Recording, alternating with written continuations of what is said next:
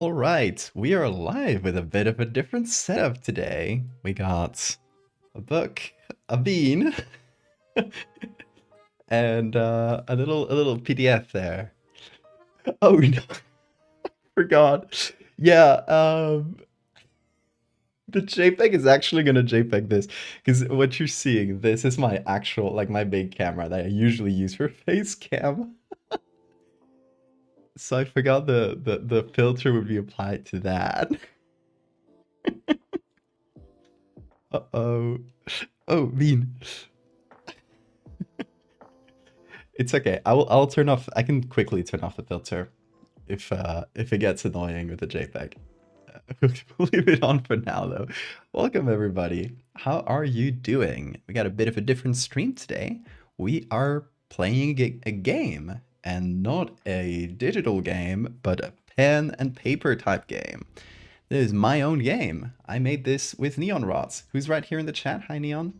Um, Leon and I have been working on this for what, a year or so now, and yeah, it's come a long way. It is currently a 220 page long PDF that we are. Oh, Bean wants to sleep on top of the on top of my book. That's okay. That's what you're seeing, by the way. You're seeing my table right now. And Bean has decided Things happen in the game, the screen gets pegged to the curse. it's the curse. It's a JPEG curse.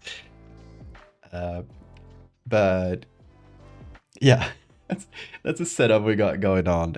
Bean has taken a liking to the die, to this one specifically, I think. So he's going to try to chase it, which will add an extra bit of difficulty. Rue Raven, thank you for the follow, and welcome to everybody. How are you doing? Siphon, Python, Spyro, Arky, Neon, of course. Victrix Rose, how are you all doing tonight? Lilith Cryptid, it is an early stream. It is technically a normal time stream, which is funny, but... Mitchie Bill, Alchemist, hope I didn't miss anybody. Safek, hi y'all. Lit Bean roll for initiative. Okay, it's 2 a.m. for Neon. Yeah, it is also 2 a.m. for me. Neon and I share the same time zone. I'm only a very, very late night person. I have to look at the other camera now. It's a bit weird. So I might look off to the side a little bit, just because I'm used to looking at the big camera. Now it's pointing down, though. So, if you ever wondered about Dreadfarer... Even. Even... if you ever wonder about Dreadfarer, you've see me talk about it or mention it here and there, but you don't know what the game is about, well, this is a solo journaling RPG. What this means is it's a role-playing game that you play on pen and paper with only a journal, and your dice, and some writing implements and some drawing implements, whatever you got lying around. And yeah, that's the only thing you really need. And what the actual, product of Dreadfarer is what you're seeing here in the corner. That's the PDF version, obviously, but it's a book. It's a sorry, chaos, very sudden chaos. It's a 220 page book. I have it here in the corner, so you guys see what I'll be reading through, but I'll be reading it out loud, so you don't have to worry about like specifically following through. I will if you want to make a picture bigger, I can just make it bigger like this, so you can see that's the cover of the game. I got our Indiana Jones type guy, which is one of the many characters you can have watching over the people excavating this enormous skull. This is an actual area in the game, of course. So yeah, the theme of the game is, I like to say, Indiana Jones, but horror. Oh, Bean, you're gonna lose the dice. Where is it? The theme of the game is Indiana Jones plus horror. So, You know, that's how I like to describe it at least. It gets the point across really well. You are exploring a strange new land. It's only new to like the outside world, of course. There's people living there. But they suddenly, in the early 20th century, they suddenly stumble upon a new continent or new landmass. It's actually 4 separate islands. And uh, you are one of the many people who are going there to explore, to learn about it, who to maybe rob some graves, depending on how evil you want your character to be. Maybe try to make lots of money by selling stolen artifacts, or yeah, it can be morally any sort of character.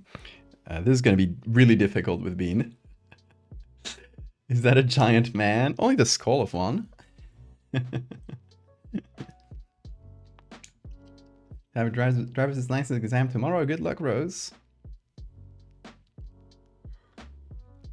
You know, Rose, it took me 4 or maybe 5 tries even to get my driver's license, like the practical exam, not the theoretical one was easy.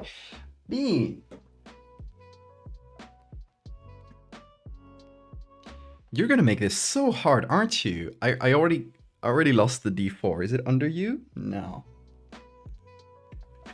I already lost my D4. And it's black, so it's actually the same color as the carpet. Bean. I swear to God. It's cat. Oh. Got it.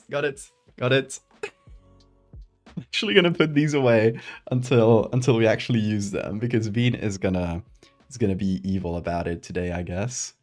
Isn't that right? Say it to the camera. Yeah. The dread begins. Val is not faring well. The dread was here all along. It was Bean. Okay, I'm going to explain the structure of the game really quickly. Dreadfarer is a game where you do expeditions, right? Obviously, first thing we're going to do is roll a character, but we're going to go through different expeditions. For each of these expeditions, we're going to roll first 2 dice, 2 d20s. That's going to tell us what location we're going to and what artifacts, or as we call it in this game, remnants, we're going to find. So remnants are kind of like cursed objects. And, for each of these expeditions, you're going to get your area and your remnants, and you got to like tie those together yourself in your writing. And then you get ready to go. Let's say you're going to a cave. Okay, let me get ready for a cave. I'll pick up an oil lamp, right? So you get ready, you get your equipment, and then you head out. And you have to roll once again to get an encounter for your area. An encounter is like a little situation. You got to like navigate a dangerous situation or encounter with a person. It might end up in you losing some health points. It might end up in you even gaining some health points, losing money, gaining money. The stats you got to keep track of are health, which is just HP, money, which is in dollars, and the third thing you got to keep track of is corruption. Corruption is sort of a measure of your character's like descent into madness as they travel these lands. And as you accumulate corruption, if you 5 points of corruption you get a curse, and a curse will like alter your body in some way, which can influence the story you write, and can influence, obviously will influence the gameplay as well. Oh, we're crispy again. Look at that.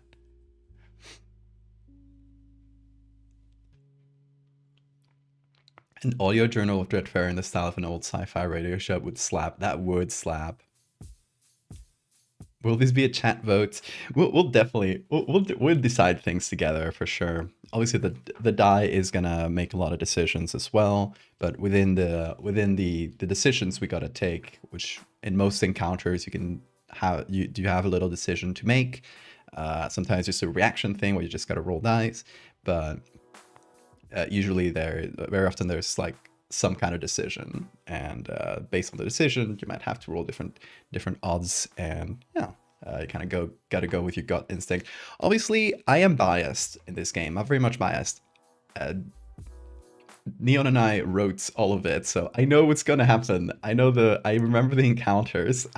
I was just editing through them very recently, right?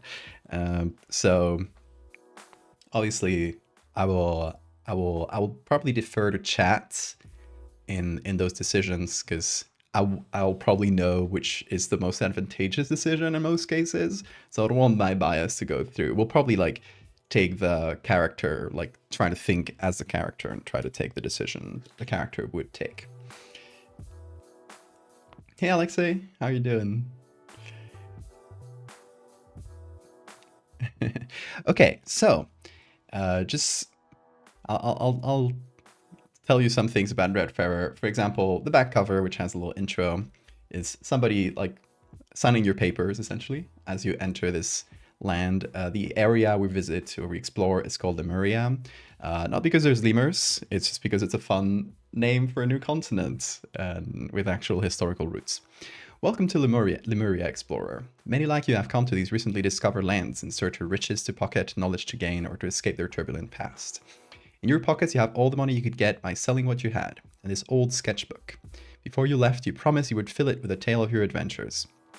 Did a friend gift it to you? Are you following the footsteps of an earlier explorer that met a terrible fate here? During your trip, you will need to use what little money you have to purchase passage into these eldritch lands.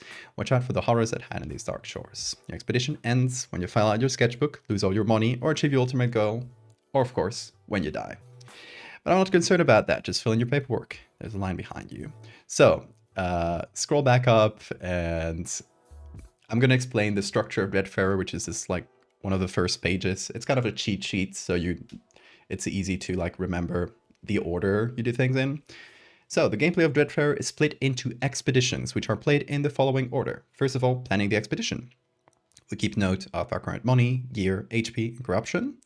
We choose an area to explore, and I will show you real quick. This is the map. Let me just, there we go. This is the map.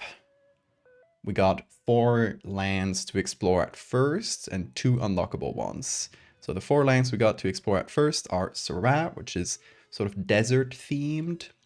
We got Motag, which is mountain themed. We got the Sangle, which is like a rainforest, jungle, swamp themed. And we got Lazarak, which is volcanic, sort of a volcanic wasteland of a once glorious civilization. You must throw a lemur. Lemurs not real in this game. They're a myth. You TTRPG roleplay, you're ready? Hell yeah.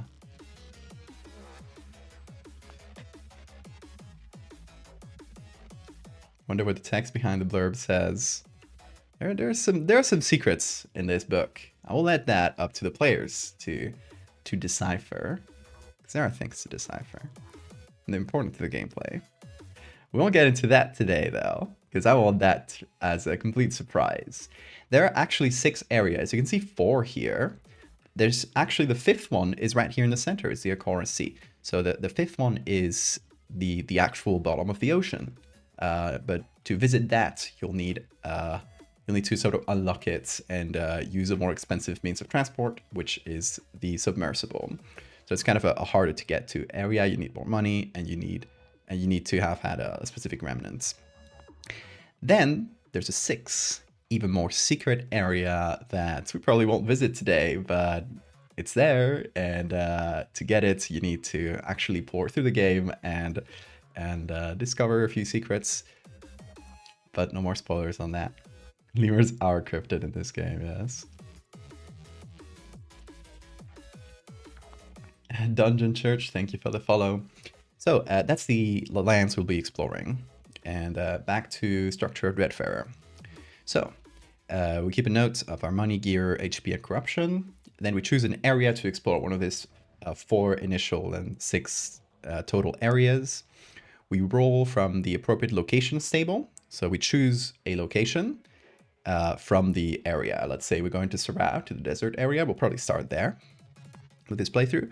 And so we roll d20, we get a location, we roll another d20, we get a remnant, which is the kind of the artifact we're seeking there. And then finally we choose the means of travel, which is, you know, where you spend your money primarily, and acquire gear. That only if not staying in the same area, which means like you can stay, instead of like, you know, having to go back and forth, like I'll go to Sarah, then I go back to camp, restock, then I go back to Sarah. Instead of doing that, if you want to stay in the same area, you can travel a lot more cheaply, but you can't restock in the middle. So like, okay, let me stay in Sarah for a bit, gather, like get a bunch of items, and then like save a bunch in like Passage. And once I'm like a little low on health, you know, I don't want to take my chances, actually go back to camp, get some like med kits to heal up and stuff, and then like maybe I'll go to Motag. You know, that's kind of there's decisions to make, and like the resource management of it. A lot of it is going to be, hey, do we want to risk staying in the same area for a little while longer? So yeah, it's going to be a bit of that sort of decision. The end boss is at Lemur.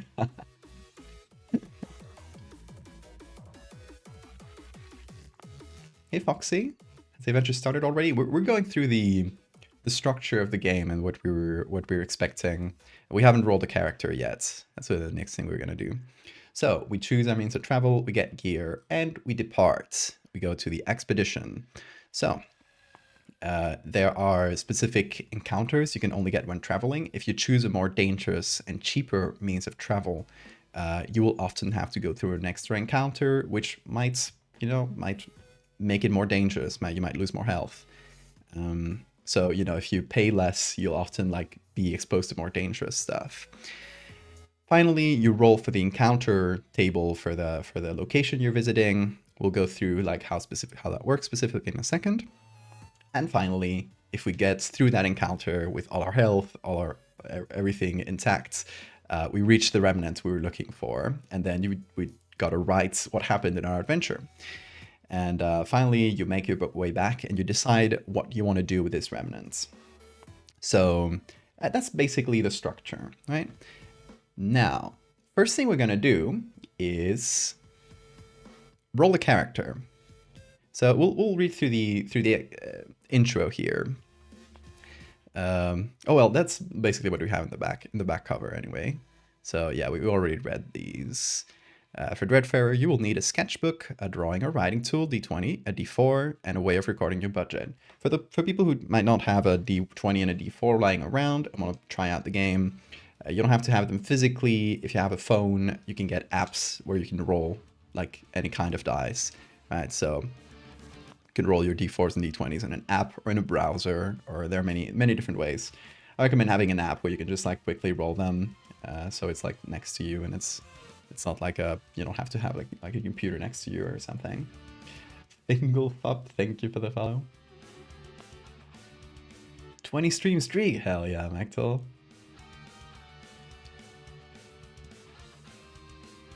Is this something that people who didn't initially back can purchase? Yes, you can now get this game officially.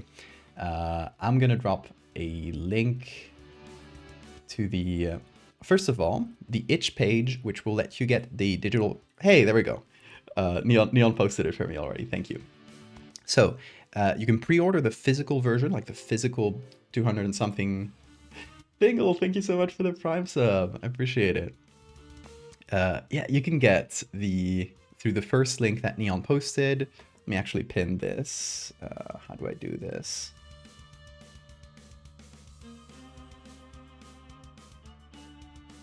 Forget how to pin messages.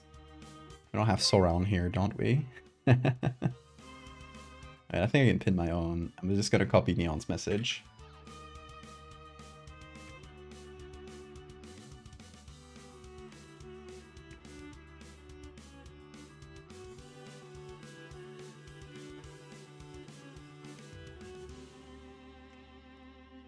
No, I forget how to actually do it from the OBS page. Oh, there we go. I can do it from here.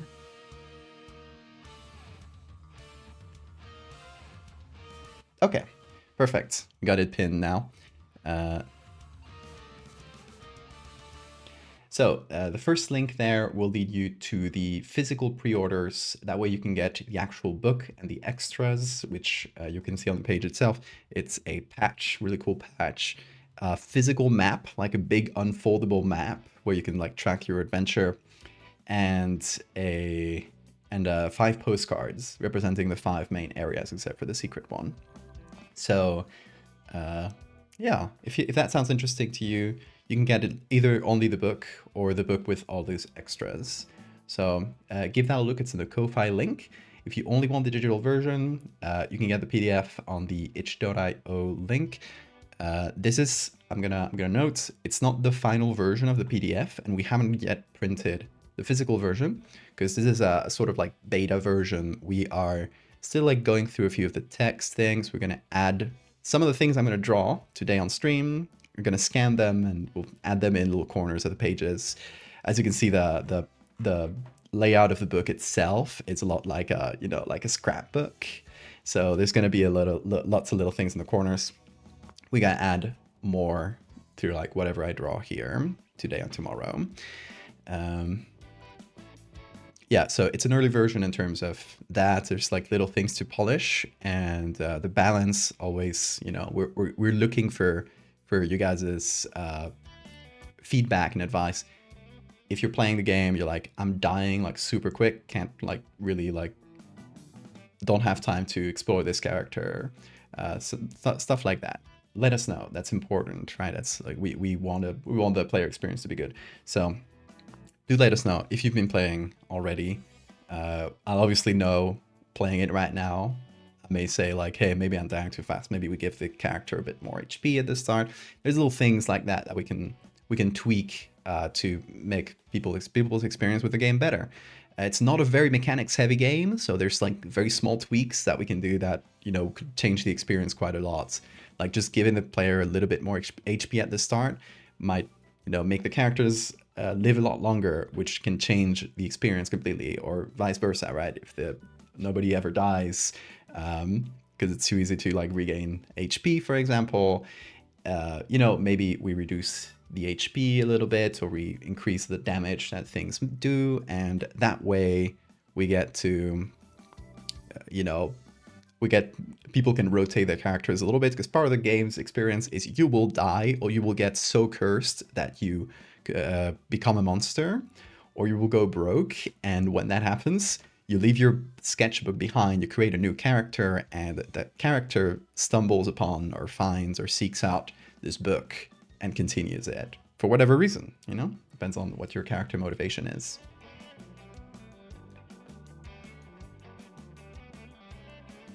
It is Pride Month, officially already. I mean, it wasn't yesterday's stream for me, but officially now for most of you, it's going to be Pride Month. So happy Pride Month to all of you.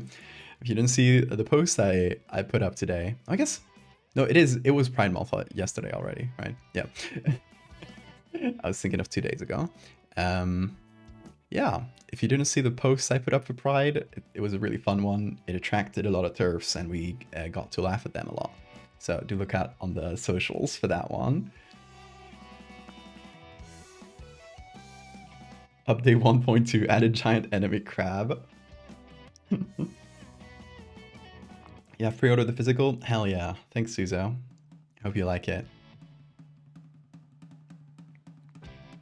You go broke and instantly die.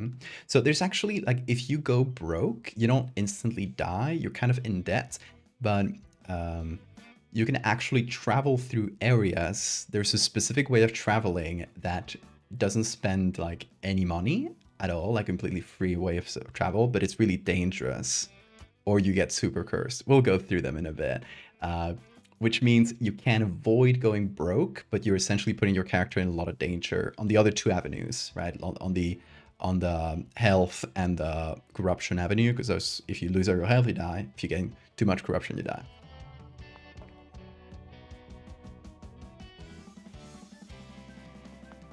Thank you, Fingal. But yeah, that's exactly what we need. A sketchbook, we got it here. Drawing and writing tools, we got the dice, which I'm hiding from the cat. and I tore out a page of the book. I like this sketchbook. It's a bit of a, it's a recycled paper one. It's not like, it's pretty thin paper and stuff. But the good thing is the pages tear out, so we can like tear pages out to use as notes. This is where I'm gonna note my health and stuff. It's kind of a more like scrap paper. Anyway, Lemuria. Lemuria is a recently discovered series of archipelagos somewhere in the Pacific Ocean. We don't like specifically say where this happens and when this happens to give people a little bit of leeway with their characters. Full of strange wonders and eldritch horrors, this group of islands is home to many secrets. Perhaps you could even make a quick fortune discovering them all. And here we have the character selection. Who are you? You're free to choose your own background and objective, but should you let fate decide? Obviously, we can create our own character, right? Should you let fate decide, roll a die and use it as a base for your character. If you died in a previous playthrough, you may play as a character related in some way to the deceased, trying to finish their legacy. We're just giving ideas. Obviously, people can play as whatever they want. Some people have already like workshopped their characters well in advance. I'd say if you don't use like any of the character backgrounds, you can use like at least their stats. Like maybe I don't want any of these 20 characters. There's 20 characters to choose from, by the way. We'll let fate decide in my case. Yeah, you can start with like the HP and money of, or HP, money, and starting item of some of the pre-built characters. That way it's going to be balanced. Like, there's high challenge characters, which are red, low challenge characters, which are green. So we can say like, maybe to start with, I'm going to roll a die, and if we get a red one, I'll roll it again. So we don't start with a character that is pretty likely to immediately die, because we're just starting out. We're kind of just getting our feelers out. Your OCs are just balls of trauma. You can definitely do that. You don't mind giving them more.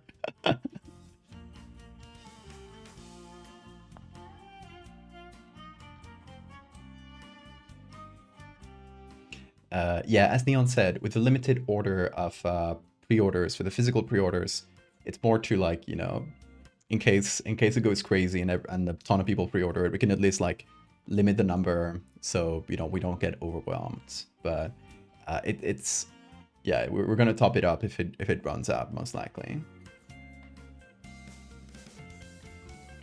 Your problem with character creation, your mental struggles. Yeah, there's 20 characters, so you just roll a d20. You can see the registration number here is what you're rolling for, right? So, and I'm not gonna read every character. Let's just roll. Let's just roll right here, and we got a 9. Well, I guess it's blurry, but I can actually do this. I got a 9. Let's see what character number 9 is. 9. Okay, this is a green character. So, we got $180 to start with. Gonna note this down in my scrap paper. Okay, Bean is getting in the middle. It's kind of hard to write with Bean in the middle, but we'll try. And also, we're too close. Okay, we got, I'm gonna make a mark for dollars, 180. We're gonna make HP. We'll track it here, like I'll cross it over or erase it since it's a pencil. We got 6 HP to start, and we got a curse. So I'll note down the curses here. The voice. We'll read what that curse does in a second. The curses are at the end of the book. And we got items. I'll put corruption here, though we start at 0. And items. I'm doing this to hop over Bean with my hand. Items. We got a hunting knife, pretty useful.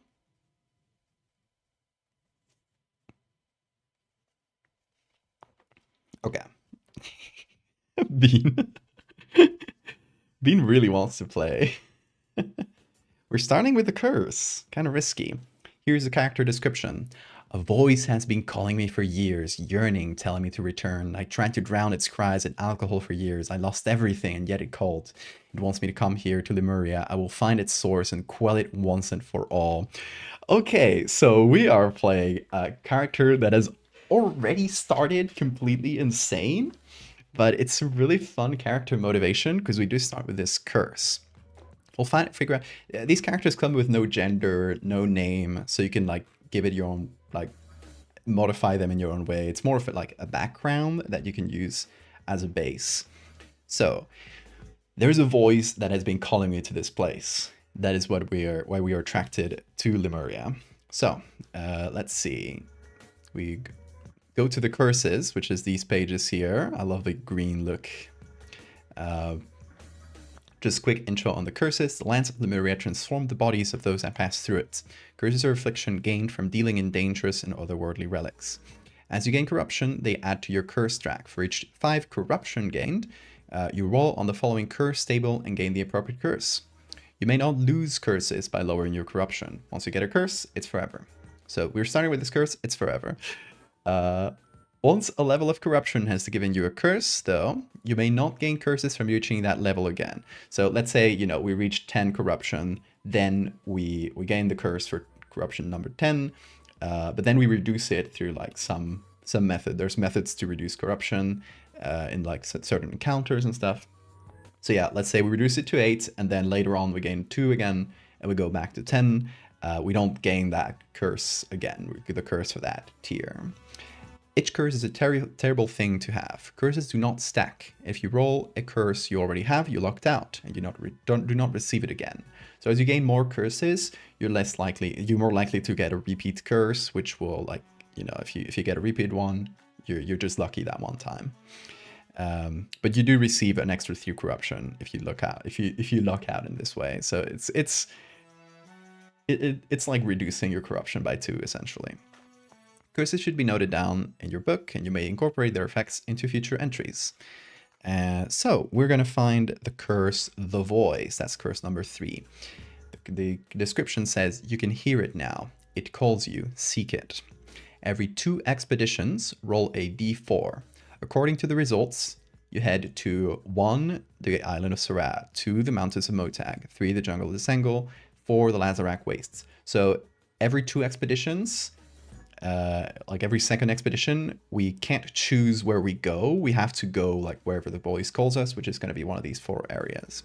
You will spare no expense to travel in this direction and must purchase the highest possible transportation at your budget. Once you have reached the remnant in that direction, you will find the source of the voice and may travel freely again. Note down and draw what you found in your expedition. So that's going to be our goal for this game until we die. It's going to be finding the source of the voice. We're going to have to figure out what that means.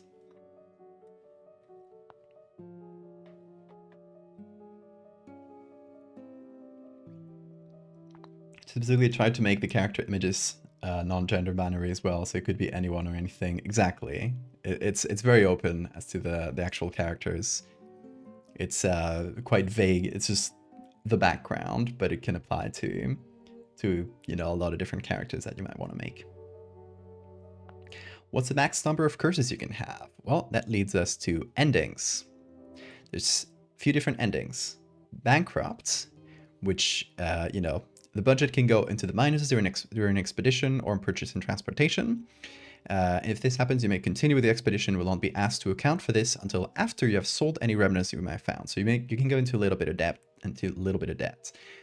If you go back above 0 money after this, you continue with your expedition. However, if you are at 0 or below, you must now pay back everything you owe the merchants and traders. Your time exploring is now over. Once a great adventure, you now become destitute, raving of the madness you saw in your time in Lemuria. So that's one of the endings. There are ways to like avoid this one by choosing some specific travel methods, which are really dangerous. Cursed one. If you obtain 10 curses, you become a twisted being, the afflictions taking over your mind and body, mangling you beyond recognition, leaving you unable to communicate with anyone beyond howls or snarls. You recede to the darkest corners of Lemuria, becoming one more of its unfortunate monsters.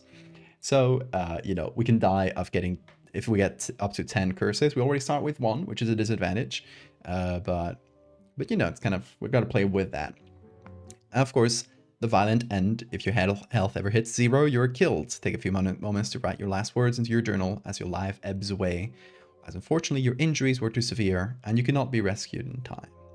And of course, magnum opus. If you fill every single page of your sketchbook, or, you know, in reality, if you decide it's a good ending for your character to retire them, congratulations, you have fulfilled your magnum opus. What will you do with it? Some would sell it for an inordinate amount, retiring from adventuring and living life of splendor, telling tales of their time there to any and all who would listen. Yet others would prefer the quiet end, traveling back to their homeland or settling somewhere in Lemuria to live a simple life. So yeah, if you end your story dead, destitute, or becoming a monster, you leave your unfinished book somewhere to be found by a new person. Go back to the characters section of the book and create a new character to continue the book in their stead. Take some time to think. Did you meet someone in your adventure who could now serve as its new main character? Did someone owe you a debt? Did you anger somebody enough that they would track you down? Is there someone in your backstory who might want to find out your ultimate fates? Rise up once again and finish what you started. First, describe how the new character found the book. And this new character starts from scratch with their starting equipment, but having read the book thus far, possesses the knowledge of all the events your last character went through.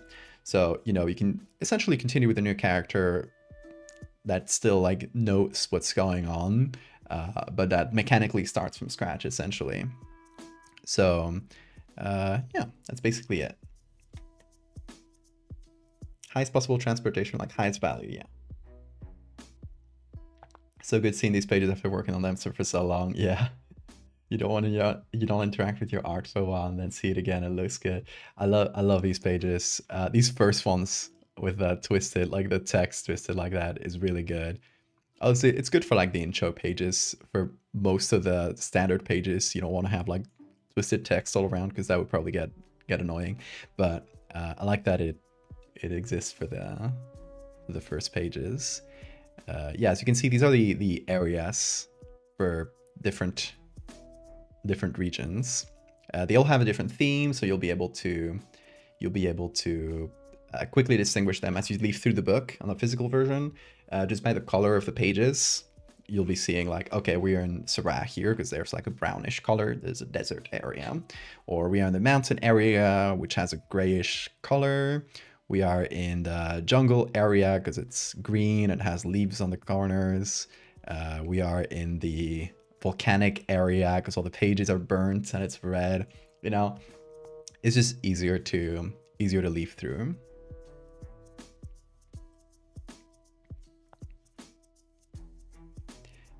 Some random 10-year-old showed a protagonist that goes on a random adventure. There's actually a kid. One of the characters is a kid, so you're not far off. It's twisting text also means you could fit less on the page, and we made long book. We did make a long book.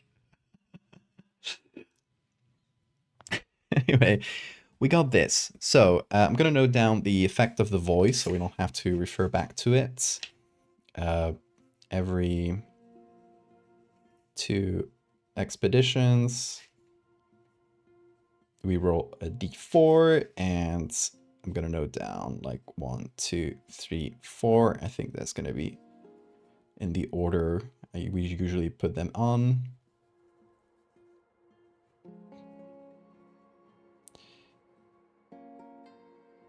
Okay. Hi, Bean. You decided to get up.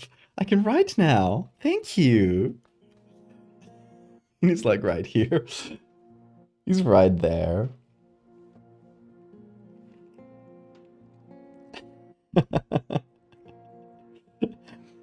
Okay, so now we need to name and give a background to our character. And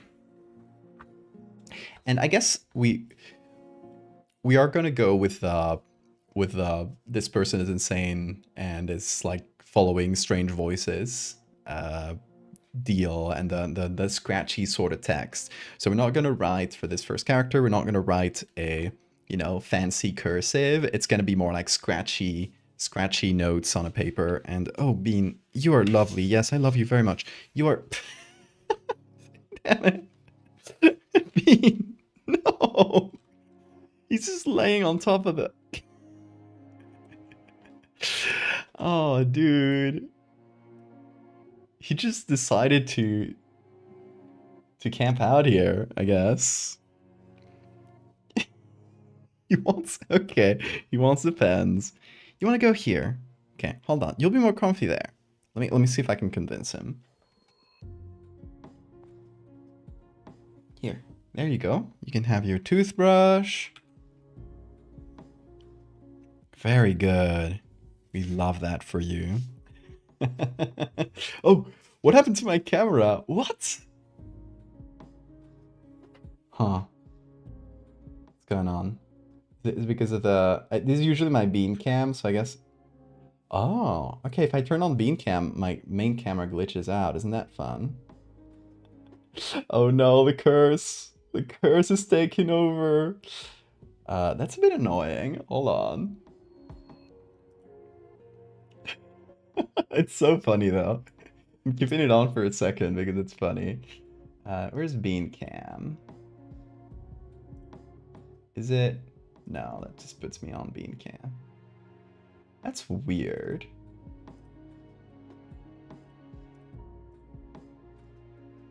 Is it good now? No. I guess I can't turn on beam cam for some reason.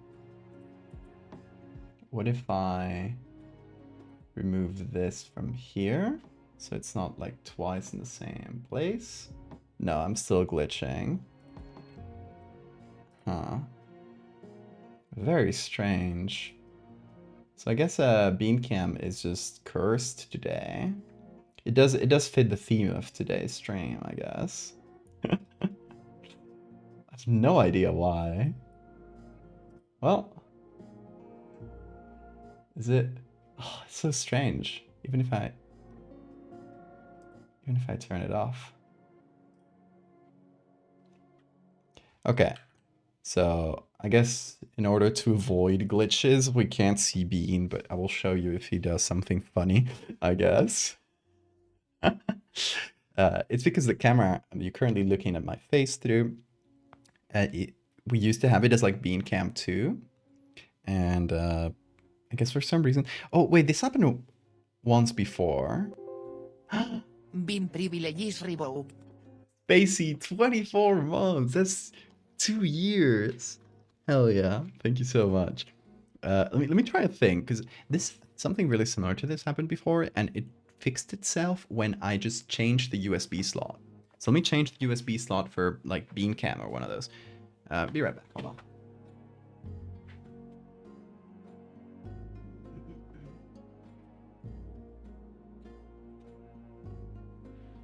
Okay. Turned off one of the cameras. And yeah, that was my main camera.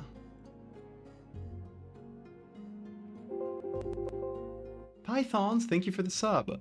You can't see me, but I'm here. I'll be I'll be here in a second once I get the camera to listen to me. Truly cursed. Haha, that's me.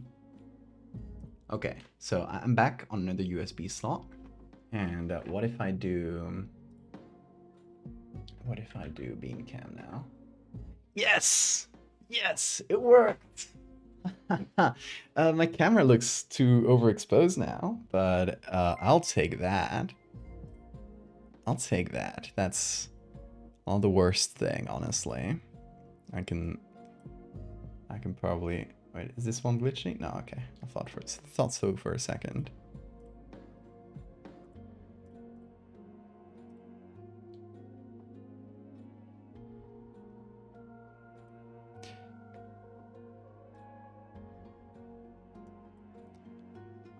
Okay, I can't change the settings. I guess I'm gonna be a bit of exposed, but I guess we can see Bean. I was invisible for a second, don't worry. First got fixed. Onoval is going to die of exposure. Gonna die of exposure.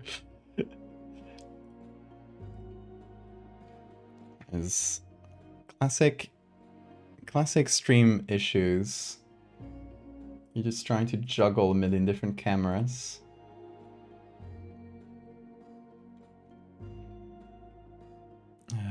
me see. Bring this program back.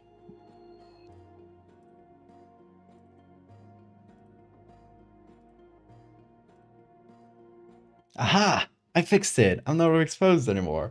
I managed to fix it in the end. Okay, so we now have a clear field for a bit where we can actually write because Bean is not in the middle. So, we got our character. She's got 180 bucks. I think that's pretty good for your character.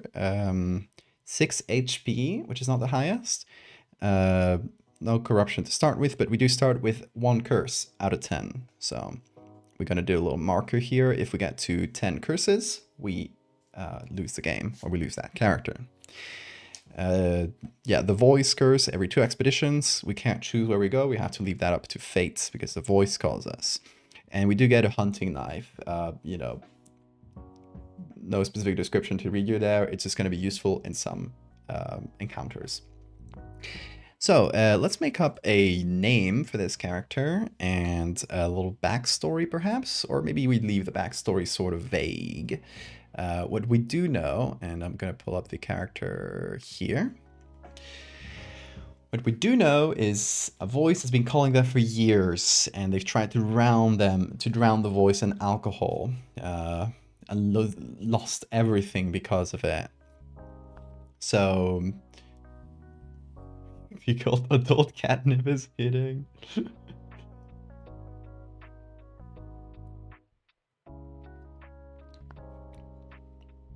What's the RT badge thingy?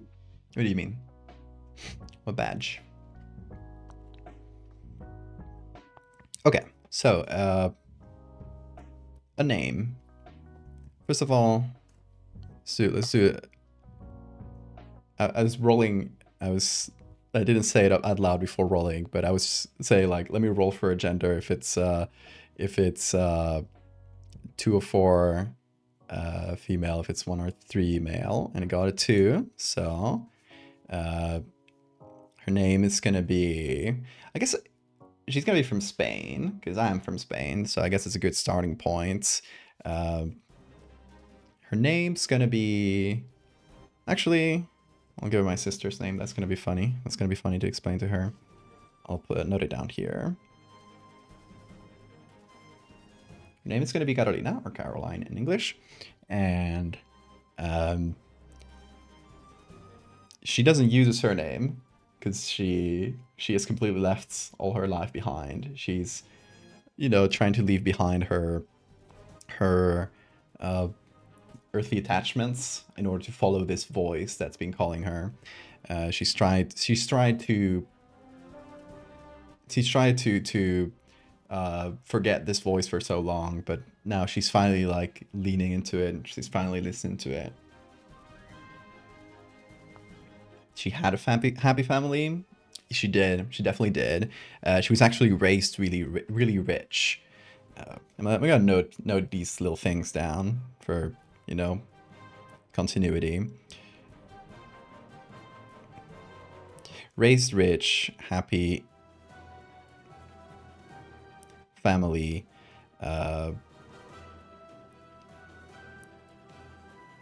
Loses everything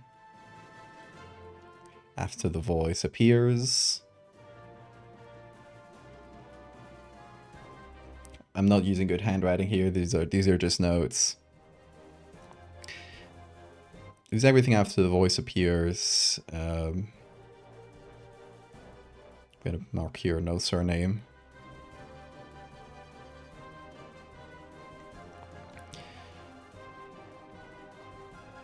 Yeah, it's now completely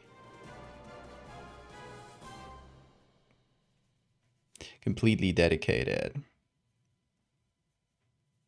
to following it. Okay. So we gotta figure out what is her motivation to get to explore this land and get artifacts. It is because she's trying to seek the source of the voice. She thinks it's really close, but she's not going to be the type of character who's maybe like doing like very intentional exploring. Like, I'm gonna go to this place because I heard rumors that they were hiding this weird artifact there. So I think she's going to be more of the type of character who just stumbles across things or is like driven to them by like strange like coincidence, like things that you know, feel like luck but are like slightly too lucky, you know, that sort of thing. So I think that's going to be a fun little thing to roleplay, right? As brother who claims to see monsters. I don't have Dreadfarer watermark paper. It's just thin paper, so you can see a little bit of the page. I'm just gonna write on the right side of pages, so it doesn't like so we don't get too much transparency. Also, this is the this page is thinner because it's the initial page. I guess it's the one after the cover. So I guess it's more of a protective page, which we have torn. Too bad. In any case, it's scratch paper, so it's fine. The next character will be Carolina's brother, Eduardo. Oh, believe. Yes. Okay. I like the idea that she believes the voice is God. Used to be Christian, and you know we'll mark down here Spanish. This takes place in the real world, by the way, just like, you know, a fictional continent in the real world. So your characters can be like, they can even be from Lemuria. It's just like there's less of an incentive, I guess, if you're already from there to do this whole like exploring and finding all the secrets. It's better if you exist as an outsider. So yeah, your character is usually gonna be someone from abroad, unless you know maybe you die and you want to play as one of the characters you met. Like, oh, I want to turn this into the main character. Okay, used to be Christian. Now believes the voice is God.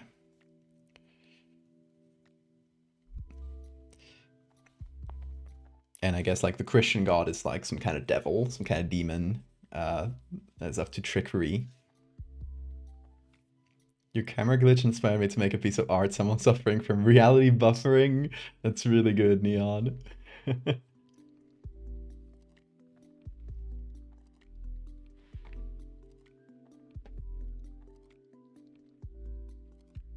Spain does have a prevalence of people claiming to see, hear, feel God or Jesus or a saint. Yeah. Yeah, like she's definitely like somewhat Christian still. Like she just like warped her beliefs into adapting it to these visions she keeps having.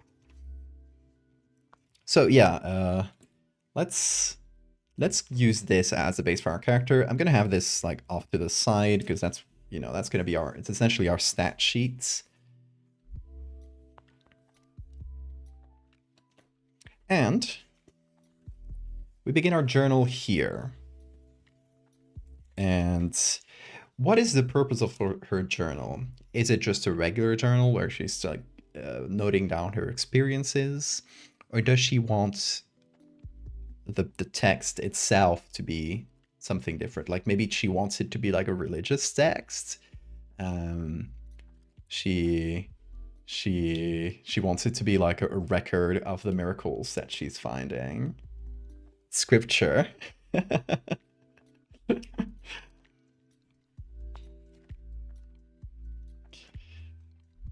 I guess we could call the book itself like, or her part of the book. I don't know if she'll survive all this, but her part of the book might be the Holy Gospel of the Voice. Should we call the Voice something? We should give the Voice a name that isn't just the Voice.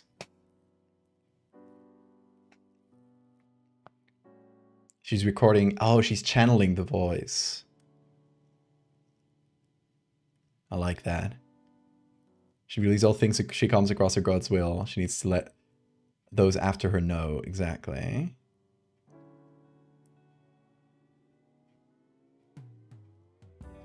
Also, Meg, I didn't notice it was you. Hi, Meg. El Padre. Guess I would realistically I would read this in Spanish, but I want y'all to understand it. But el padre might be good. The The father. angel someone religious would probably think an angel is delivering God messages or something. I think she thinks it's directly God speaking to her. But she doesn't call it God as in the Christian way because she believes the Christian God is like not the real one. It's like a faker.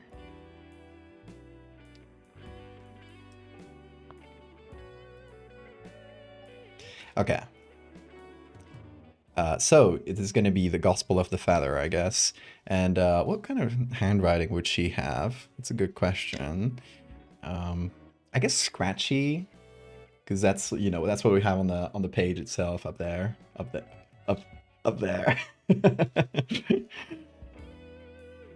So kind of scratchy. I don't want to go over the same line too much because that would get tiring really quick. But maybe for the title we do.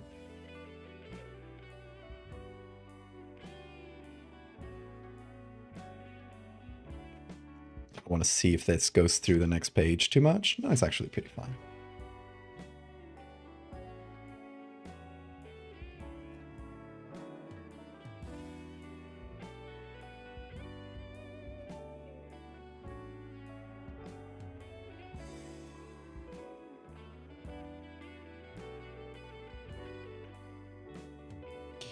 I guess it can be the Gospel of...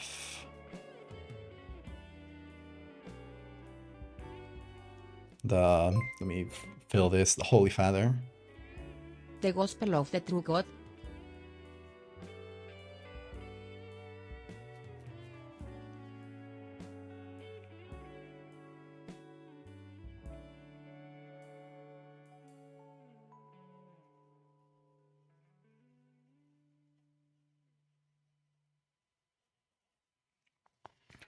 The Gospel of the Holy Father.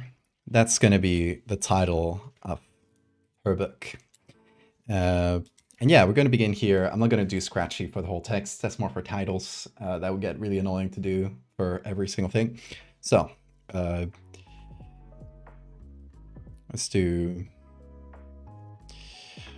start with a little introduction as to who we are. His voice has, those could be all caps, yeah.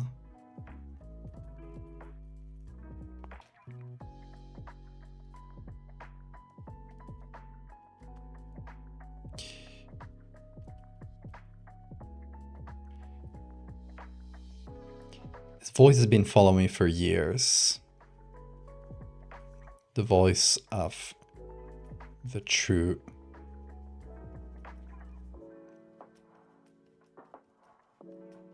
Father. It leads me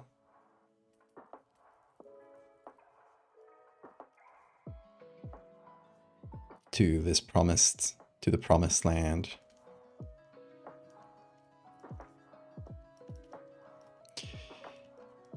Is she just gonna call Lemuria the promised land? I think, she's gonna have her own words for things.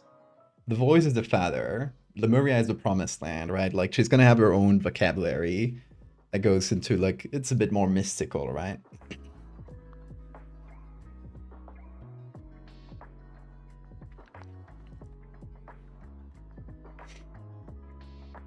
Does the artifact from the Stalker ship have any relation to the Nidhogg? No, completely. Oh, everything from the Megalomorpha series, it's kind of self-contained as the Megalomorpha series. No relation to any of my other work, only relations to itself. We might change handwritings. That might feel more chaotic, right? So we might do this for titles, this for like subtitles, side of that sort of thing. Should do it as a font. She thinks it's important, must be yelled. Yeah, she's yelling. Everything that's on all caps, she's yelling. It leads me to the promised land. In this, I guess, like, let her state the purpose of the book.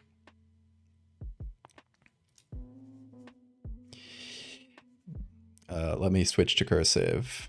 Kind of messy cursive. this book is, and I have a dip pen, like yeah, like those old school pens that you dip in ink. But I don't have a lot of ink left for it, so I was like, it's gonna be really messy, especially because the paper is not like super thick. So I decided to use like a more modern. So you know, that's a more modern pen, just gonna make it look more modern. But this book is the true scripture.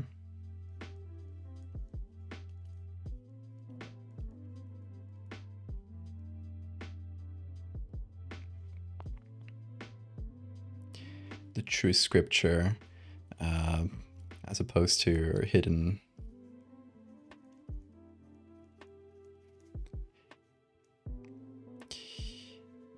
from us.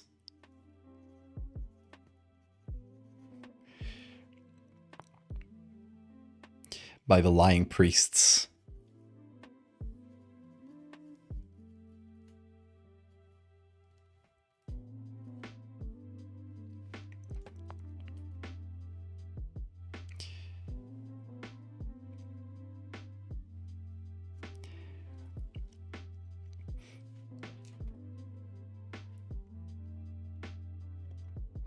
Garden of Gabriel.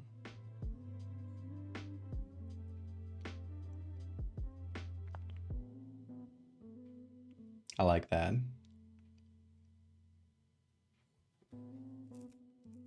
She feels so that we write down the name, then cross it out because. I like that. I like that. That's fun. Okay, so this book is a true scripture hidden from us by the lying priests. I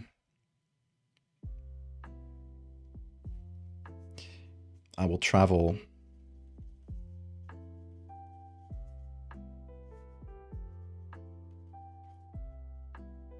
this land and find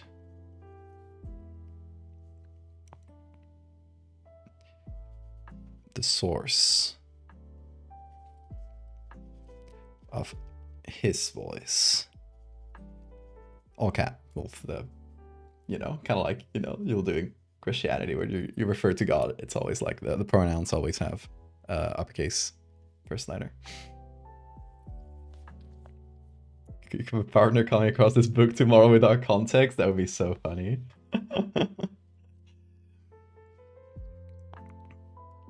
Find the source of his voice, and let's call that the garden. I think like just the garden is kind of ominous enough.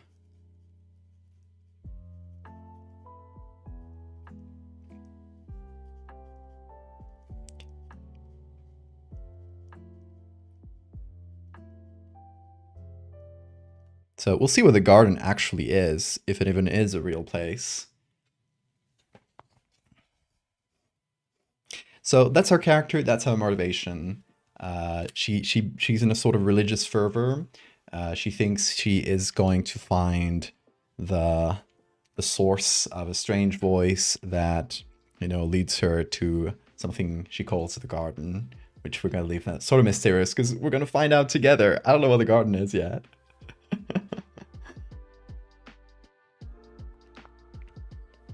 The promised land was underlined because it was important. The promised land is all of Lemuria. The garden is what she's looking for. Okay, I'm gonna decorate this. I'm gonna put some eye symbols because those are really relevant to the book itself.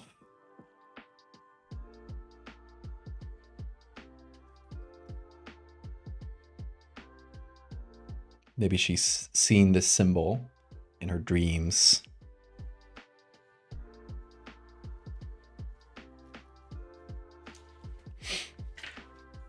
A little bit of decoration there, and it doesn't go through. Like I'll only write on the right side because if you write on both sides, it's gonna look a bit messy. And we have plenty of pages, so we're fine. And I do want to scan things if I like them. Is the father's eyes, exactly. I like that. So that is our character, our motivation, and I guess let's set out on our first expedition. Like that, the first expedition, I guess, is going to be where she lands. Like we're gonna like sort of start our adventure there instead of like maybe traveling there from like a base camp. I'm just gonna go directly into the first um, expedition, and since we got a curse that every 2 expeditions we gotta like roll to see where we're going, we're gonna start with one. So we're starting with the voice calling us, and then we'll keep on that rhythm like 2 expeditions later. And instead of starting by choosing, I feel like it's letting chance decide makes more sense here. So roll a die, and we get number 4, which is the hardest area. Great. We're going to Lazarak. Let's learn a bit about Lazarak. First of all, let me put up the map so you can see it on the map if you missed it before. So these are a Dreadfarer map. And Lazarak is this southern area. As you can see by just the color of the map itself, it's like pretty much entirely black. That is because this area was completely ravaged by volcanic activity long ago, and it's now sort of a wasteland. So that's what we're working with here. Let's go into Lazarak's areas. It's easier if you actually got the book, because you can leaf through, but where is this? The Lazarak Wastes. This island, once a prosperous, fertile, and populated kingdom, is now a wasteland of black rock spewed forth from the bowels of the earth. Under the dried lava rivers and below the deep ash fields lie the great ruins of ages past, a reminder that the higher you rise, the deeper you fall. From its wide ashen fields to its sharp, ragged cliffs, Lazarak is a mostly unwelcome place to explorers. However, for those brave enough to walk its once molten shores, a multitude of archaeological discoveries awaits them. Very few people live here, and now very few people live here now, and not a single settlement can be found for fear of destruction and death. Travelers on this land should be wary of a lack of shelter and stock up with provisions and preparations for a hard journey. But we're kind of going, we're flying in directly. We're dropping here, so.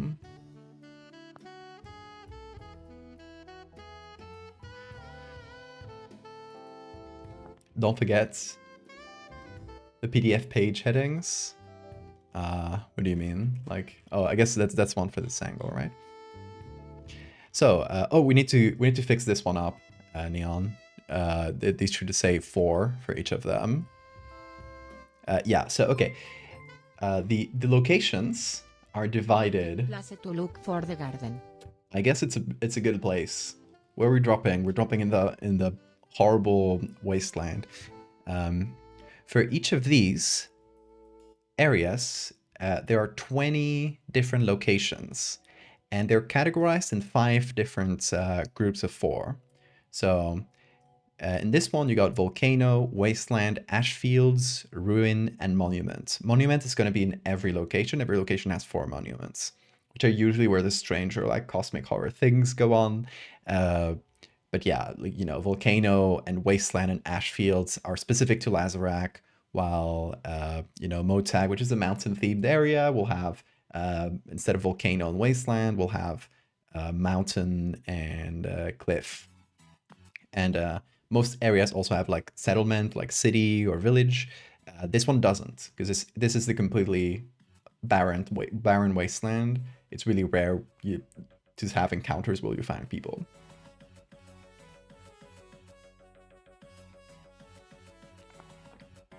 If you open the PDF page jumper on your viewer, oh, how do you do that here? Is it the markers? Okay, that'll make it easier to leaf through. Hold on, I know I have to recut this. Perfect. Okay, so that's our basic idea of Lazarak, but we'll find out a lot more about it. First of all, We take a d20. There are 20 areas for each. Where am I? Here. We take a d20. There are 20 locations in each area. With areas, we mean like larger things like Lazarak, right? Locations means each of the specific, like, discrete places you can visit here. We'll point them out on the map. Not all of them on the map, but the main locations for each area are there. So we roll, and we get an 11. So we're going to drop into... Let's see... 11. We got this one right here. The Hive is a strange natural formation of igneous rock. For some reason, the lava has solidified into the shape of a gigantic beehive, erected high into the sky. The dry lava tunnels snake throughout the structure, creating an intricate network of pathways through the rock. Though solid now, the magma deep underground still makes the interior of the hive stiflingly hot, and it is not recommended to wander its tunnels for too long without rest or water. It's one of the 4 monuments in this area, so we landed on a monument directly. Great thing for the first for our first encounter, or for our first area. The voice has called Carolina here to the hive. Very strange place.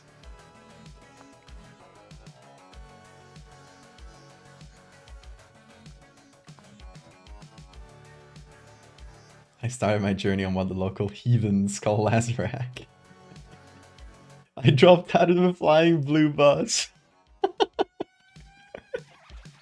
Literally, where are we dropping? Would she thank the bus driver? No, she would not speak to anybody.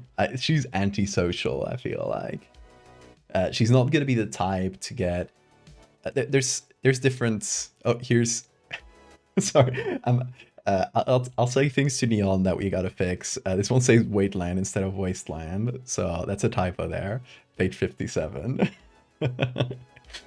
As we go, I'll probably find little typos and things, and we're gonna make notes of them so I can fix them. Again, this is not the final version of the game. That's why we're releasing it digitally first.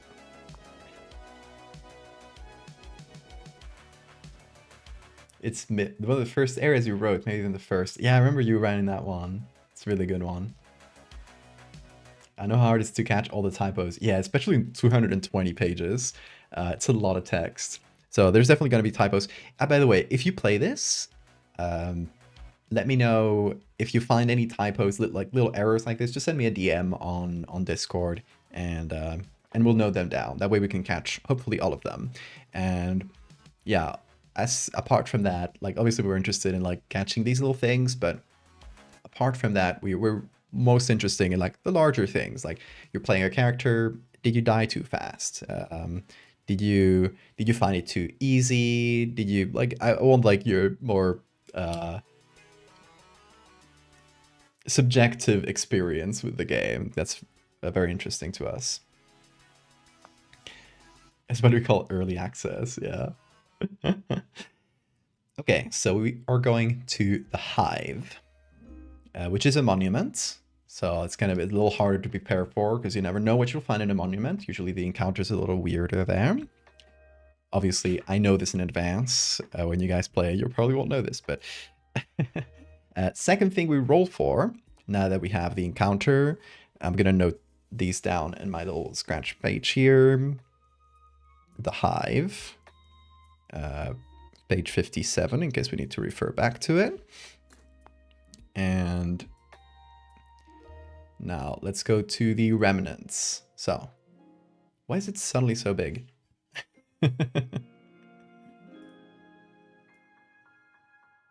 Okay. The Lazarak Wastes remnants. We roll another d20. And we got a 7. Scroll down to 7. 7. We get the Marble Mask. It is a heavy white mask made of gold inlaid marble, permanently contorted in a grotesque laugh. It appears to have belonged to a wealthy aristocrat, before the island of Lazarak was buried under the stone and ash. perhaps used in theatrical representation or as part of a ritual. Donning this mask produces a dizzying yet intoxicating sensation, making things around you look small and insignificant. So it's a mask. It has a bit of an effect on you. Here it is. We gotta twist our necks. But here's the marble mask. This like twisted laugh. So, marble mask. Noting that down, which is page 100. We got the location that we're going to, and we got the artifact. So if you remember from checking the structure of Dreadfarer, okay, it's when I skip to pages that it suddenly turns small. Makes sense. When we get to the structure of Dreadfarer, we got the area, locations and remnants, and now we need to choose our means of travel. It's our first expedition, so we're gonna say like they dropped us off here. But yeah, we gotta choose the means of travel. So we skip over to the traveling gear, should be here. So, traveling gear. Oh, this one's sideways. Traveling between areas. Okay, so we have the travel method and the price here. So if we're staying in the same area, we're not. We're traveling for the first time, right? So we're traveling between areas. We're kind of dropping into Lemuria through this, but we call it traveling. In this case, we call it traveling between areas. We can get a ship fare. It says, ships regularly travel between each of the islands of Lemuria. The seas are full of peril. For each ship ride, roll a d4. If it lands on one, roll one from the table of ocean encounters. So the specific table of ocean encounters that only apply to there's like 4 specific ocean encounters that only apply to these sort of travel methods.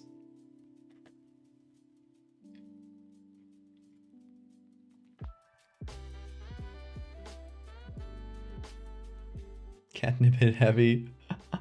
Oh no. Okay, we got the plane. A small airstrips have been established around Lemuria. They mostly exist to carry mail and supplies, but some pilots might allow you in if you have the money. It's a bumpy ride, but it beats the dangers of the ocean. So it's essentially you pay 60 instead of paying 40, but you got no chance of a random encounter. Then you get the blimp.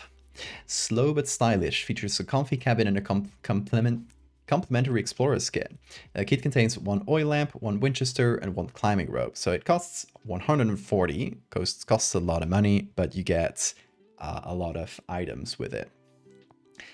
Finally, the submersible 50 is an experimental new form of transportation, the only way to reach the ruins below the waves. So this specifically for the 5th area, which is Akora. I'll call it Akora, it's easier. Comes equipped with its own suits, letting the explorer wander from the vehicle, though not too far. The only way to explore the deep Akara requires the specific remnants called Dragger's Bell. So if you find the Dragger's Bell, we'll be able to get this, unlock this new area. Finally, we can sneak into a cargo ship for only $5. We pay one of the dockmen to hide you among crates and hitch a ride on a rickety cargo ship. Roll 1 for the ocean encounter table as you set off. So it's essentially like a much cheaper way of transport, but you are assured to get 1 encounter as you go. That said, because of our curse, every time we follow the voice, which we're starting with, we have to pay for the most expensive way of transport we can afford, which is a blimp, which is a really funny way to drop. Literally, it is a battle bus, literally. Blimps negative might explode on New Jersey.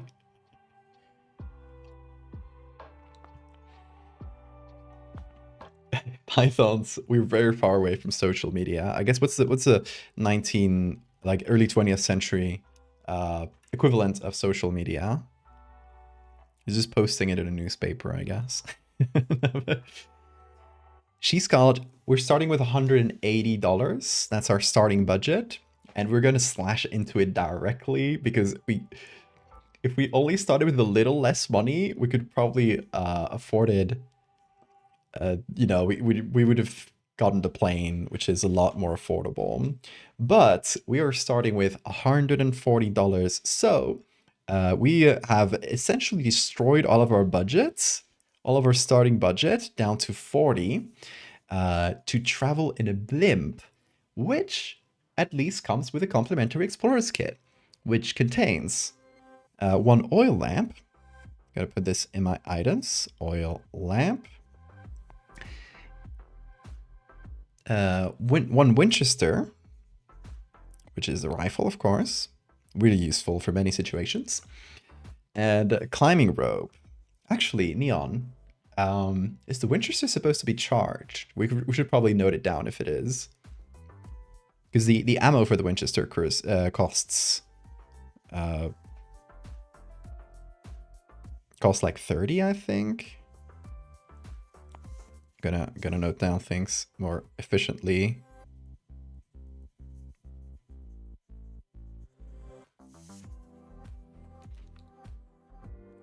I guess the first time you buy it, it comes with a bullet, right? It's only like the refill ammo that costs money.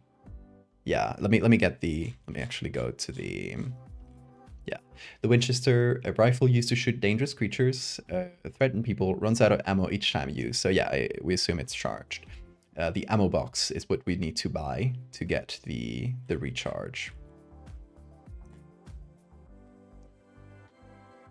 So for the items, most of these are single use. So the oil lamp is essentially, it runs out of oil after its expedition, and essentially you need to buy it again. Complimentary gun. No ammo. Only good. Yeah, maybe we could just clarify it here. Like first time comes with ammo on the item description itself, just for clarity. Okay. So we get Winchester. I'm going to note down like ×1 because that's like the times of the amount of uses we get for each of these. If we get more ammo, we can have like ×2, ×3, or if we get more oil lamps. Let's see, the oil lamp runs out. Let me see the hunting knife.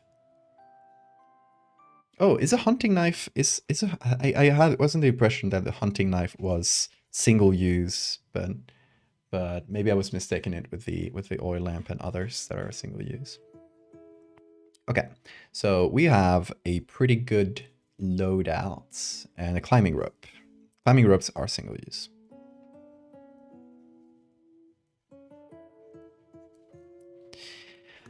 Okay, so we have a good loadout. We ran out of money. So I guess first thing before we head out, we're going to describe how we got there and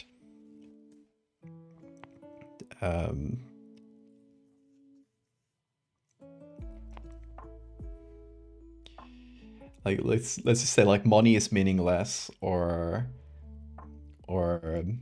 my family, I spent the rest of my family fortune just getting here, which does match the character a lot. Like she spent the last of it getting like this blimp and a bunch of ammo and gun to explore this land. What the hell would a knife be single use? Maybe it just gets, it's just for mechanical reasons. Maybe you just need to sharpen it, but it makes it single use.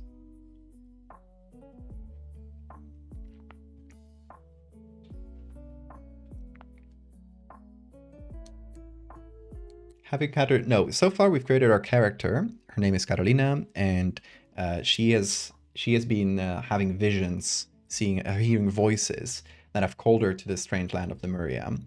And what we are writing, our diary, is essentially like her gospel. She wants it to be her gospel. She calls it the Gospel of the Holy Father, which is what who she thinks is talking to her. His voice has been calling me for years, the voice of the true Father. It leads me to the promised land, which is how she calls Lemuria. This book is a true scripture hidden from us by the lying priests. I will travel this land and find the source of his voice, the garden. So that's her goal, is to find this garden. This character starts with a curse called the voice, which essentially, like every 2 expeditions, we can't choose where to go. We have to leave the result up to fate, essentially. So we're starting with this, like, leaving it up to fate. That led us to Lazarak and to a place called the Hive. But we're dropping in on this blimp. And I want to make that clear that she used the last of her family fortune. I'll just say it directly.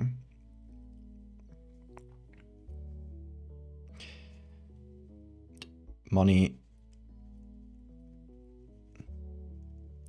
is of little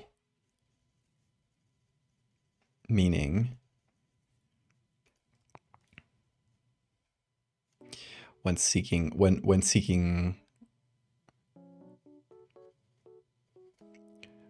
or when heeding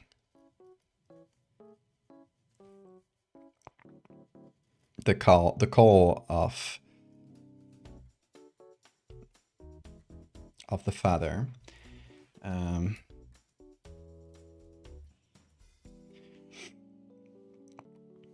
Sparing no expense.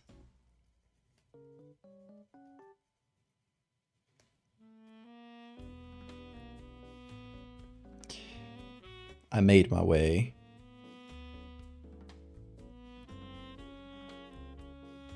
to the land they call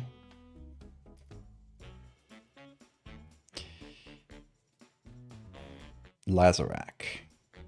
I feel like when she writes in cursive, it's like she's like a little bit more down to earth, a little bit more sane. And then when she goes into her rants, she goes all caps to kind of distinguish like the 2 voices of this character. Truly the first American evangelical.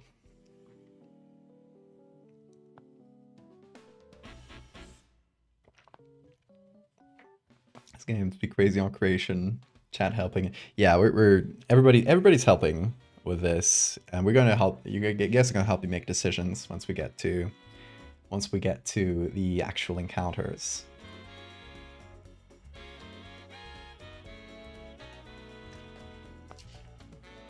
Yeah, she's a little bit more lucid when she's like maybe explaining the details of what happened. So yeah, money's of little meaning when heeding the call of the Father. Sparing no expense, I made my way to the land they call Lazarak.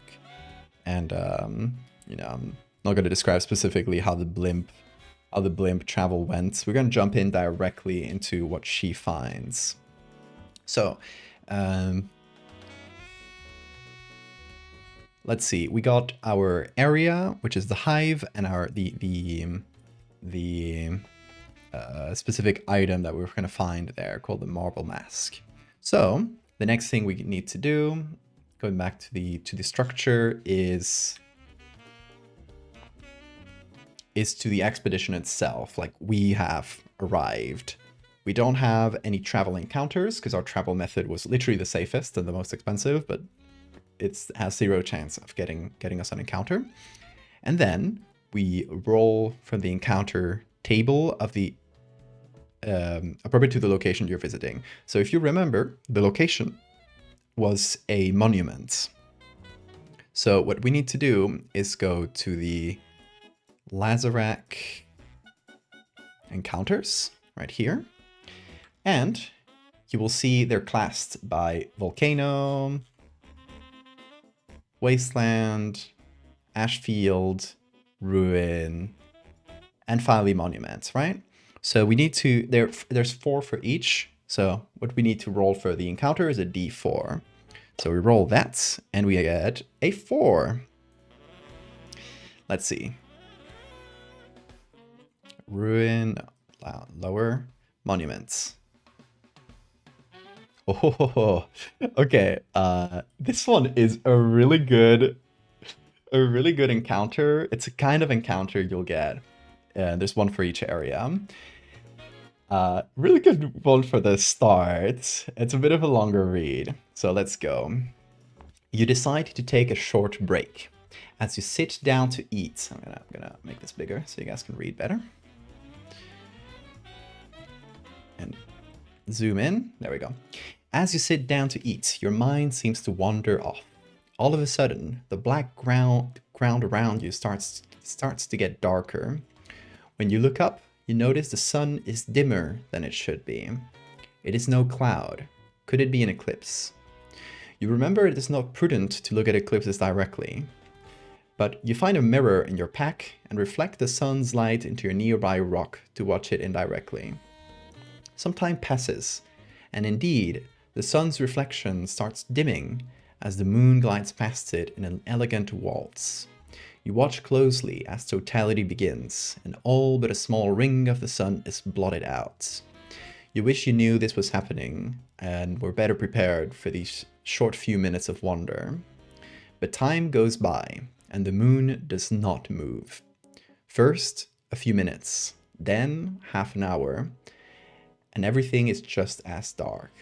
In horror, you slowly begin to realize it cannot be the moon covering the sun. Roll a d20 and add 10 if this sensation is familiar. This sensation is not familiar to me, so we're just gonna roll a d20. We get a 20. Oh my god, we're starting with a critical success. Trust me, we just got a 20. Look at that. What? Okay, that is incredibly lucky, because there's literally 1 in 20 chances of passing this encounter. The only way to like make it to get this encounter like successfully at normal rates would be to encounter it again. Like if this sensation is familiar, if you've already seen this type of encounter, you get higher chances. But we've just natural 20 right here. How insane is my luck? It's not Terry. It's not Terry. There's no relation to any of my other arts.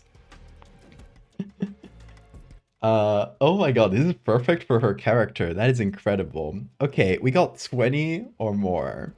After enough time waiting, you decide to stop cowering in fear and face the pretender sun in the sky. You lower down your mirror and turn around to look it in the eye. A false sun appears to react, its void spreading like an expanding pupil. Your eyes are burning up, but you keep staring at it, unblinking. And it stares back, daring you to turn your back on it once more. After some time, it finally appears to be pleased.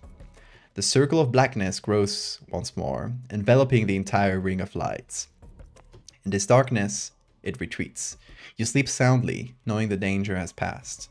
You wake up as the real sun rises, and in its eastern direction, the light reflects over an object on the ground. You obtain a remnant. So we get an extra remnant, an extra item for this. We're getting our highly good luck. She is really God's chosen one.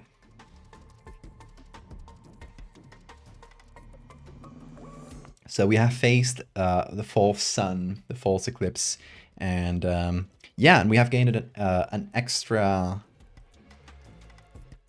remnant. So we're gonna go to the Lazarak remnants once again, and we're gonna roll another d20, and we get a 16. Princess. She really is. We get a 16. The die of Drost. Let's just call it Drost. A many-sided die made of white marble. I guess it's kind of the opposite of the one I got. When rolled, it reveals the time left in the roller's life. A game amongst aristocrats in Lazarak was to roll Drost and bet on the lowest number. In the last day of old Lazarak, a game of Drost was played, and each player was surprised when every roll resulted in 1. So it's kind of a little game of chance where people go like, oh, how long do you have until you die? And the aristocrats in Lazarak, which was this like horribly corrupt high class, have before every volcano destroyed this land, they were playing this game and they were all surprised because they kept rolling 1s. So we had this strange die. Let me make a little page here. Firm Remnants. Remnants. We got the Die of Dross. Anna? 36 mobs, hell yeah. We are playing through Dreadfarer, and oh, hold on, let me, whoop. We're going through our first area, our first encounter, trying to figure out what this character is, her voice. Her name is Carolina. She was raised rich in a happy family, but lost everything as a voice started appearing in her head. The voice kept telling her to travel to this land, to follow it. And she, for many years, she tried to drown out the voice in alcohol, but it did not work. And she lost everything in her life due to the voice. Until one day she suddenly like turns around and decides to heed the voice's command, and she basically drops everything and dedicates her entire life, abandons her family, gets like the last of her family's wealth to travel to Lemuria, and writes the new gospel, because she believes like what the Christians call God is a pretender, and there's an actual God that's calling to her, and it exists in this land of Lemuria, which she calls the Promised Land, and it is leading her to something she's calling the Garden, like the promised, sort of like promised paradise for her. It's 3 years. That's 36 is 3 years. Happy 3 years, Anna. Thank you so much.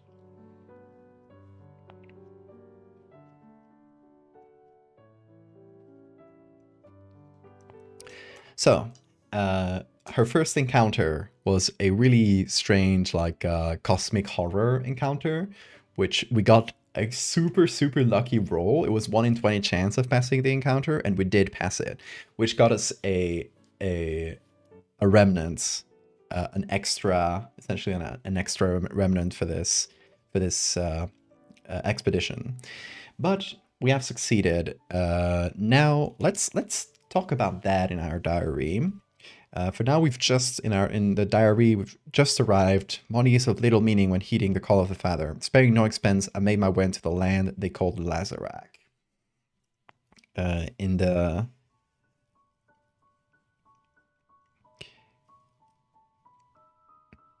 doomed wastes, a voice or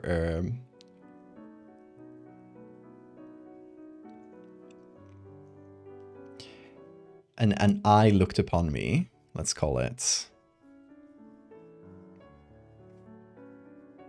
upon me, but I knew it was not the Father's.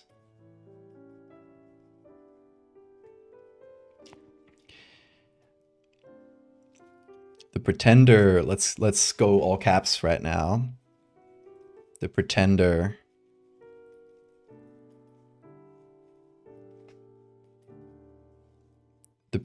God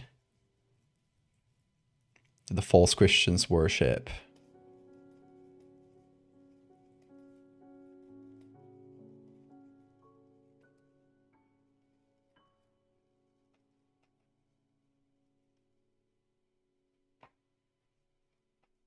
tested me, tested my will, tried to break me.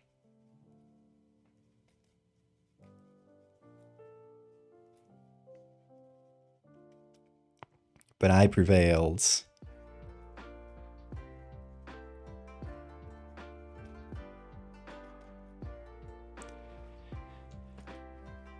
And now we switch to new page. I back to lowercase. I awoke to a gift.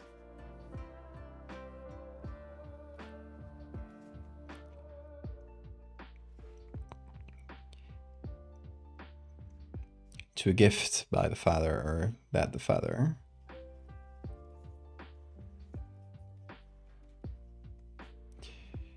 had left for me. It's really funny that we got like one of the rarest encounters or rarest or like strangest encounters and the rarest possible conclusion for it in the first go. Really good luck, the strange luck this game. Is she single? I could fix her.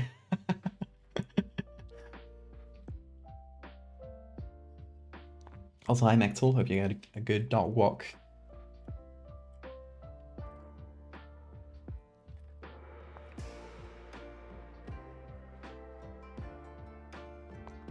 Okay, I booked a gift that the father had left for me. A set or a die. A die.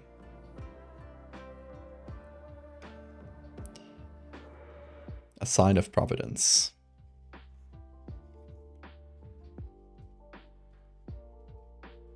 So yeah, we have obtained the die of Drost. Does our character care that this die is supposed to tell you how many days you have left to live? And does she roll it if she knows? Does she just like interpret, oh, I got a die, it's left for me by the father, by the voice. It's telling me I have good luck, a good providence, and that's it, and she just keeps going? Or does she know that the die is supposed to tell her how many days she has of life, and do we actually roll a die for that? You're totally okay to scratch out words. It's a lived-in journal. Yeah, exactly. Like and she's messy. Like she writes really messy. That's the goal. She wouldn't know at the start, right? Like she just dropped in here. She has no idea about. I don't think she cares actually that much about the culture of these islands. They just dropped in, found a strange die. We know, as not the character, as the player, we know that it tells her how many days she has left to live.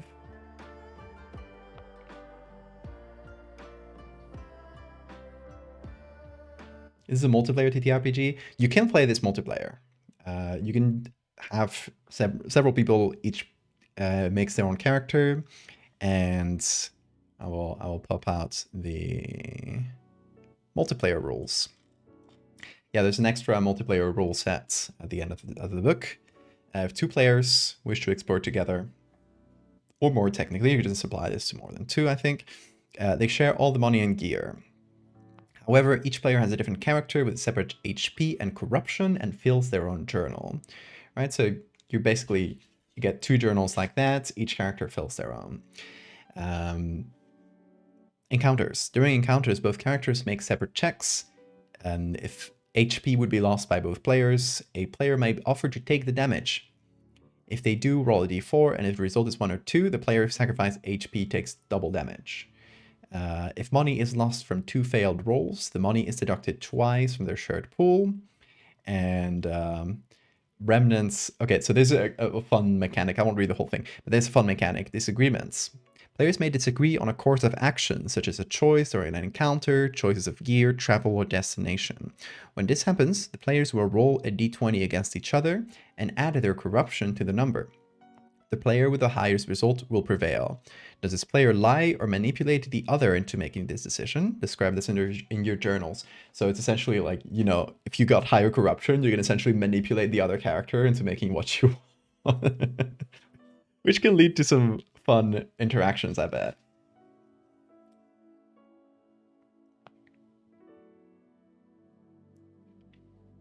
I don't think she knows, but perhaps she's like, it's strange, it always gives me the number 14. Perhaps the father is telling me I should follow this number. I like that. I like that. She does roll the die, but she doesn't know what it means. So, yeah, let's actually drop into... It is not remnants, but... Lazarak locations. Because that's where we're going. Where is this one? The Hive. There we go. Okay, so let's roll. Let's roll the die and pretend it is the artifact we just got, and see. We got a 10. Okay, didn't roll much, but I'll still call it a valid roll.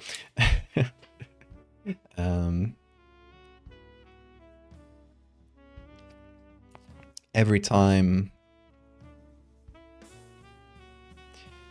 I roll it, a face with 10.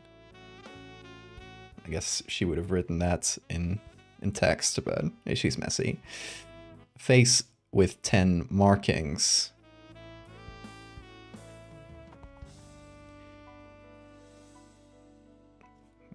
Or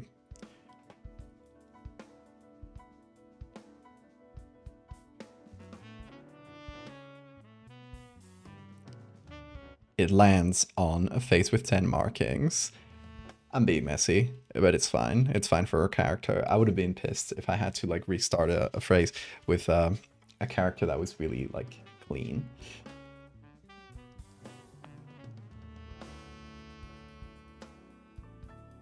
Does she just assume the omnipresent voice in her head is rather internalized misogyny? Is it preview play? Yep, it is already available. Go to the pinned message on top of the chat, and you can get the pre-order for the physical book when we print it, or you can get the PDF version, which right now is an early version, but it'll be updated over time to as we change and balance things. Every time I roll it, it lands on a face with 10 markings. Perhaps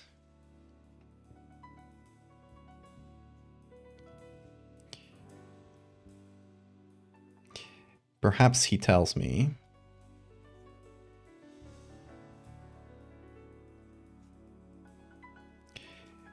to seek out this number.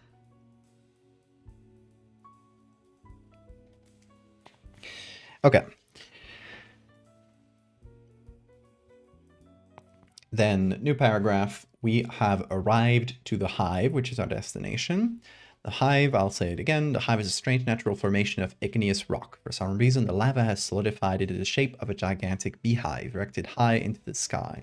The dry lava tunnels snake throughout the structure, creating an intricate network of pathways through the rock. Though solid now, the magma deep underground still makes the interior of the hive stiflingly hot.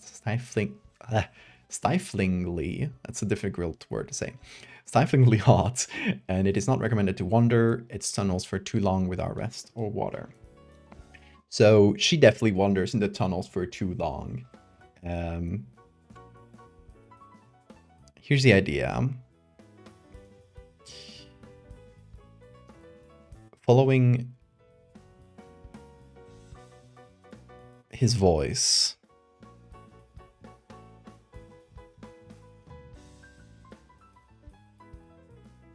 I reached. Also, we didn't lose any HP or anything or use any equipment on the last encounter, so that was a pretty lucky one to get too, like mechanically. It isn't in the book, but Dreadfarer has an open license. As long as the rules and arts are replicated, you can make your own expansions and make money off of them. Absolutely, yeah. Dr. Pep reduces corruption.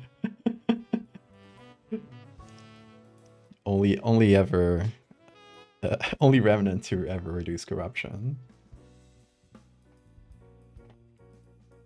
Okay, good night, Neon.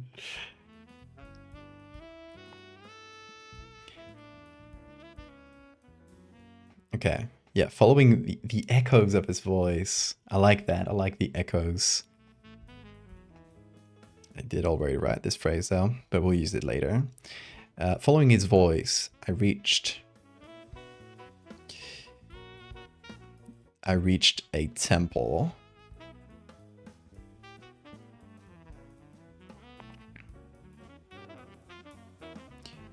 Tunnels of rock.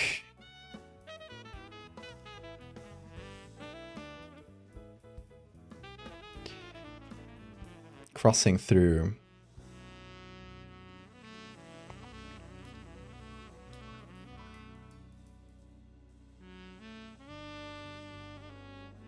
dark monolith. She would definitely have like sort of like mystical language. So I'm trying to channel that a little bit. A large tunnels of rock crossing through a dark monolith built in his name. Built in his name by the earth itself.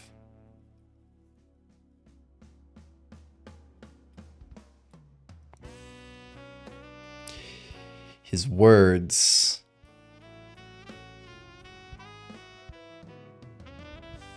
echoed through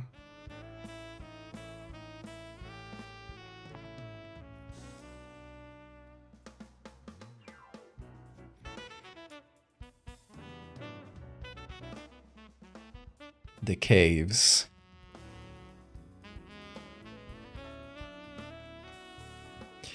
And I followed.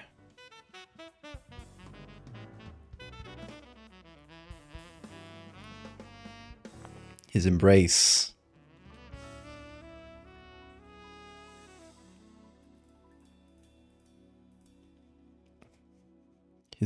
was warm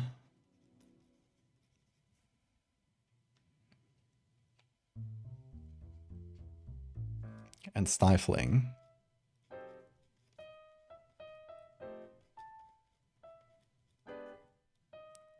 And pure.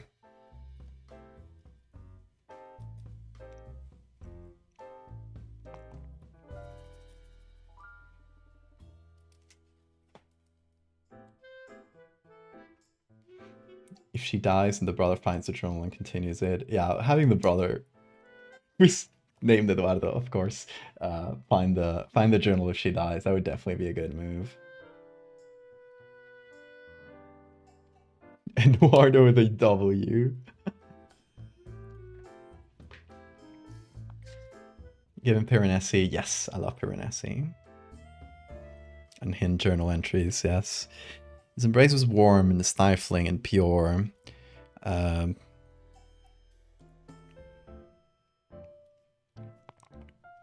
fell asleep in his arms. Or, I guess, is she so deluded that she thinks this already? Or does she get lost and passes out? Valdevia.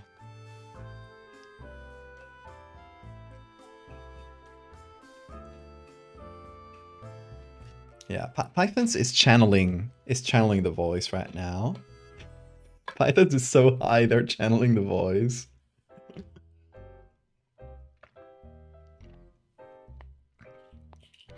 Okay. His embrace is warm and stifling and pure. I'm gonna underline that.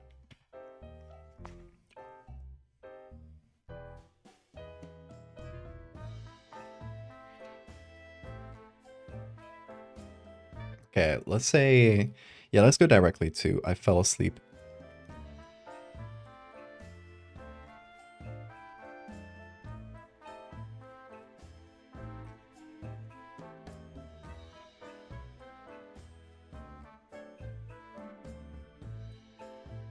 I fell asleep in his arms.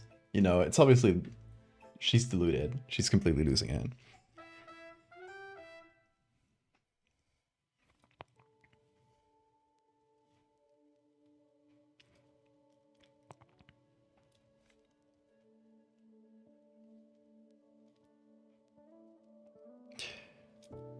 I awoke in the deepest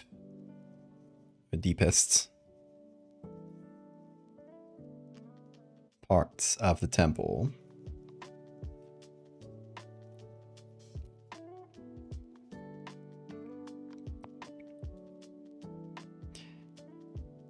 Stumbling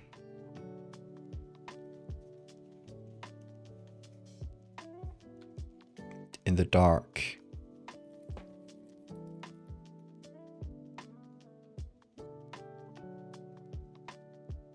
My hands reached for something.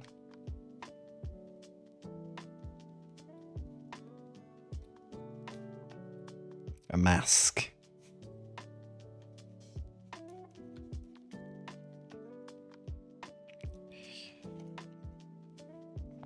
Because that's the artifact. I'm trying to tie together the location, so the hive and our artifact, which is page 57. Oh, in your locations. No, 57 is the hive marble mask. Page 100. The marble mask. A heavy white mask made of golden inlaid marble, permanently contorted in a grotesque laugh. It appears to have belonged to a wealthy aristocrat before the island of Lazarak was buried under the stone and ash, perhaps used in theatrical representations or as part of a ritual.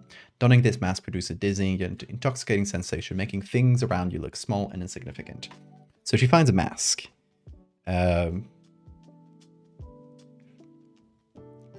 Maybe she believes it's his face. It's the face of the voice.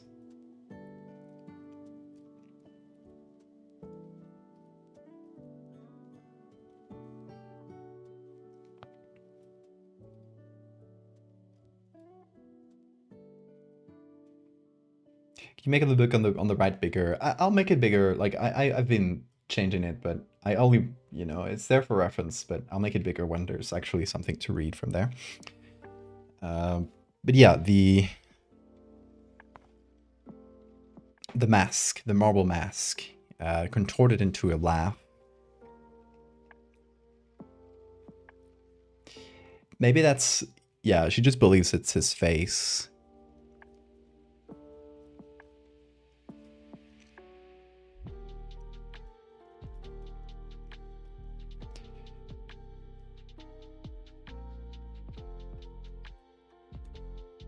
And now is when we do maybe a little sketch. And we got the actual reference of what the mask looks like. It's right here.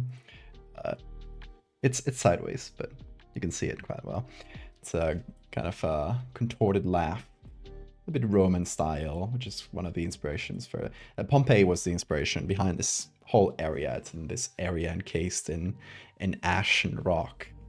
That completely, like, from one moment to the other, went from this, like, aristocratic society, like, that was really, really strange and unequal, into suddenly, like, completely disappearing.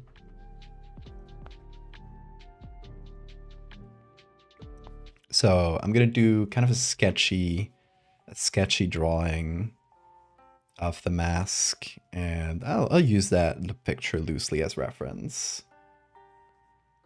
But I will interpret it through, like, the character's lens.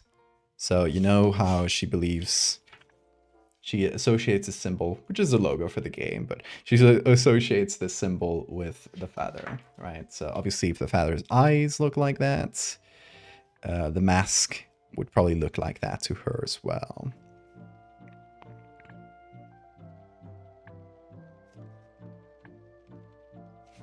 And yeah, we're going for a very scratchy look, kind of maybe chicken scratchy.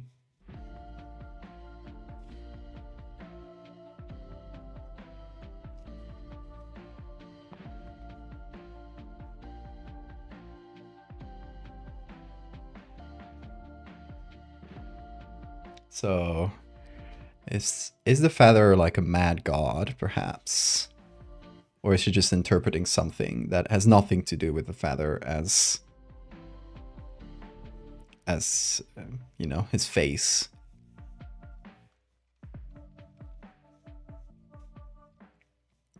What do you guys think?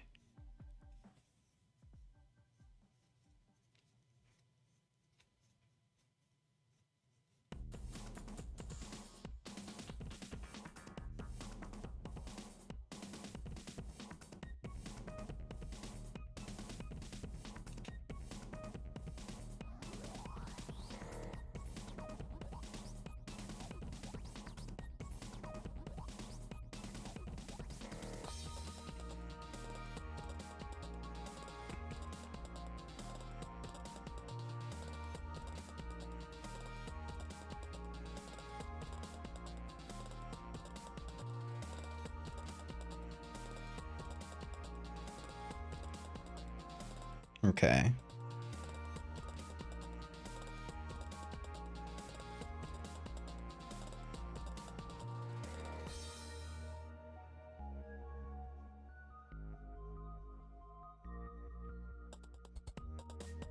That's more or less it, right?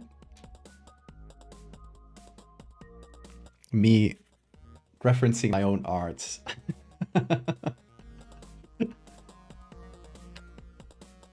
Maybe she doesn't think it's creepy. It's just her god smiling to her. Yeah, absolutely. She sees it as a smile. I'm gonna write this like big, he smiles.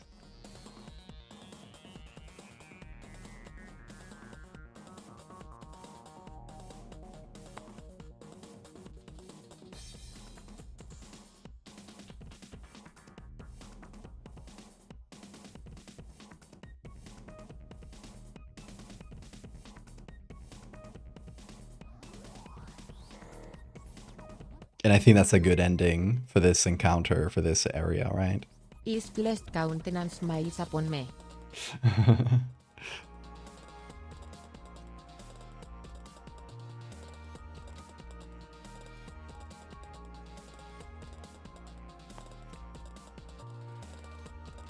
Okay, so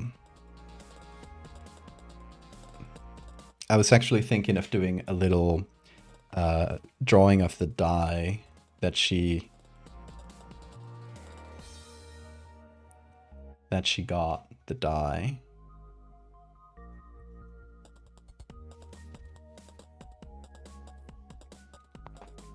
And it has like a, I guess let's do a d20 since I got one right here.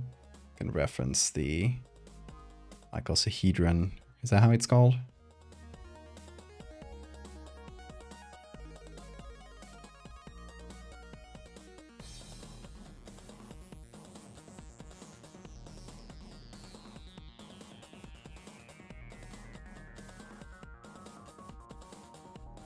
Okay, not bad.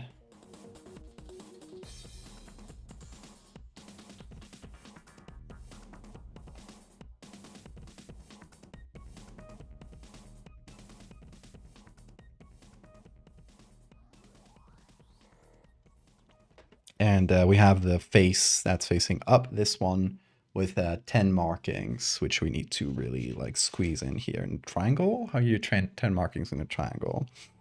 Let's see. 2, 3, 4, 6, 7, 8, 9, 10. Okay. That's the shape we gotta make. So 1, 2, 3, 4, 5, 6, 7, 8, 9, 10. So that's the face she keeps getting, and let's do like other numbers here.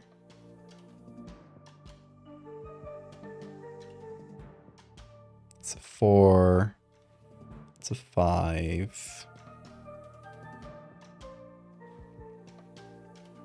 That's a 15, which I'm just going to put a lot of little holes. That's a 17.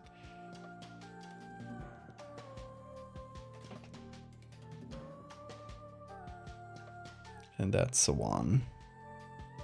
Okay. So we got our two artifacts have been sketched. I'm not going to sketch the area. I'm not going to sketch everything, right? We'll just see as we go, honestly. And I could have sketched the false sun that she saw. Don't really have a lot of space, and I'd like to start the next encounter in a new page. The decahedron, thank you. I figured it was a 100-sided die. I mean, yeah, but that's really hard to draw.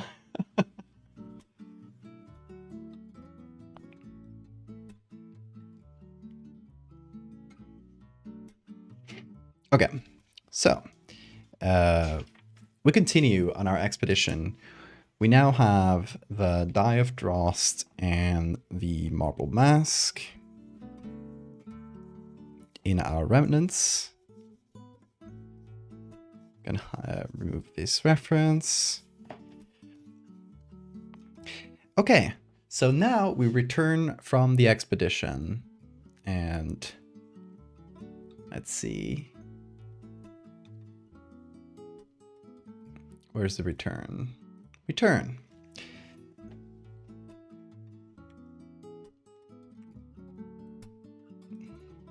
There we go. After facing the dangers of the expedition, it's time to document the remnant as you behold its strangeness, sketch it down in your book. If you want, obviously, we're not forcing you. Label the interesting points of it. How does it relate to the location it's in? How is it unique to others? You know, it's kind of giving you prompts as to like, how do you want to write this? We already like figured out the story. Toilet Noodle, thank you for the follow. So, during the return journey, take this time to write in your book again. Try to recollect everything you went through and what you saw. Tell a story through your expedition sketchbook so future explorers may learn from you. So, remnants. During your expedition, you may have come across a strange relic or artifact. In our case, 2, because we got really lucky. That's a really lucky start, to be honest. For each remnant you'd retrieved, you must make a decision. First, return. Take the remnant back to its rightful culture or resting place, if it exists.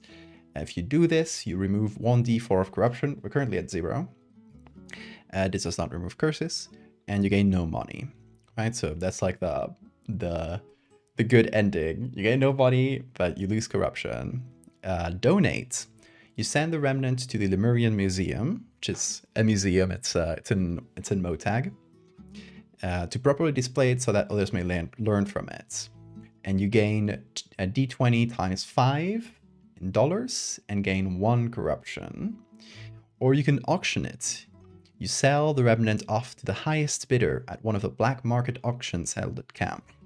Collectors of the strange and otherworldly gather here from all over the worlds, and they will pay large amounts for your findings. You gain d20 times 20 and 3 corruption. Or you may keep it. Pocket the remnant for yourself. Gain 5 corruption. So that is our options. What do you guys think? We got 2 remnants, so we have to make a choice for each of them. We got the mask and the die. Yeah, if we keep it, there is no specific gain to keeping a remnant, except for your own story or for like specific uses. Like as we said before, we need a specific remnant called the Dragger's Bell in order to go to the underwater area. So we may want to keep it, and we gain 5 corruption. So that's like gaining a curse directly. It's a really risky thing. Usually aren't supposed to keep things, but sometimes it has a use. She would not sell God's face. I agree. She would absolutely pocket the mask. That's God's face. Or donate the mask. Let all see the Father's face and let him smile upon them. That is true too. Maybe she wants other people to see it. And she's like, oh, maybe the museum is where more people will see it. And obviously when everybody sees the face of the Father, they will become convinced, just like me. They will join me. Maybe that's her thinking.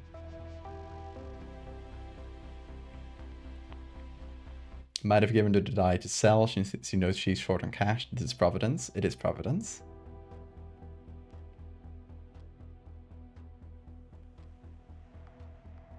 She wears it from now on, encountering other people. I do like that a lot, that she wears the mask. Especially because the mask has an effect that we read in the description, which is that when you look through its eyes, everything around you starts to look like small and insignificant. So it would definitely give her like delusions of grandeur. Keeping the remnants is the Golem path. Absolutely, it is Golem path.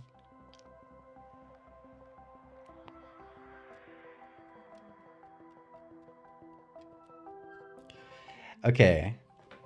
Yeah, do we I think our 2 options are donate to the museum so that everybody may see the face of God, or we keep it and we do actually use it, like we wear it.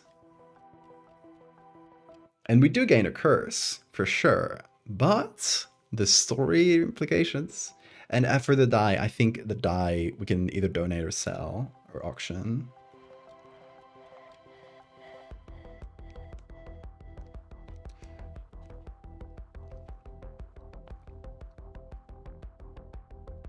What does corruption do? Whenever you gain 5 corruption, you have to roll for a curse.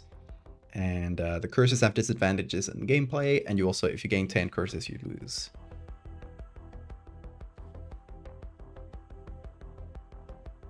Honestly, I feel like this, in general, for this character, it makes sense to go for like high corruption moves, like getting more corruption, because it makes sense that she would, if she dies, which she probably will, let's be honest, she probably will. If she dies, it would make sense that she would die out of having too many curses and becoming a monster.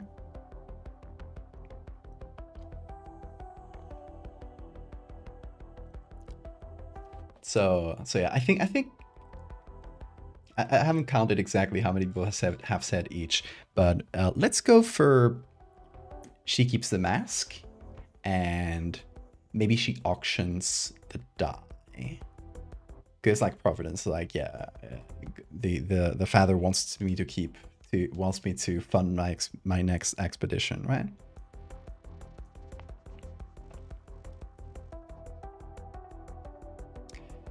Which would gain us a lot of corruption to start with, but it is a choice, but it might be a good choice for character rather than for gameplay.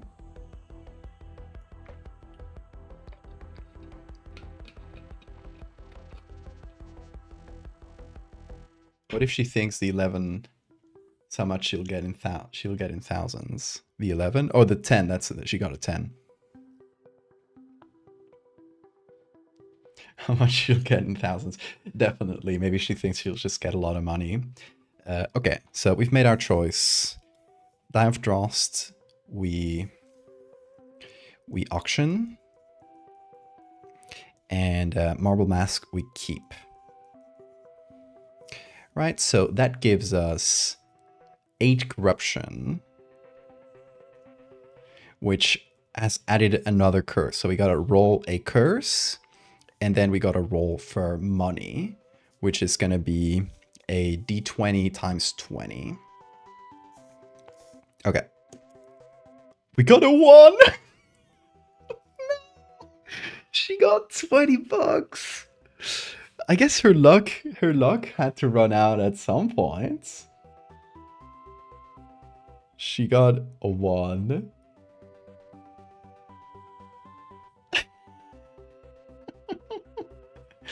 So we got a curse for basically for no reason, but it is in character. It is in character.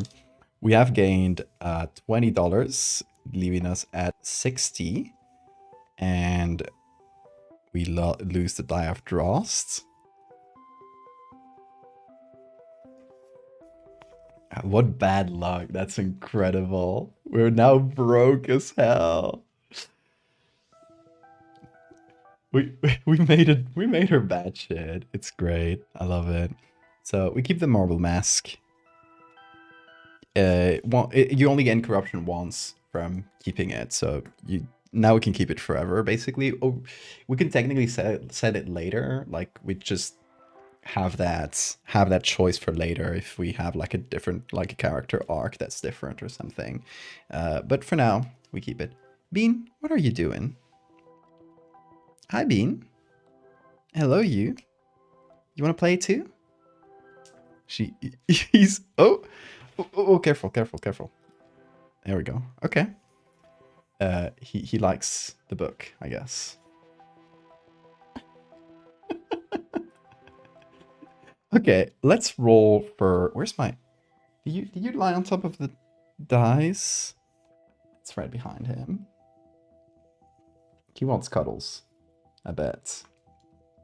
I'm gonna hide the die so he doesn't get it. But we need to roll for a curse. That's a d20. And I guess let's zoom out a bit so you guys see what's going on. We got a 14. So let's go to curse number 14. The Hunger. This curse reads, you have gained a strange appetite. Your mouth slowly grows into grotesque gullets, able to consume whole meals in a single gulp. No matter how much you eat, though, nothing truly fills you. You need more. So the gameplay effect is whenever you gain a remnant deemed edible, small enough to be consumed no matter its material, you roll a d4. If it lands on 2 or less, you cannot control your appetite and eat it.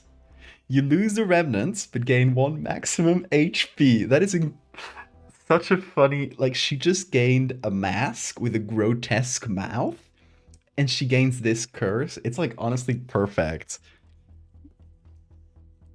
It's perfect. You couldn't have written that on purpose. Vor curse, yes.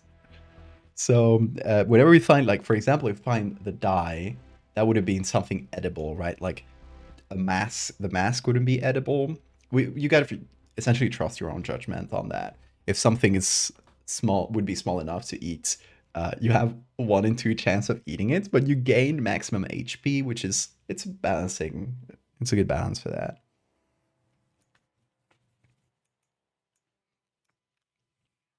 So it's definitely the mask that's making her like this voracious, hungry beast. This binge got Pika. It's just inanimate objects. There are animals in the... There are living things in the remnants. So yeah, that's a chance. You could vor an animal. I guess it's vor, you devour it. That's the word. Okay, so we got the voice and the hunger. What do you think, Bean? The hunger says if edible artifacts, d4, and 1, 2 means eat,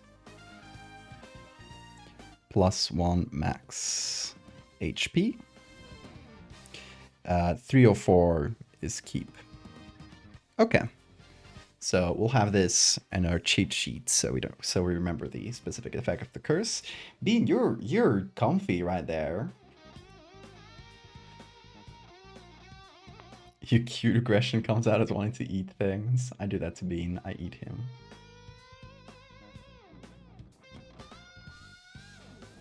She's you. He likes her babies to rare style. Oh my god.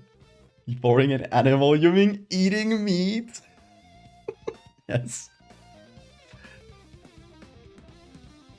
Bean is sleepy. That's what he is. Okay, so that's really funny. Honestly, like, this narrative is coming together so well. So we go into our next expedition. So first of all, we are... we now are not affected by the voice, so we can now choose. Do we stay in our area or do we travel to a different one, which will incur different costs? Just to show you guys, where are these? Encounters, travel and gear. Okay. Oh, here's a travel. Okay. So we can either stay in the same area, which is this area on the left, or travel between areas, which is this area on the right. Since we only have 60 bucks, and our curse makes us choose the most expensive way of travel every time, I think it might be best to stay in the same area. So we stay in Lazarak. We're still wandering this wasteland instead of leaving it for a new place. We stay in Lazarak, and you know, since most likely 3 out of 4 chances that on the following expedition we need to leave to another place. So, staying in the same area is cheaper, but will not allow you to restock items before departing. We're pretty well stocked because we got all these. We got the oil lamp, the Winchester, the climbing rope before, so we are decently well stocked, and we haven't lost any HP, which means we could recover it. And actually, I think for the HP here, where's my eraser here? gonna mark like 6 out of 6, because 6 is our max, and now we can get like higher max. Okay, so yeah, we stay here. We can't restock, but it's fine because we're quite well stocked. We didn't spend any items on the last encounter. So for $20, we ride a coach. We find a group of locals or fellow explorers and hitch a ride. A little safer than striking out on your own, and a good opportunity to share stories or rumors. For each ride, roll a d4 if it lands on 3 or less. Roll from the table travel encounters from the area you're traversing. So you got a 3 out of 4 chance of getting an encounter. Or travel by foot, which is 0. You may reach your next destination on your own at no cost, but the lack of knowledge of the area puts you at risk. Roll 1 from the table of travel encounters of the area you're traversing. So honestly, I think I'm gonna spend 0 because we better save, and at least like if we gain like no money because we're broke.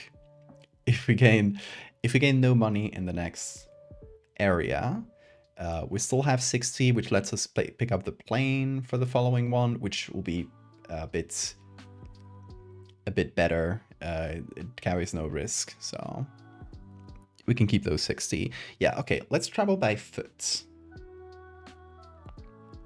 She found a bunch of artifacts with Zarathustra's promise of God's favor. Yeah.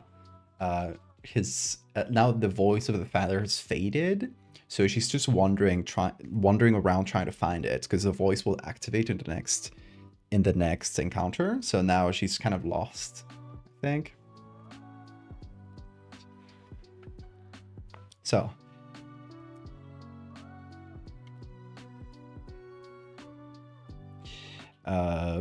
we have the hunger curse, but we'll describe it when it activates. Like suddenly hunger comes upon her, instead of like describing it now. So we'll start the next page, and I'm kind of riding around being here, and we'll go with but his voice faded.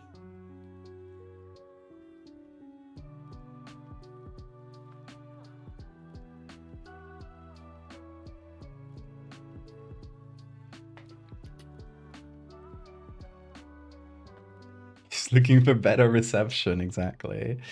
So we travel by foot. The first thing we gotta do is we'll travel. First of all, we'll select where we're going, like where we're headed. We'll roll for a location, an encounter, and then we'll see the encounter we get on the way as well. Or I guess just to break it up, first let's do the travel encounter as she's wandering around. We'll do it in that order. So where we're going is on the Lazarak encounters, and there's the specific travel ones, which are right here. So we roll a d4, and we get a 3. So we got to travel encounter number 3.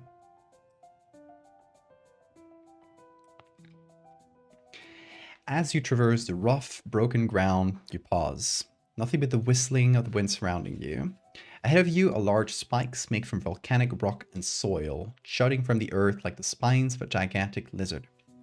Suddenly, the rock next to you shatters, sending shards in every direction. Fresh lava drips from a large hole a few feet from you. Looking towards the spine, you see a figure, clad in what looks like carved molten rock, wearing a domed helmet with thin slits for eyes. The rocky gloves grip the barrel of a strange device, almost like a Winchester rifle, except it appears to be glowing, and a second I need to add a comment there. A second superheated ball of lava explodes a rock to your right. So something's shooting at you, something strange with a weapon you do not recognize. Now we have 2 options, and before reading, let's just go with our gut instincts.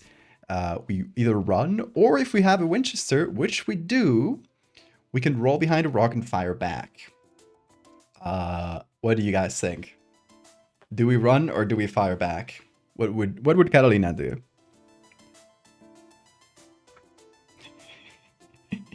Oh, Bean. You love my sketchbook, don't you? She would fire back. Yeah, I think she would. It's just crazy. She would fire back. I totally agree.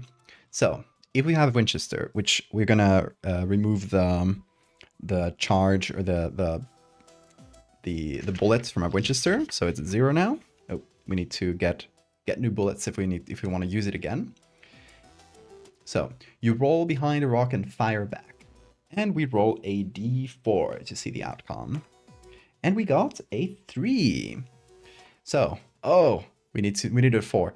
We got 1, 2, 3. You strike the rocks next to the figures, and it retreats as you flee the area. So at least nothing was lost. We didn't lose any HP. We just got an unlucky shot. We didn't strike true. So maybe we'll find it again. Who knows? One of the things with encounters, by the way, is you have a chance of going to the same location twice. 1 out of 20 if you're in the same area. But there's also encounters are made every expedition. Visiting an area, you must roll d4 on the appropriate encounter table. With the example, then follow the instructions detailed into encounter. See if you make it out unscathed. Well, that's basically what we've been doing. Possessing specific items will grant you better chances to win certain encounters. When reading an encounter, try to go with your gut reaction without reading the full prompt option. No, that's trustful. You can do whatever, but I think it's more fun that way. If you repeat an encounter that you've previously experienced, you may change the details of the story and offer it continuity with the previous events. So let's say we find the guy who's shooting at us again. Now we know who this guy is. Like we've encountered it before, and maybe we try shooting back, or maybe we try running this time. But as long as we keep the same outcomes, the same like final outcomes in the encounter, we can change how it went. Like we can change the, maybe this time we shout something and the figure shouts back. We can like add onto it. So as we repeat it, like maybe this little, if we keep running into this like person who's firing at us with a strange weapon, maybe it kind of becomes a little character of its own, right? Anyway, that's just to explain what happens if you repeat encounters. But yeah, we made it out unscathed. So nothing gain, nothing lose, except for the ammo for the Winchester. And now we are going to choose our final location in Lazarak and the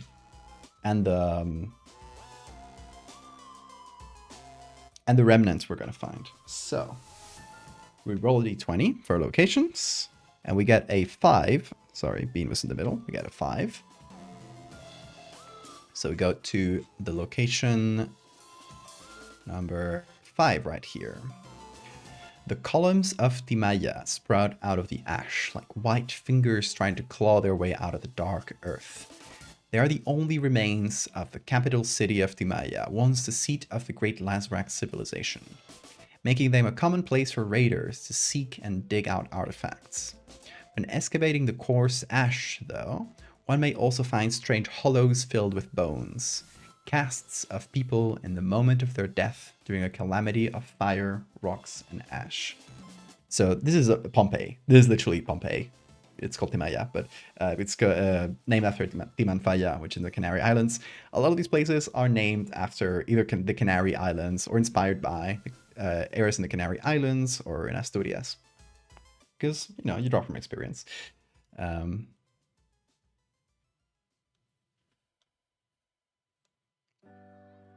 If she had a car and someone cut off, she would road rage them. Absolutely. Pompeii is fascinating, yes. JPEG. Oh yeah, the JPEG affects the main view here because that's how I had it set up. Because the main view, this is the camera I usually use for Facecam. See you later, Pythons. So we are going to the columns of the Maya, which I'm going to note down here. The Maya, which is on page 54, and our remnant that we will seek or stumble upon there is, let's go to Lazarak Remnants and roll our d20 once again. Where's my d20? Here. That is, oh, Bean helped out. It fell on Bean and it landed back. So Bean helped with this roll. It's a 7.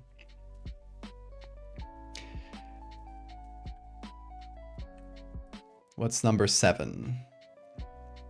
No way, it's the marble mask again. Oh, that makes it really interesting. So you can't come across the same artifact twice. That is a possibility. According to the rules, let me see if I remember the rules correctly. Does it tell you here, or is it in the remnants itself? Okay.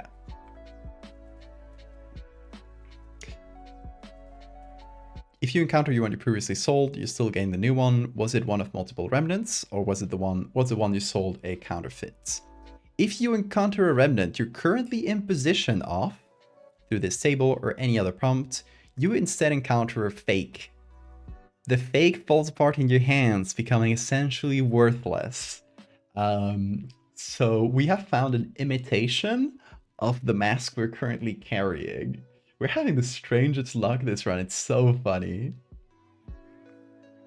Bean has been crunched, the poor baby. Nauseum, thank you for the follow. This is great. This is so funny, actually. So we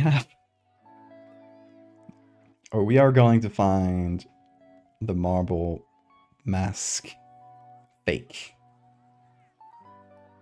We're running into like every edge case in the first run. It's so funny.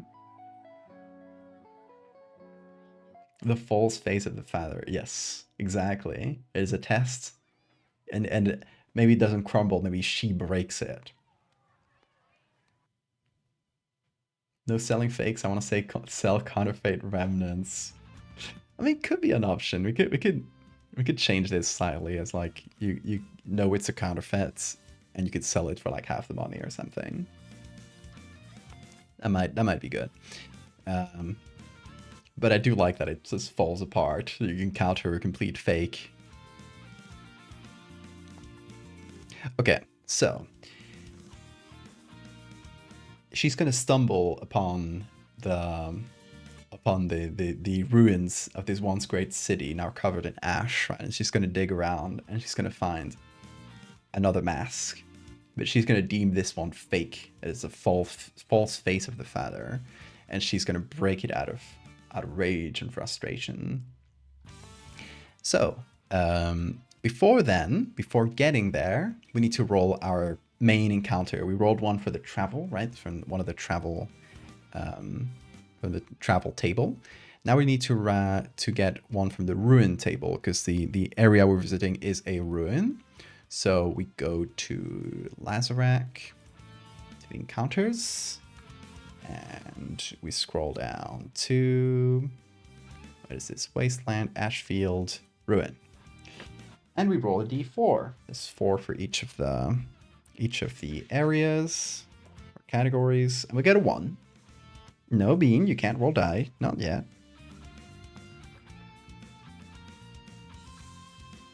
She smushes the false image of her deity. Absolutely. Doesn't feel as joyous as the true mask. Bean is asleep on the journal, which makes things harder. Because how should I do this, Bean? Well, for now, we have to roll for the encounter. So we still got a bit of time. Ruin 1. Making your way through the crumbling ruins, you come to a strange phenomenon. That should be phenomenon. See, that's like this area and the ones after that. I still need to go through and edit the text. So there's still things that are a bit like first passive text. Apologies for that. But yeah, you come across a strange phenomenon. Ahead of you, a great chasm extends upwards, the rock smooth and polished as though built by human hands. Though in places it becomes rough, as though it was somehow naturally formed. It extends into the distance, and every now and then, a great figure is carved into the polished volcanic stone. A tall, imposing figure with a great hole for a face. They all seem great, should be great imposing figures with holes for a face. They all seem to be staring down at you. Suddenly, you feel as though you are being judged, a great pressure imposing down on you, as if you were deep underwater. So, the options are if you have any Lazarak remnants, or if you do not have a Lazarak remnant. We literally do. What? Okay, we're coming across like the most the greatest luck, honestly. We have the mask of who our character believes is the father, the voice who's talking to her. We have a Lazarak remnant. A piercing sound fills the space, growing and reverberating down the gorge. It makes your teeth rattle and blood starts to flow from your nose. So this is a bad ending. This is a bad ending. Lose 3 HP and gain 5 corruption. Oh, that's brutal. That's brutal. This is because of our greed. Because we kept a remnant, we're gonna die so fast. So we are currently at 3 out of 6 HP, and H plus 5, 13 corruption. We're gonna have to roll the curse in a second. Oh, she's gonna get she's gonna die of curses. I bet she's gonna get 10 curses before anything else. This man is 100% cheating. I assure you I'm not cheating. Okay. Teeth rattle, blood starts to flow from your nose. You lose 3 HP and gain 5 corruption. You crumple to the ground and you swear. As you begin to black out, the figures wrench themselves from the walls and begin reaching towards you. When you wake, you're in a different place entirely. Roll the Ashfield encounter table. Oh, we're changing spots. Okay. Oh, this is a particularly brutal one. We got really punished for keeping that artifact. Okay, we got a 2 on the Ashfields. Seems like a short one. As you make your way through the knee-deep ash, a great rumble echoes around the field. Suddenly, several boulders begin to roll from further up the field, barreling towards you. As you make peace with your single god, the father, and prepare to die, they slow to a crawl, stopping just short of you. Each of the boulders crack open in perfect halves, steam rising from the hot interior. Looking inside, you see your exact name, carved in your language into the rock. It describes you exactly, and for some reason describes the scene of your death. Take 5 corruption. Oh no! We are getting so much corruption. We are at 18 right now. Oh, these was a particularly brutal set. We need to roll 2 new curses, folks. Next time you would die, you may instead avoid the death as though it didn't happen. Quoting the stone you read, you jot down the strange message and continue on your way, wondering how and why anyone would write about you in the center of a broken boulder. So we have basically a free life. We can avoid death once, but we have taken so much corruption. I mean, 5 corruption seems like a good payment for avoiding 1 death. Okay, so now we need to make sense of all of this together. It's a big set of events, so it's definitely gonna be something to write about. Okay, I'm gonna remove the JPEG so we can write and you guys can see it clearly. There we go. Okay, so that's the chain of events is a guy shoots at us. Then we encounter the strange statues. Statues judge us. And then the rocks reveal our death.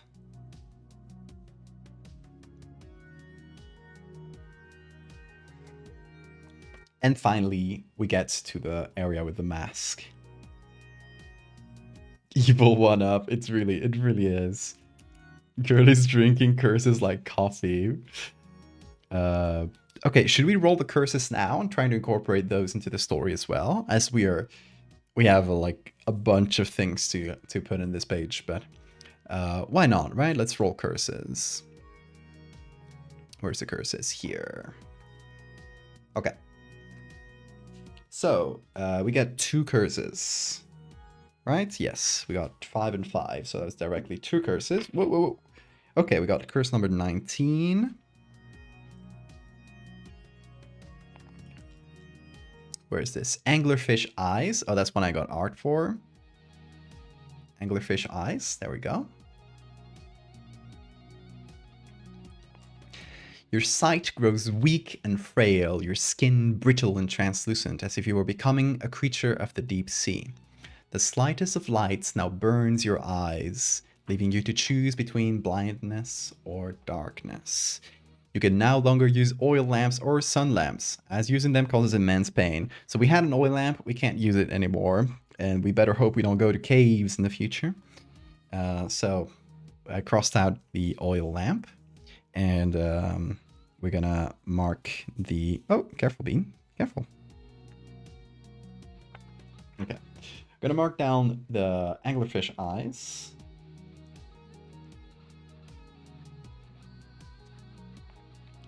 Anglerfish eyes can't use lamps. Pretty simple effect. Hi, Bean. Oh, you just want to cover the book, don't you? Yes, you do. Why does he do that? Why is bro just covering the book? Dude. He just wants to be on there. The show of dominance. We are at 4 curses out of 10, yeah. So it's very likely that she'll die from having too many curses. Although as we get more curses, we get more chances of getting a repeat. If we repeat a curse we already have, we luck out. So it's a possibility. We luck out, we exchange it for getting 3 corruption. So it's like losing 2 corruption effectively. Okay, so we got anglerfish eyes, can't use lamps, and another curse. Bean. He took the die. He took the die. Okay, you wanted to roll it. You rolled it. You rolled it. Let's see what he got. He got a 16. Thank you, Bean. He really wanted to roll that die. So Bean has decided Inkrots. Careful, Bean. Bean, chill out. Chill out. Chill out. You're just going crazy. You're going. Is the voice telling you something? The father speaks through Bean. He's but a vessel. Okay. Inkrots. Large pustules cover your back. The taunt skin transparent and filled with an inky black liquid. Bursting them is extremely painful, but seems to bring with it a sense of peace. You may lower your max health by 1 to lower your corruption by 1d4. So, that is a possibility. Hi, Bean. Look at the camera. Yay, that's chat. You don't need to apologize, Bill. That's okay. We need to get Bean his own notebook. He needs one. That's weird. The father is asking for spicy squid snacks.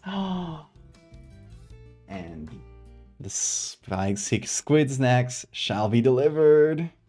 Okay, Bean, you get one, but you need to come over here. Come on, listen to me. Heed my call. Heed my call. Yeah, you come here. Come over here. No, over here. Where I tell you. Here. What do kids have? Ink. It is automatic. It is automatic. Here.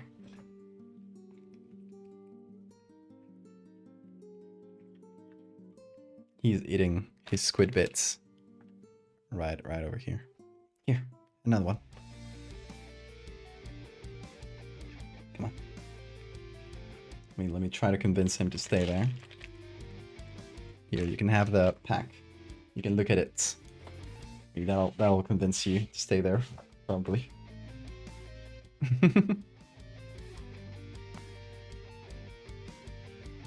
What are you saying? Bean is the smartest kitty. No Bean slander in this chat. He literally got squid snacks for no reason. Just because chat suggested it. Okay, so ink rots is our new 4th curse. We're at a Bean. Ink rots. So it's just like this curse is a superpower. We can lower max health, max HP by 1. Bean is making it harder. He's trying to bite the pen. If we lower max HP by 1, we lower corruption by 1d4. So that's a good way of like maybe avoiding a curse in the future. If we just gain a bunch of corruption, we can choose to lose some corruption by sacrificing some of our max health, which is a possibility. Come over, Bean. Come over here. So it's not too bad of a curse to have, obviously, apart from the fact that it is adding to our curse counter. And we don't have that much max HP to start with. But the curse, one of the curses we got, the hunger, makes us, we are able to eat artifacts to gain 1 max HP. So you can essentially eat artifacts, gain in 1's max HP, and then burst our pustules and use that to lose corruption. So it's a way to turn artifacts into less corruption, which is rare. Okay, so now let's try to bring all of this together, right? We started our journey on foot. A guy shot at us and we shot back and we scared him away, scared them away. We don't know anything about this person other than they appeared to be wearing like a volcanic stone as some sort of armor. Missed something nasty? No, we just talked about it. Ink rots. Large pustules cover your back. The taunt skin transparent and filled with an inky black liquid. Bursting them is extremely painful, but seems to bring a sense of peace. Okay. So that's one of the new curses we got. So let's put everything together. Let me make the book smaller because we already read everything we need to read. Bean is here, and last we left off the book, she fell asleep in these volcanic tunnels and awoke in the deepest part of the temple. Stumbling in the dark, my hands reached for something, a mask, the father's face. He smiled. But his voice faded. Bean is so interested in this. Jesse, are you here? Jesse, if you're here, shout in the chat. Let me know, because I'll give you an extra sticker with your first cards.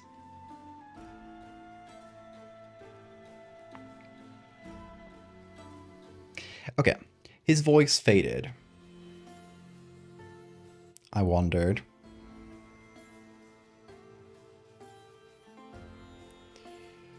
Blindly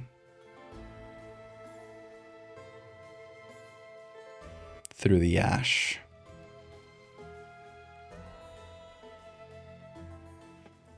Bean, you make it very difficult, Bean. He's still in the can's focus, yes. He loves being the center of attention. I wandered blindly through the ash.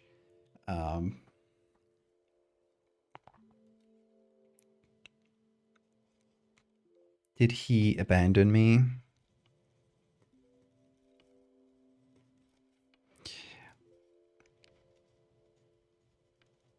I wore his mask.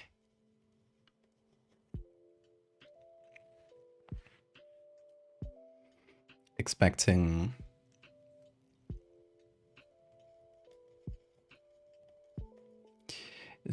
it may lead me closer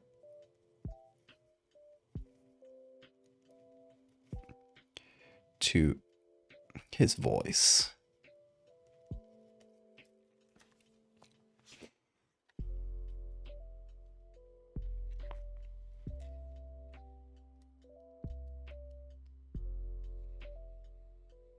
He did get trees right last time. He sat right in the middle. Damn, that is true. He's smelling the ink to make sure it is all safe. Yes, all good, Bean? Yes, thank you.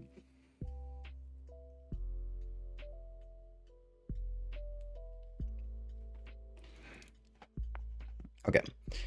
I wore his mask, expecting it may lead me closer to his voice. But I could not hear it anymore.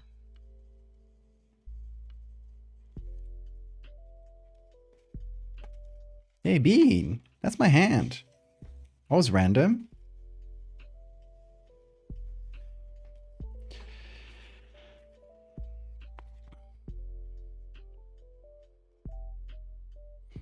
Suddenly,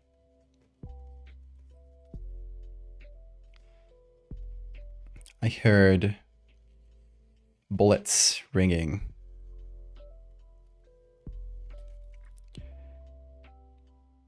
A heathen. Bean! Stop the wanton violence. Violent criminal.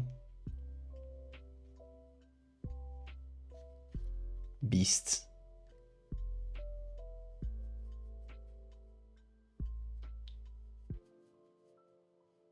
The beast is loose. He loves the scratches, though. Ooh.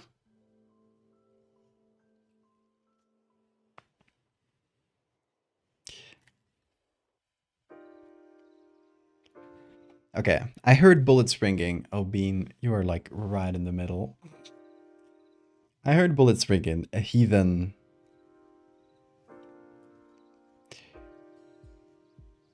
Clearly intent on stealing his... Bean. I got like no space on screen. Okay, I can zoom out. On stealing his visage.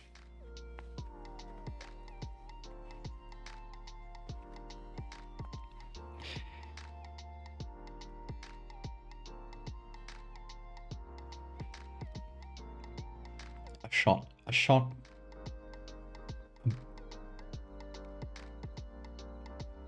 A shot from my rifle. Big Bean! He's going insane.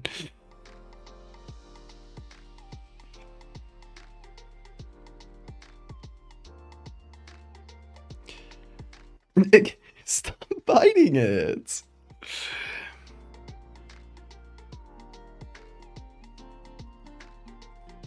A shot from my rifle quickly changed his mind.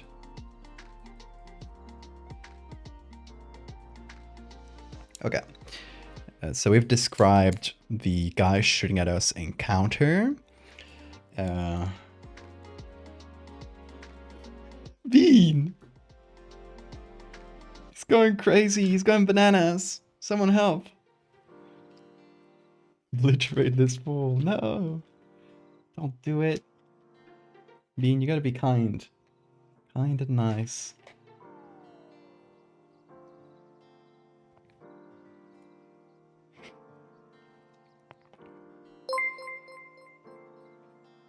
Okay, he is currently... Those are rights mean equal fights.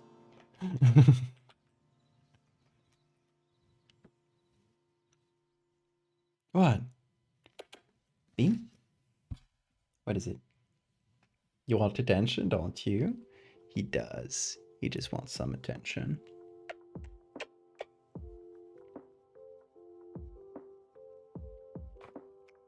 Jump on. Jump on, you get a squid bit. Come on. Come on, Bean. Come on. No? Yeah, you go. Let's go, dude. There we go. Very good. Lie down. Lie down. Let's chill. Thank you. Very good.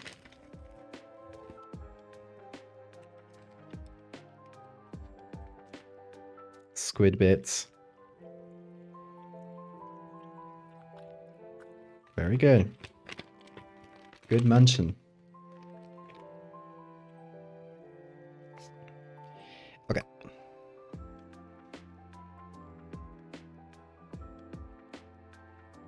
Now we can finally focus in. Okay. Next thing. We find some strange statues with holes for faces.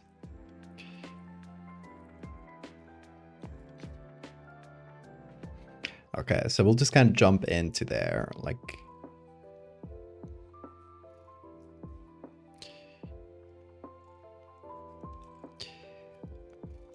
just directly describing it. I get a deep crevice.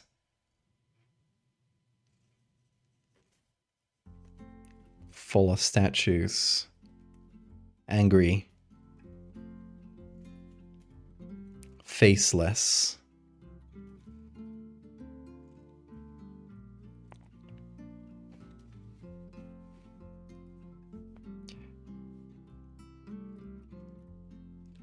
I felt their judgments.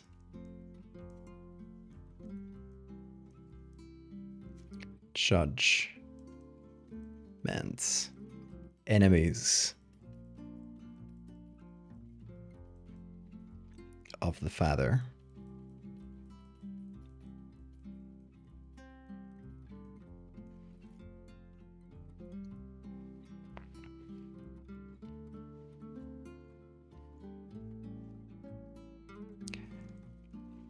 And they judged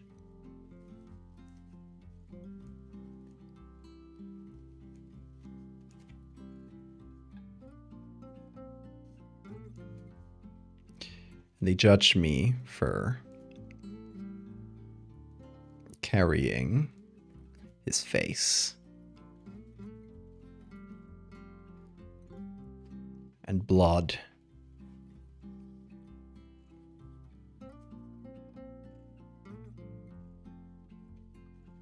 flowed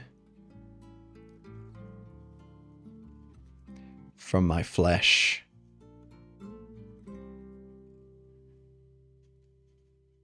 Through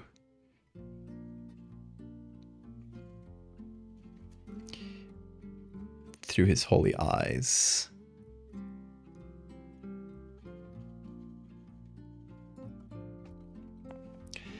Okay, so we get judged by the strange statues. We start bleeding. We gain a...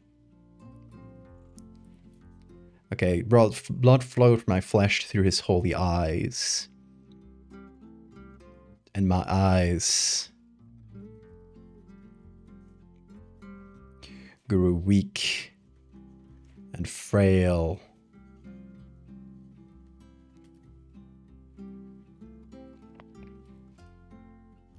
Only capable of witnessing the lights through his mask. So we got the anglerfish eyes, right? And so now she literally can't see unless she's wearing the mask.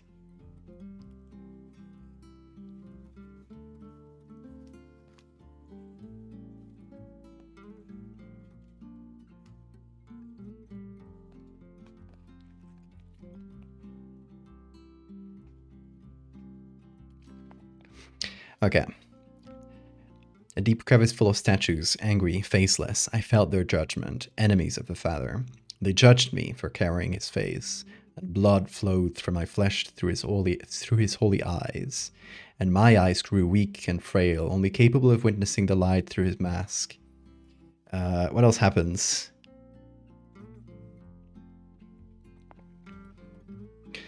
I blindly carried on.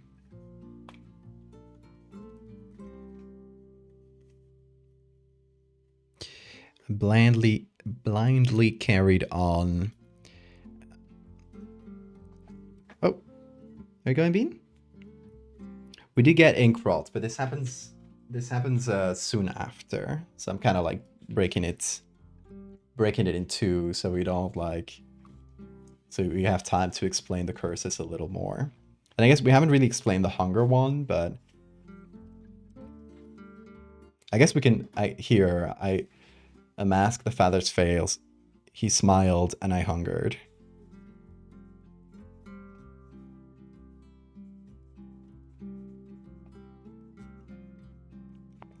Which kind of leaves it vague, but it is part of the, you know, it'll come in later. And they judged me for carrying his face, blood, I blindly carried on.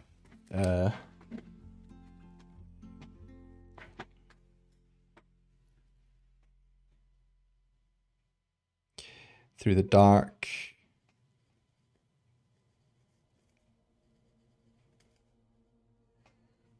Wastes.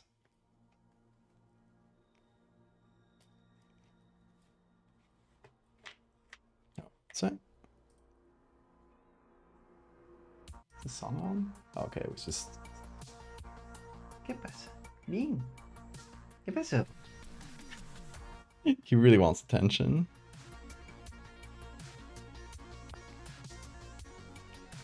Taunt skin instead of taut skin. Thank you.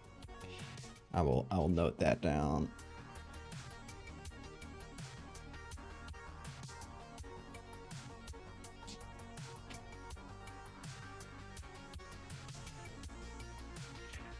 I'll note that down for later.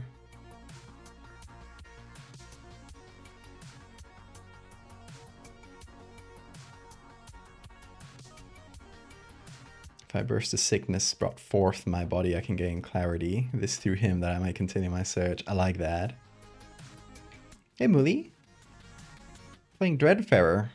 Currently describing our adventures as we lost a lot of HP and gained 2 curses at once, which was pretty brutal, a pretty brutal round. So we're trying to like put that together into a story for our character, who is a crazed religious lunatic who is hearing a strange voice that guides her through this land, and she's completely deluded. And she found a mask, which she believes to be the mask of her god. And now she's blindly carrying on through one of the areas, which is a dark wasteland of volcanic ash. So I blindly carried on through the dark wastes. I don't remember how many stones fell in this. Well, let's just say 1.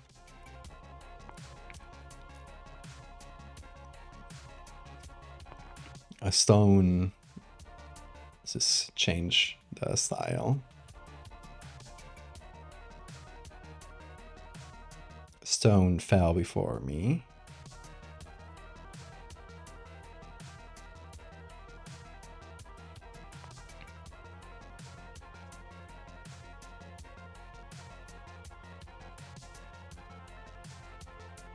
A sign.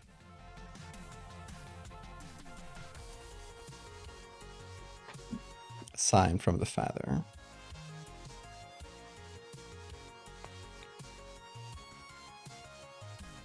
Stone cracked. And within it, I feel like, okay, so in the description, in the encounter, it says that you find a stone that cracks open, and in your own language, there are some words written in the stone that's describe exactly how you're gonna die. And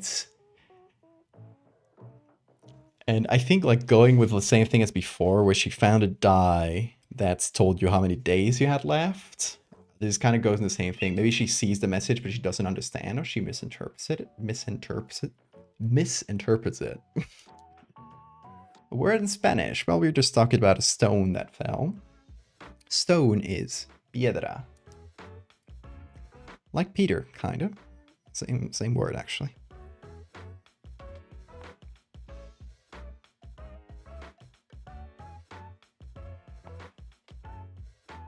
The stone cracked, and within I found his word.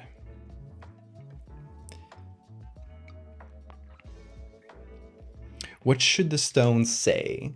How do we guess she's gonna die?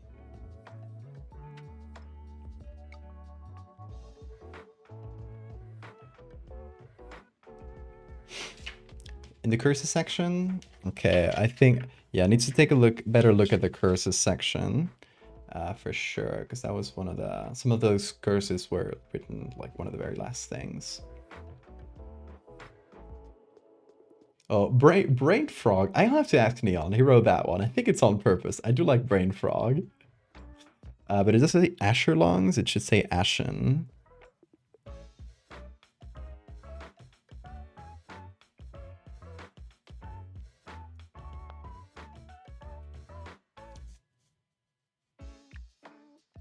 This pluralizes the word infect. Oh. Okay.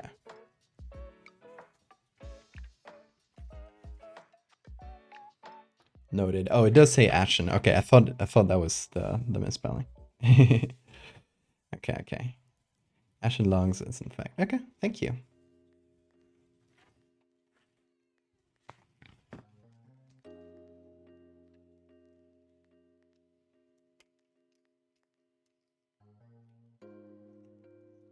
If you did the photo of the question mark quail, I did the question marked quail. I mean, there was an earlier version of it, but I retouched it.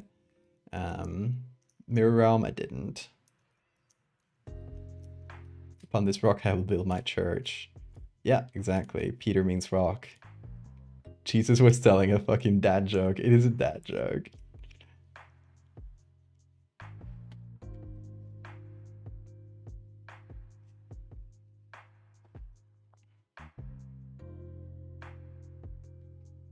Maybe she doesn't say what words she found. Maybe that's a secret.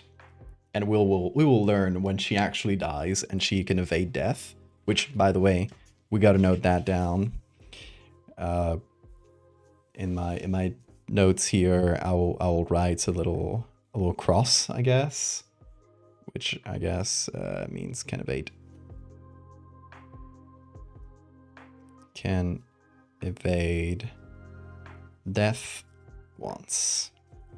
So it's a really good power up to have, despite, you know, we traded it for gaining another curse, but we didn't gain curses that were too bad. Like, we gained some pretty good curses considering, so mechanically we're doing pretty fine. We're just kind of out of money and at half HP, so we definitely got to try to spend some money into regaining our HP before we go to the next place, because at 3 we could lose in one expedition with 3 HP. That, like, there's stuff that loses you 3 HP, like just happened before. Okay. The stone cracked, and within I found his word. Oh, maybe she scratches it out. And it said...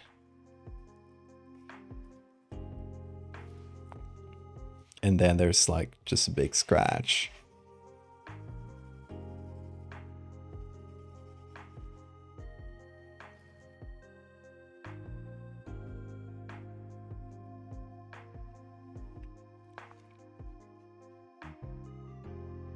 Try to, like, really fill it in so you can't tell if there was text below it.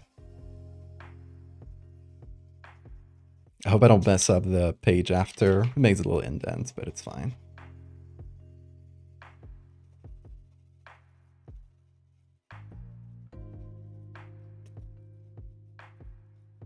Writing, like, random letter-like things, so we don't know what it says. Love the formatting. We're going kind of crazy for the formatting, but it's fun.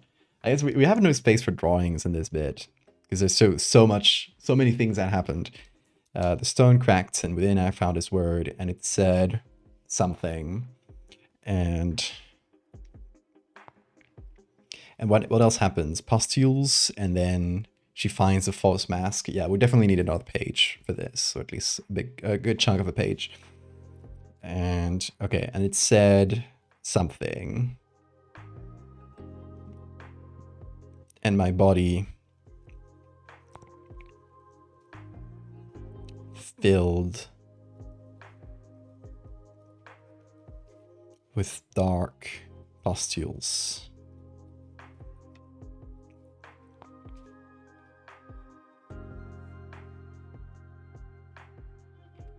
Clips leaderboard. Oh yeah, there's a Clips leaderboard now. No, but I have interested to know the true word of our Lord. Like, she went back.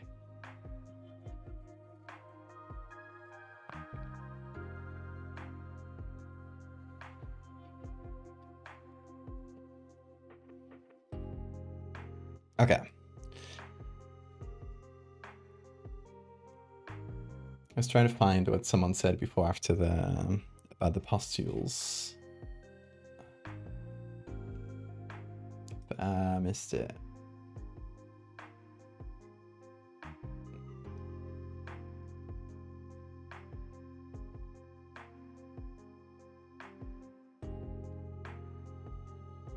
I burst the sickness brought forth from my body so I can gain clarity. That's Lilith. Thank you, Lilith.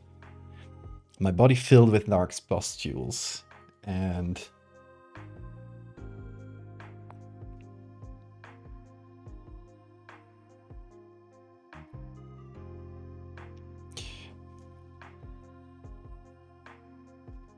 when they burst,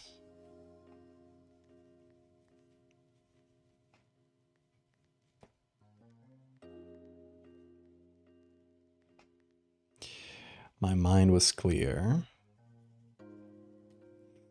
Okay, how do we... And I knew where to go.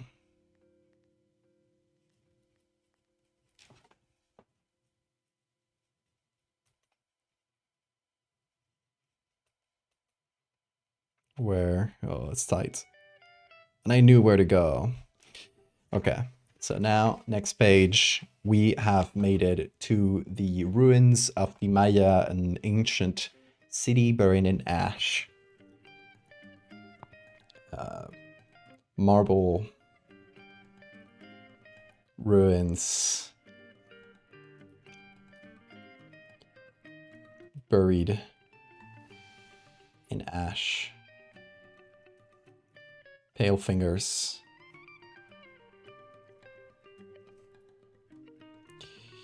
Reaching for their promised heaven or something like that.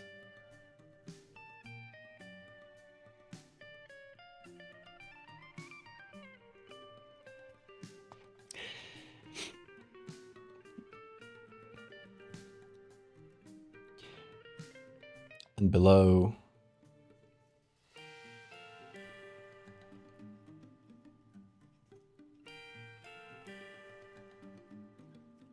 and beneath them,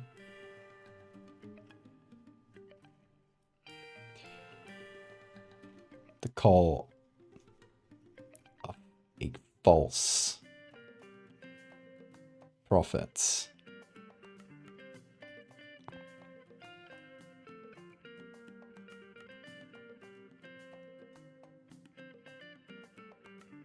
The clip leaderboard is because the clip leaderboard is like new, and not that many people clip. So you got the first, you got the top clipper because I guess it just added it today. This girl is insane in the membrane, exactly. And beneath them, the call of a false prophet is false. His false words ringing in my ear. Destroy it.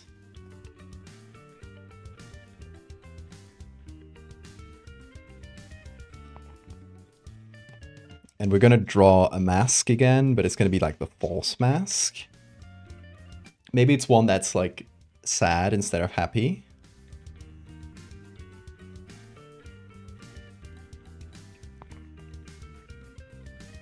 We make it feel more grotesque because she hates it.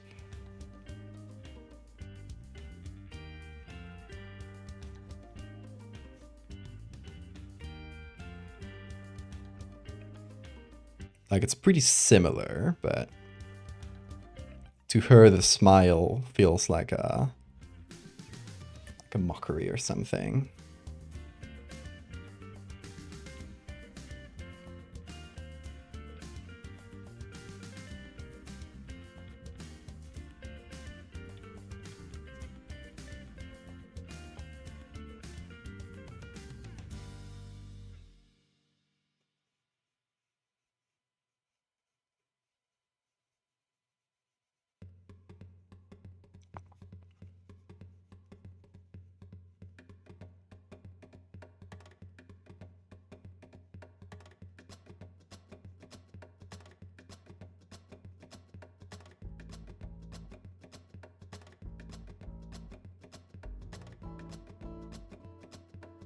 Okay.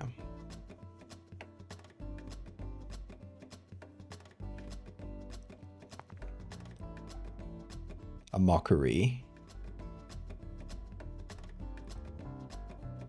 of its visage.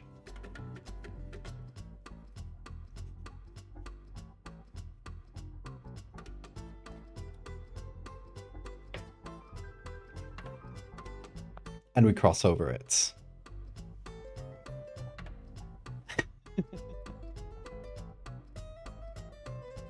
I've destroyed it. We have found an artifact, but found it to be a false prophets, how do you say that? And have instantly destroyed it instead of, you know, we could have sold it or whatever, but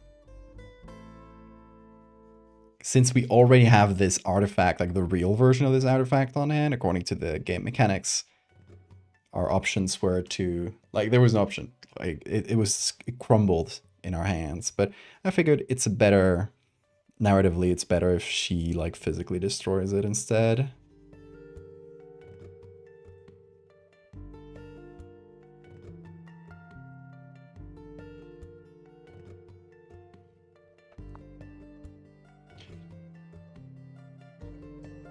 Sitting president of the United States. No, he has a beard. He has a beard.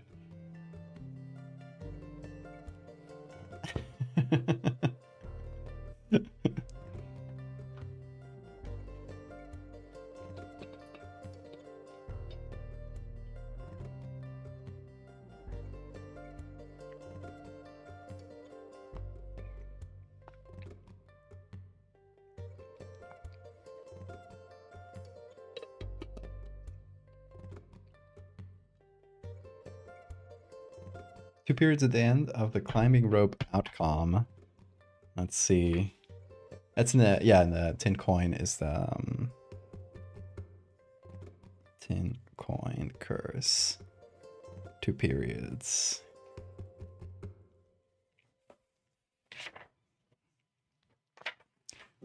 Thank you. We will be fixing those. Okay, a mockery of visage. We have gone to the ruins and we have destroyed it, and that marks the end of this little expedition, of their second expedition. So let's see what we got for the next one. Let's see. Okay, so now our curse, the voice, goes into effect. You don't remember, every 2 expeditions. So, you know, the second to last expedition and now this one, we have to roll a d4 and we have to choose the result of the d4, and that's the area we need to go to. So we roll d4 and we get a 4, which means we stay in Lazarak. That is very good because it means we get to keep our money. Staying in the same area is much cheaper. Bad news though is since we stay in the same area, we can't restock. You can only restock between, like, if you move between areas. So, yeah, we get to make savings, but if we get unlucky and we lose 3 HP, we might die. Thankfully, we have this revive. Squid Liminal, welcome.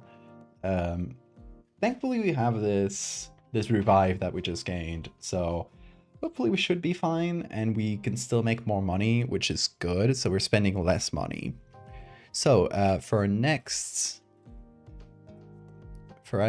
travel, we're staying in the same area, which means, and we've got to pick the most expensive option we can afford, which means we got to spend $20 riding a coach. And in our travels, okay, let's remove $20 here. We're at 40. And in our travel, we got 3 and 4 chances of getting an encounter. So let's bet. Hey, Mossrot, welcome.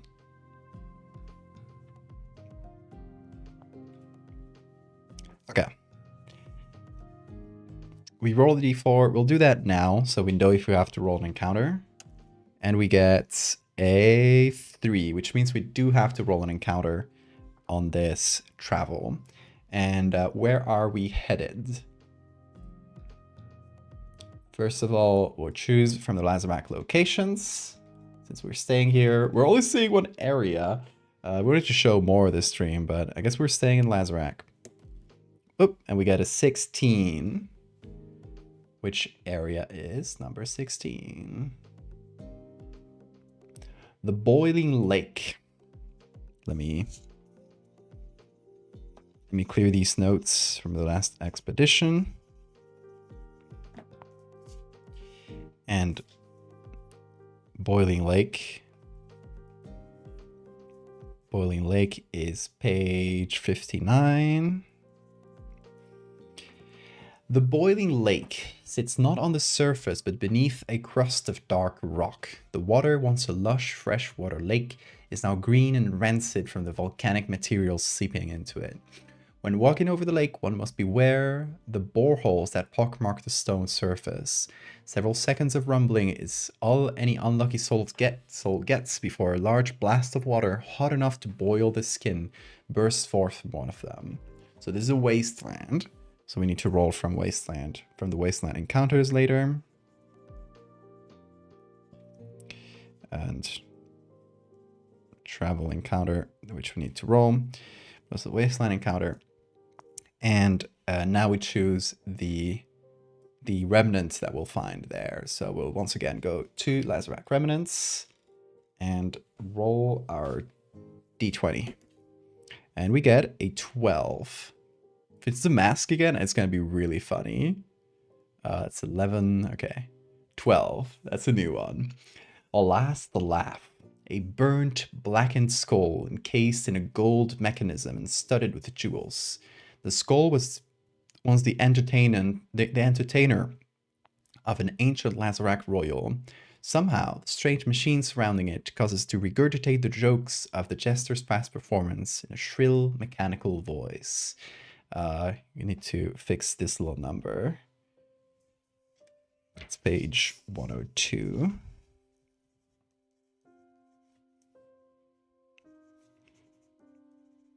Number 12 overlaps. Okay. Making little notes of things to fix. Girly isn't dead yet. We're at 3 HP, but we get 1 free revive for because of one of the encounters we had before. And we are, though, at 4 curses out of 10. If we get 10 curses, we lose. So we gotta be a little careful. But we're going guns blazing. I think the best ending for this character would be gaining too many curses and becoming a monster. So we're kind of headed that direction, I think. So we got the last laugh, which is page 102.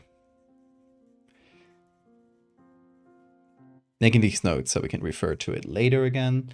And now we actually roll the encounters. So first of all, we're rolling a travel encounter once again from Lazarak.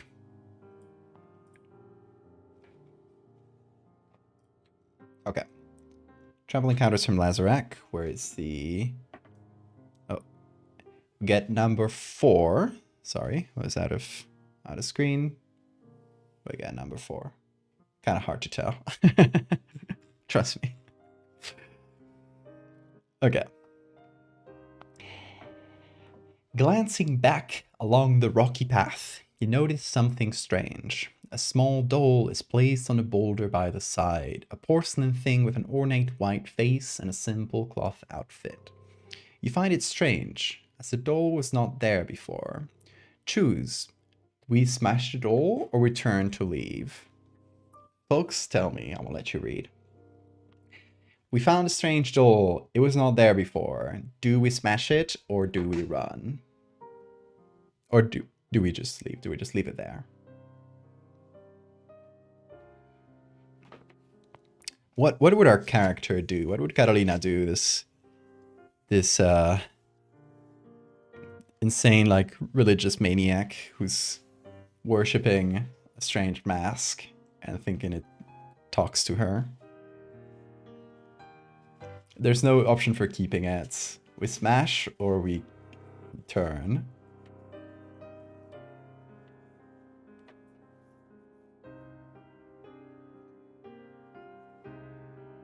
Not a door, a doll with an L. A white porcelain doll. Sorry for my pronunciation.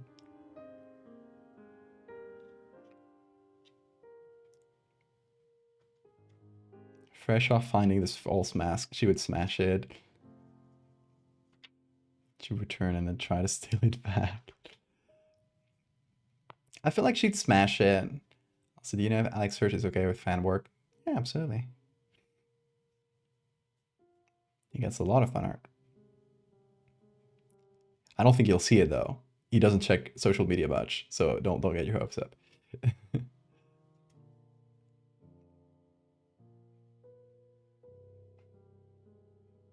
The garden might be behind the doll.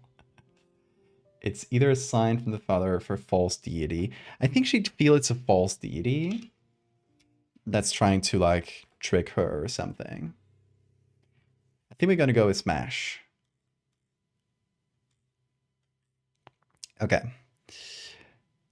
Smash the doll. You smash the doll in anger. This thing is definitely evil and doesn't deserve to survive. Raise your corruption by 2 times the amount of times you smash the doll.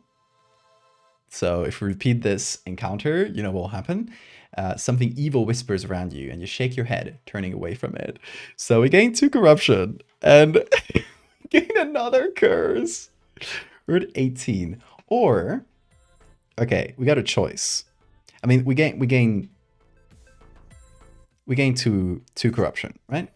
But before we gain a curse, we got a choice. With one of our curses, called Inkrot, we can lower our max HP by 1. So we can lower this, and in turn, we lower our corruption by 1d4. So we can lower this so we don't gain a new curse, but we do lose 1 max HP. Which is it's a tough choice. What do you guys think?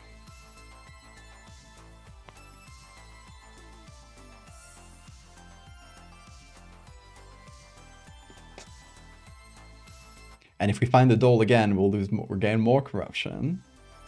New curse? Okay, we'll keep our HP. We get a new curse. So, before we continue on with our travels, let's roll for our curse, shall we? By the way, how are you guys enjoying the gameplay so far? I know it's different, like watching someone play than playing yourself, but I am having a lot of fun. I think we made something that's fun to play, which I was a little worried about because I haven't like really played it myself. Like I've checked I know the writing, I've checked all the stats and stuff, but like the actual experience of playing it is different. Curses. Let's roll our d20, and we gain curse number 12. Let's see, what do we get for 12? Little brother. Oh, that one's this one. Little brother. We're becoming a monster so quickly, folks. Little brother, what at first seemed to be a small cyst on your neck starts growing larger and larger. Overnight, it grows an eye. Others follow. This growing creature, its starting eyes full of malice, is now sharing a body with you, sometimes taking complete control of it for a brief moment. So whenever we have the choice to gain corruption, such as during an encounter or when selling a remnant, we roll a d4.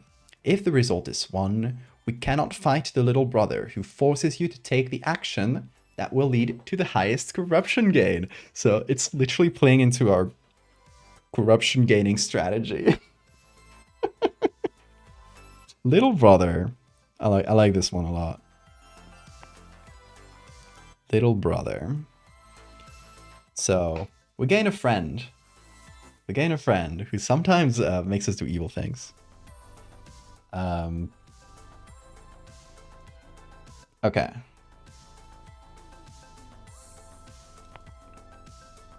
When a choice can gain corruption, d4, and if one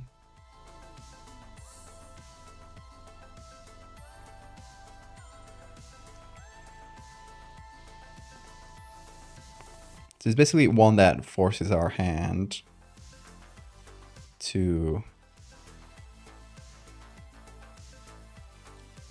take option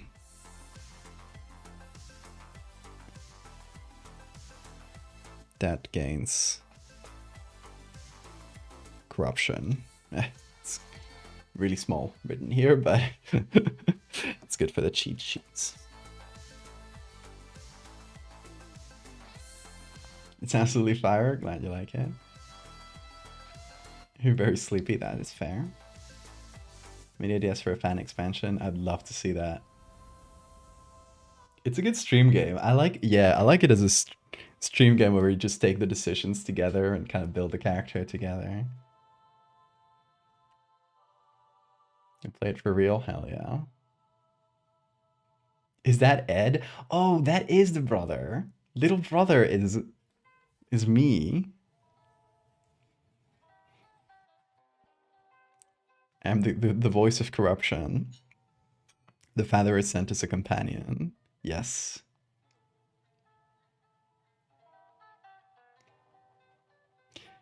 It's a dull entry. Should we have a comment? Yeah, that one's still not edited. I will, but I have a there's little spoilers. There's a dull. The dull encounter happens in every travel area, or in at least some of them. I don't remember if it's in everyone, but you'll see the dole in several places, not only in Lazarak. And I've edited the first one, but I haven't transferred the edits to the second one. So yeah, no worries though.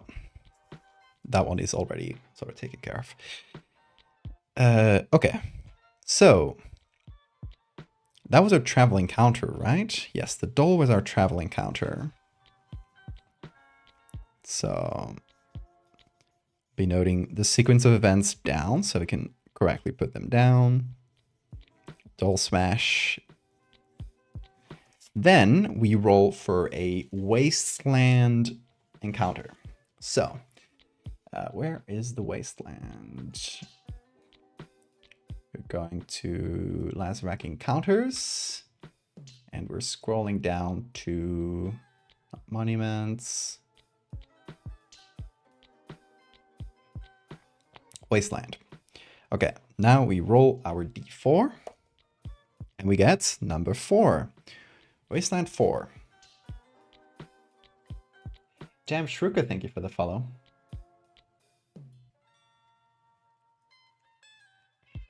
Hi, Bean. Okay.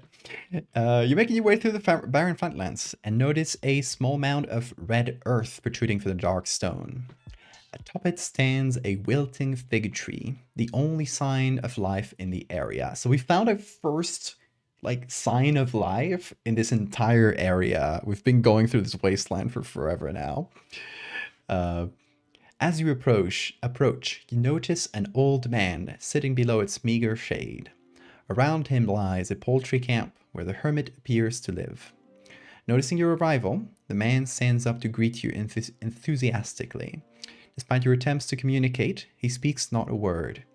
You surmise that the man has taken up some kind of vow, punished by himself or others to stand alone, keeping the tree alive in a wasteland in futile defiance of the laws of nature. Choose. Help the man keep the tree alive, burn the tree, or walk away. I will let you read the options. Do we help the man? Do we burn the tree? Or do we ignore this entire situation? What would Carolina do? What do you guys think? She's kind of insane, so I feel like helping the man is out of the question. I don't know. It's evil, but I feel like it leans into the character better to either burn or ignore. If it is life, she might consider it a sign of her god. Maybe that is actually true. Maybe she does see this as a. And honestly, in this specific instance, the voice is calling her. It's not like the other instance where she was just wandering around. The voice is now called her to a new place. So maybe that's where the voice called her. So maybe she feels compelled to help the man. Fig trees appear in the Bible and it's a sign of God.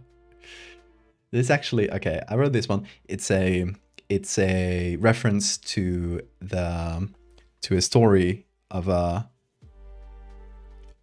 specific fig tree that grew in that some guy helped like grow in a volcanic area in Lanzarote, which is the island where this whole area is based on.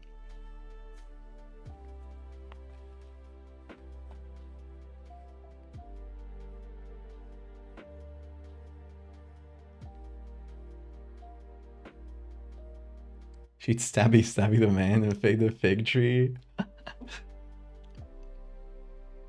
Help the tree spread the word of the father he calls. Maybe she'd try to proselytize this man, as he's not like trying to shoot at her like the last person she met. The voice called her to take care of the tree. Sacrifice an animal or person. I mean, we got to choose within the options that we're given, but within that we can choose like how this was done. So let's go with help the tree. That was not my first instinct, but I think it's probably the right option. So help the man keep the tree alive. You take what water you have and feed it to the tree. The dry red soil drinks it enthusiastically. You spend the evening with the old man, sharing in the silence and darkness of a perfect starry sky. You awake the next morning in the shade of the fig tree. The old man enthusiastically points to one of the greener branches. A fig has sprouted. You lose 5 corruption, but lose 2 HP as you run out of water for the rest of your expedition. Oh, we sacrificed all of our water, thus like getting really thirsty and losing a lot of health, but lost 5 corruption, which means, I mean, we are 20 currently. We already gained the curse for 20, so like our next curse is at 25, so it means we're like 10 away from the next curse, which means we're pretty relaxed on curses for a while, but we have lost 2 HP. We're not at 1. We still have 1 life. So we got one up. And we get 15 here. Where's my pencil here? So we get 15, and we already got the curse at 20. 20 curse taken. Okay. And we are 1 HP. Oh, Lord. We're gonna die so quickly with this lady.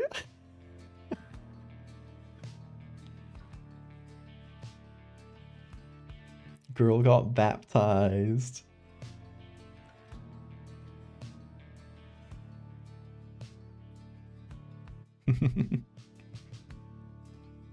Okay, so a fig has sprouted. It's kind of cute. I like how this one ends if you help the man. Especially compared to what happens if you burn the tree, which I will tell you about, because you play the game. That was one of my favorite ones to write, I think. I'm glad we landed on the fig tree, man. Okay, so we have done our encounter, and now we come across the boiling lake, where we find the last laugh, this encased skull that used to belong to an old aristocratic man of Lazarak. Okay. So, let's start the tale by talking about the door smash.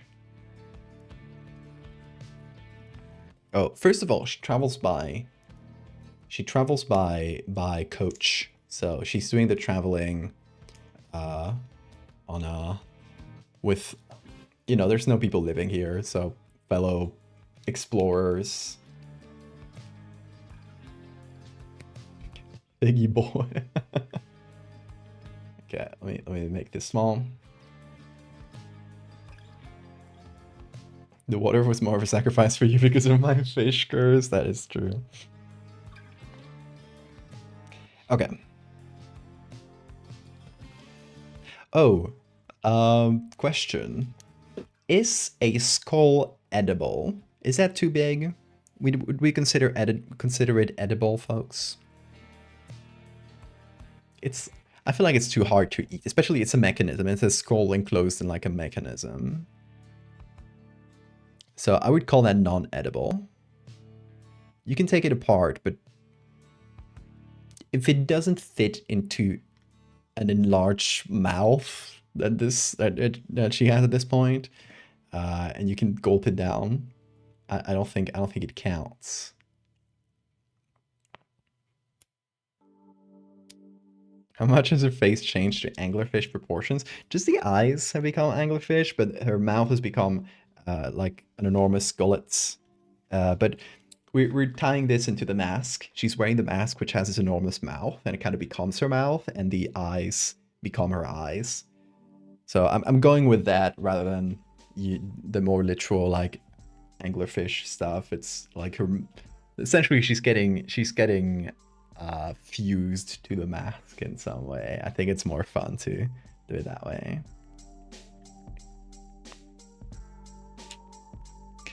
So I would say it's non-edible.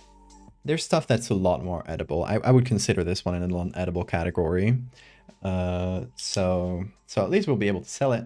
But when we sell it, we gotta take the curse into account, the little brother curse, which we gain as... When did we gain the curse? It was the doll smash, of course.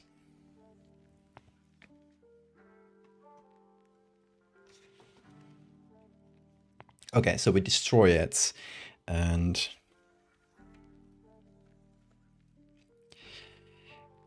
upon destroying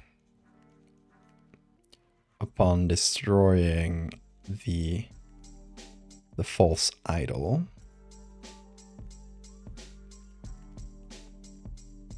his voice returned.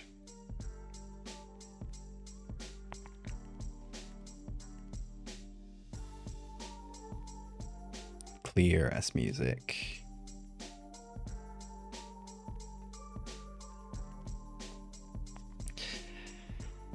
So he smashes the fake's imitation of his face, and as she does, the voice returns. So she starts heading in that direction.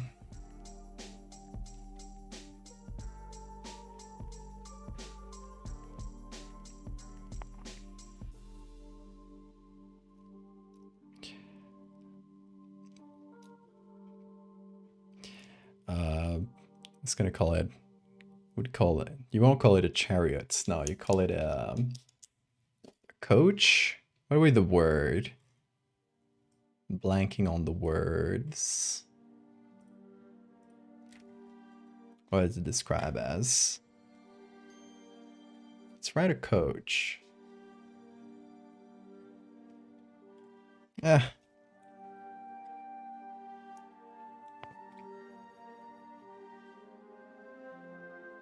Does Deepakara contain the homophobic cuttlefish?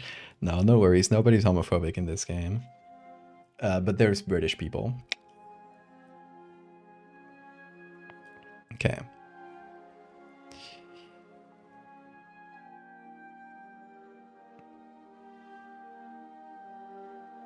Called by Providence.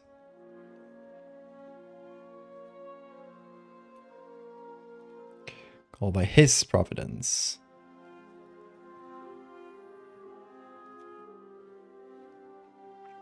I guess carriage makes more sense. Carriage appeared in the distance.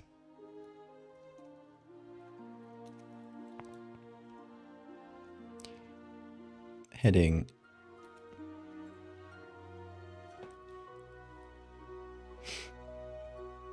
in the voices direction.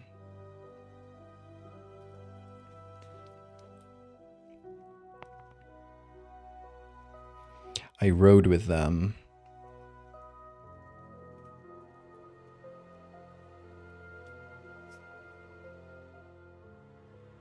Until a wretched presence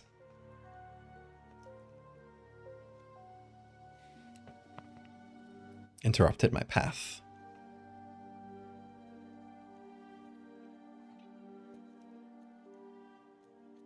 Path with uppercase P. Because of course it's her holy path. Okay.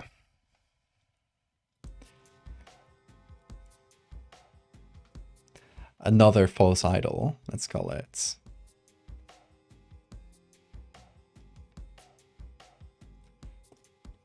And maybe we draw.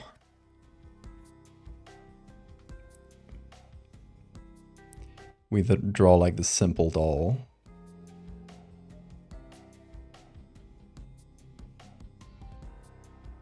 I guess she's porcelain. Right, so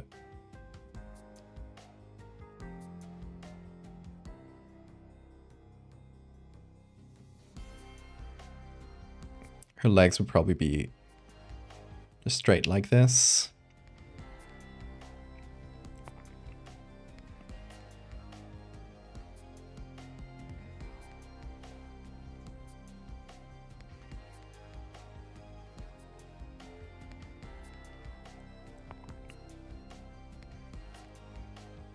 And maybe she has a little cute little dress.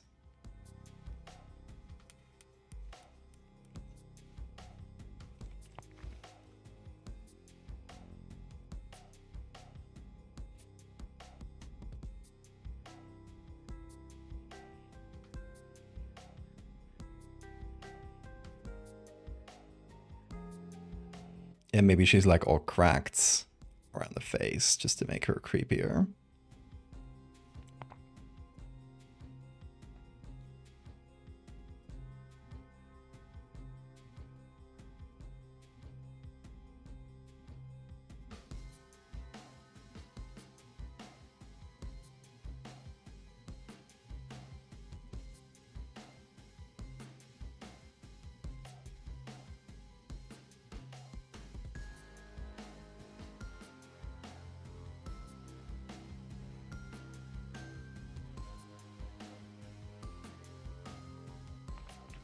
A little doll.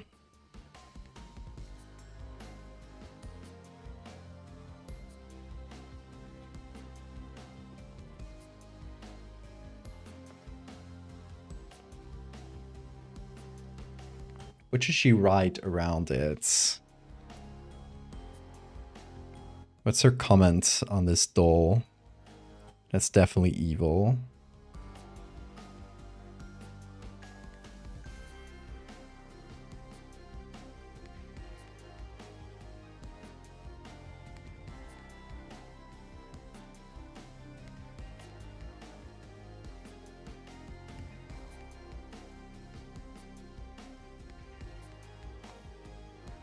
Emissary of the false gods? That goes hard.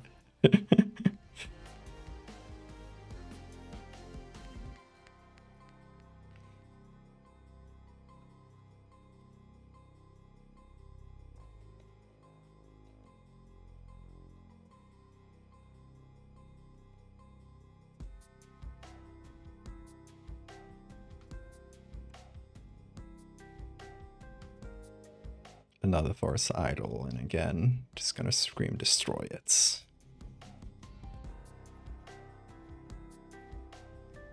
I'm gonna go over the words destroy it here as well,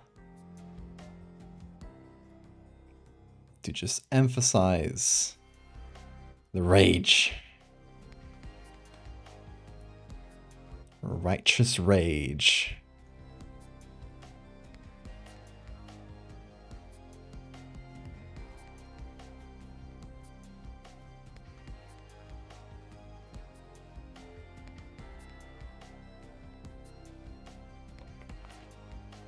This is a page where she just destroys a bunch of things.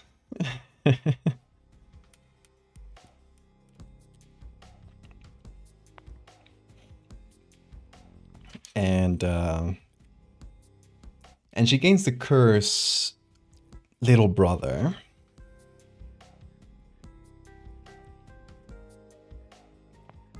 Destroy it, and as I did,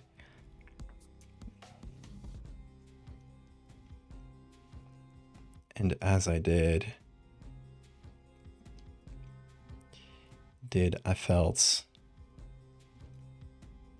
the feathers.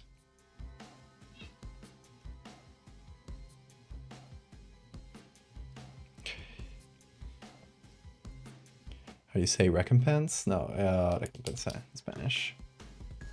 Reward.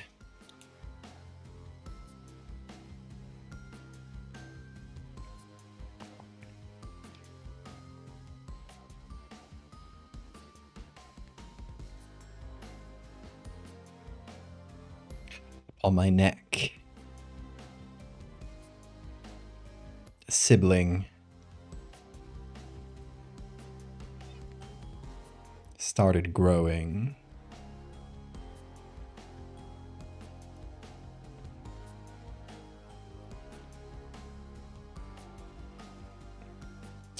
Oh, is that you, Eduardo? Maybe she used to have a brother called Eduardo, but who knows what happened to him. Now she feels his presence again.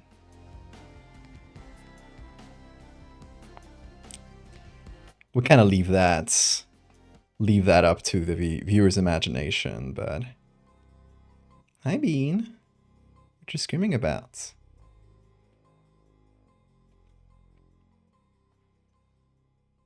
She lost everything, yeah. Who knows what happened to the real Eduardo?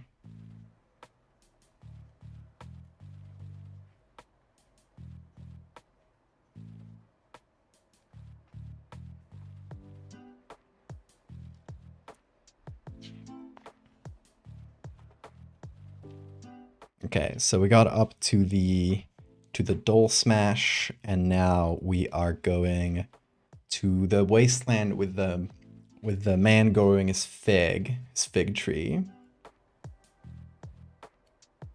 If you write her speaking to Eduardo in the story, is it gonna feel like she's speaking to you? Yeah, why not? Why not? Also, like, look at what we got so far. I'm liking the style we're going for. It's just kind of all over the place. I'm only doing one side because I want it to be clean, but this one's all text. But there was a lot of things that happened in this one. This one's more drawing style. Yeah, it's good. It's good. I'm liking it so far. It's coming together. Bean, do you want to go? Is that it? Okay, let me open the door for Bean. He probably wants to go to the toilet or something. Go, Bean. Go, my man.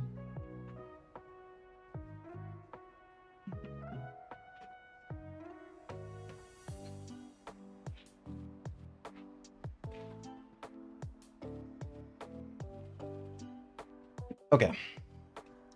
So, now we get to the part of the story where she meets an old man.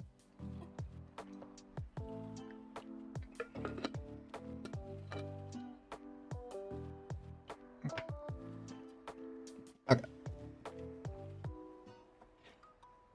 Iced, if that's how you spell it, how you pronounce it. Thank you for the follow. Welcome.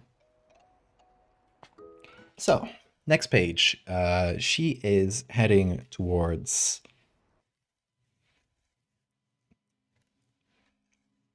Okay.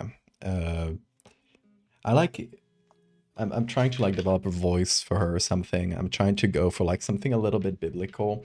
A lot of phrases, a lot of sentences that start with like "and something happened," and this happened, and that. I don't know. That feels a little biblical. I don't know if it is, but it just feels that way to me.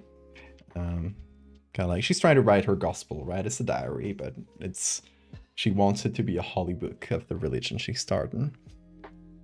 I guess if she survives this whole ordeal without becoming a monster or dying, we will retire her as like a cult leader. I think that'll be a fantastic way to end her story. Like she gets to start her own religion.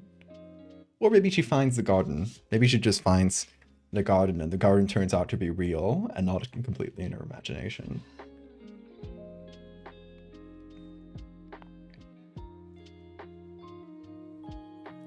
Small note, personally, I would name each of the starter archetypes included in the book, like the hunter or the archaeologist, make it a bit easier to communicate with others, the one you've chosen. Yeah, that's a good suggestion. I'll note it down, I'll talk it over with Neon, I'll see what we do. Name, character archetypes.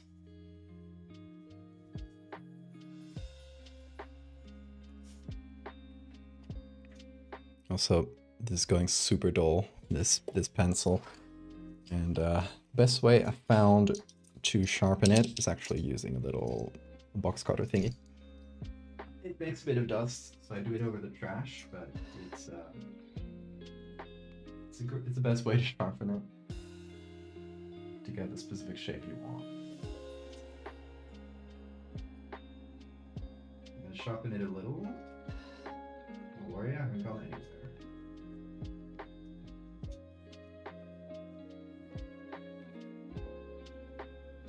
It was really dull. Okay. Sharp as a spear.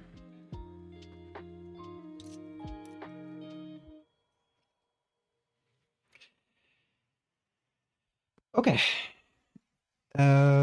So she smashes a doll, she gets the new curse, and she finds the old man.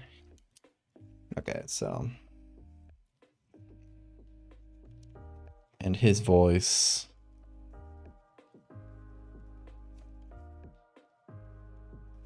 Now strong and clear.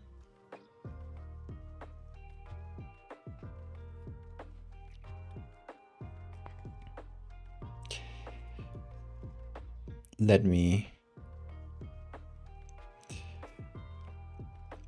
to a clearing now, a hill now, mound now.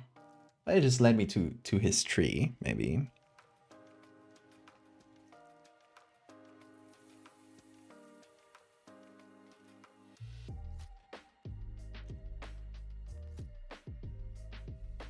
A withering fig tree. Do we insult the silent man who keeps the tree? No, he's fine. The man is fine. She probably thinks like the man is on her side. A withering fig tree.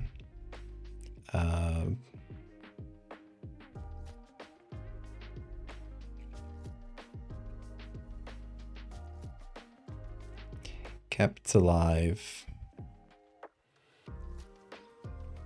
by a silent man.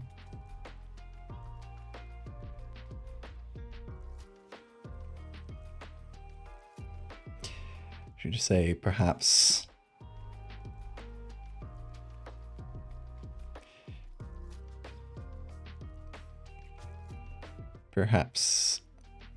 another follower of the true father? That's why I hear Bean screaming outside. Let me go get him. He's making a ruckus.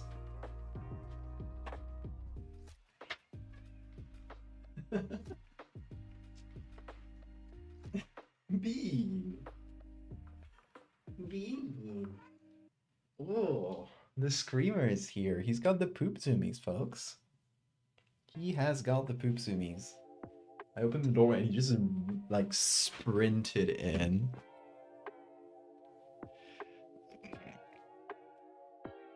What is it, Bean? He's so excited. He's so excited. 3 cheers for Fig Boy. I love Fig Boy. Bean is choosing to honor the history of Pride Month with a riot. Hell yeah, brother. Love you for that.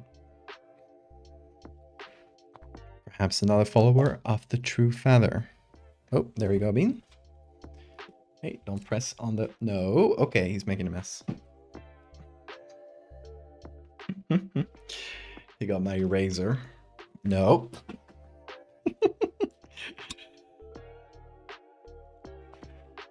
Okay, so... Oh my god, he found the dice. A withering fig tree kept alive by a silent man. Perhaps another follower of the true father.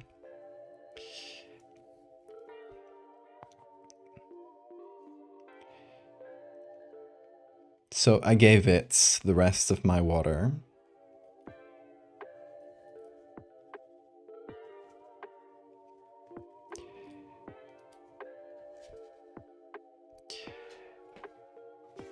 Going thirsty in its stead.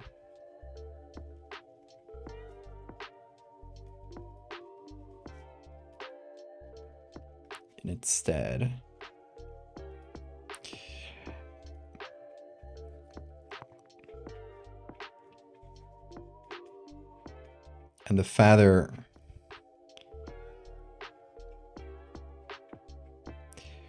granted me a fig.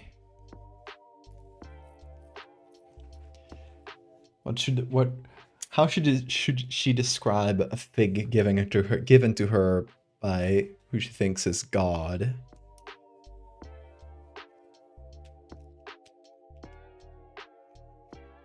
It's true. With what Mechtel says, like maybe the titling can make them a little bit less like malleable in that way. That is a fair point.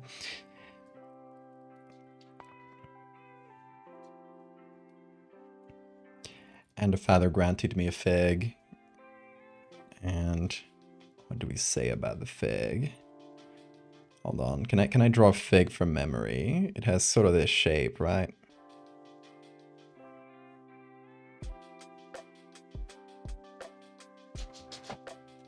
Bean. Careful there. It feels more like a pear.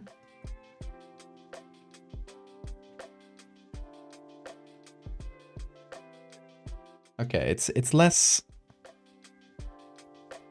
It's more rounded, I guess. It's the greatest fig ever. I mean, yeah, but...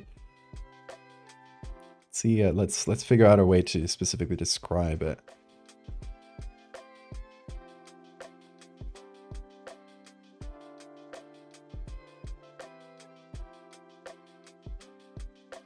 Let's open it in half. I'm getting reference. I got reference for the fig. Don't think I'm the fig expert here. Although I do love a good fig.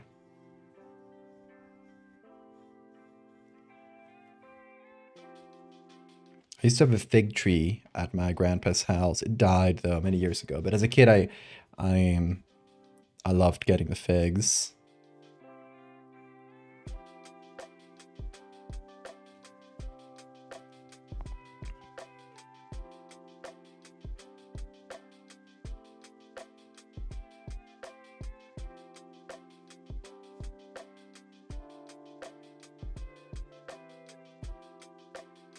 Of course, Bean, careful there.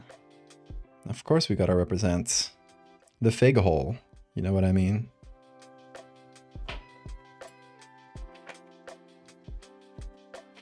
What are you playing with, Bean? That's nail polish, but I guess it's closed, so. As long as you don't open it. It's going crazy about this nail polish. It's a little tiny bottle. It's like screwed on tight, so I don't think it's gonna make any mess. Playing football with it. It's going bananas.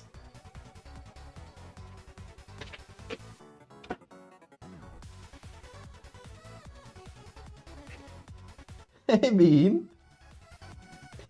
He's screaming.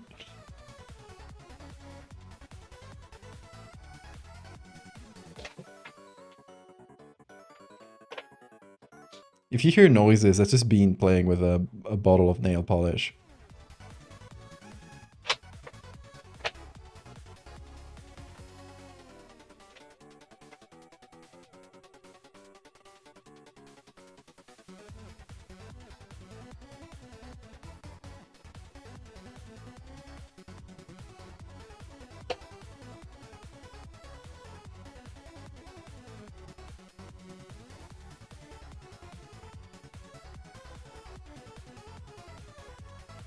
I may have sharpened the pencil too much.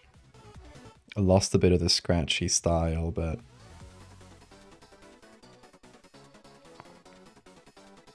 lesson learned.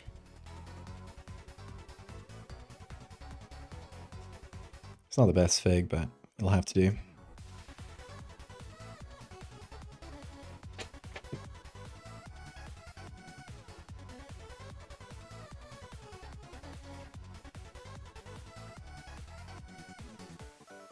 It's holy fruits. He wants to get his nails done. Do you want to get your nails done, Bean? Are you having fun? He's having fun. And the father granted me a fig.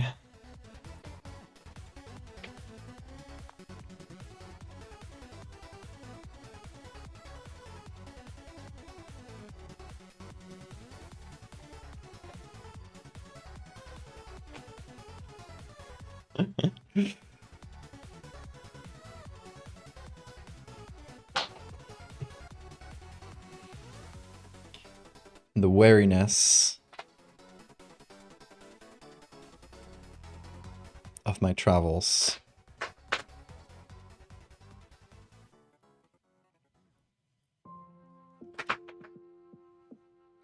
Left my body.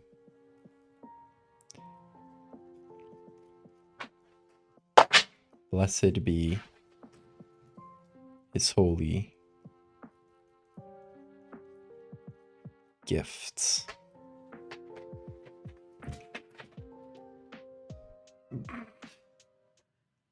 Is the bottle fine? Yeah, he's good. The father gave her a new pencil from her bag. It's really going on the little bottle. Yeah, I don't know why he found it so entertaining. I guess it slides around very well because it's made of glass. Blessed be his holy figness. Okay. So now she ventures on to the boiling lake. If you remember, this is a lake that's covered in a layer of lava, and there's little pock marks through it, little holes. And if you're unlucky, if you pass through one of these holes, like a burst of boiling water will hit you. And I guess this might have happened in the middle of this, but I guess we're separating these two parts of the adventure, so it's fine. Oh my god, bananas. You're bananas, dude.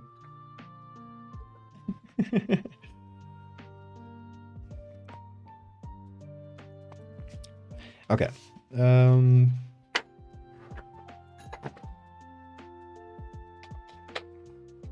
Is that? I thought he dropped some nail polish, but it was just a little drop of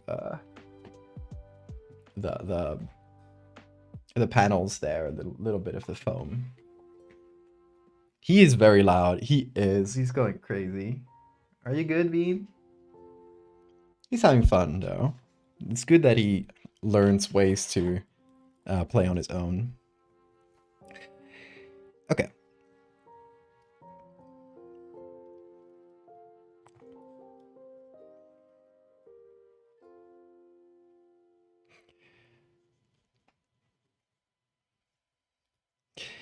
Through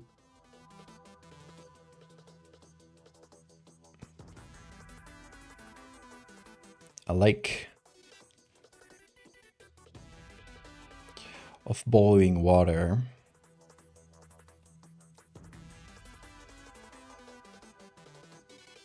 he guided me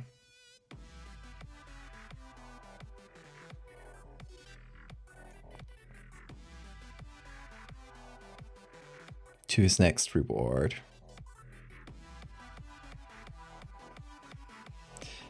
So it is called The Last Laugh, which we will put in our remnants list here.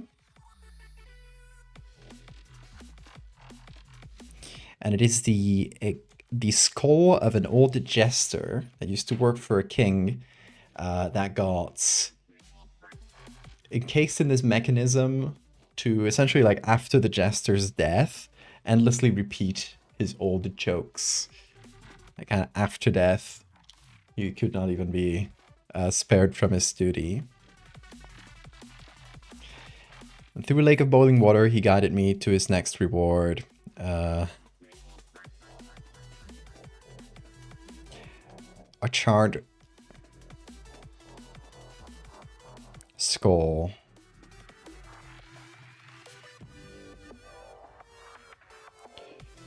Whispering strange messages.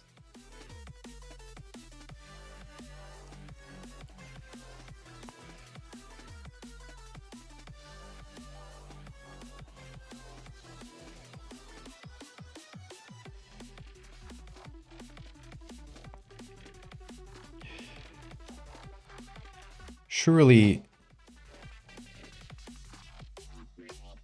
sought after by collectors. A boon to my voyage. So I think she just gets it with the intention of selling it, because I don't feel like there's a way of getting this charred skull that says jokes. I don't think I have a way of fitting that into the narrative. So this one's just going to be for selling. And at least we'll hopefully get some money. Wreathed in golden jewels would be good. So yeah, that ends our last adventure, our third adventure. And now we get to choose what we do with the remnants. So we got this remnant, The Last Laugh. And if you remember, on the return page, we can choose what to do with the remnants. You must make a decision. And remember, we got the curse called Little Brother, which means every time we make a decision where we can gain corruption, so, you know, every time we make a decision where we can gain corruption, we have to roll a d4. And if we get a 1, we have to take the option that gains us the most corruption, which in this case is keeping the artifact. Oh, Bean threw the nail polish at my feet.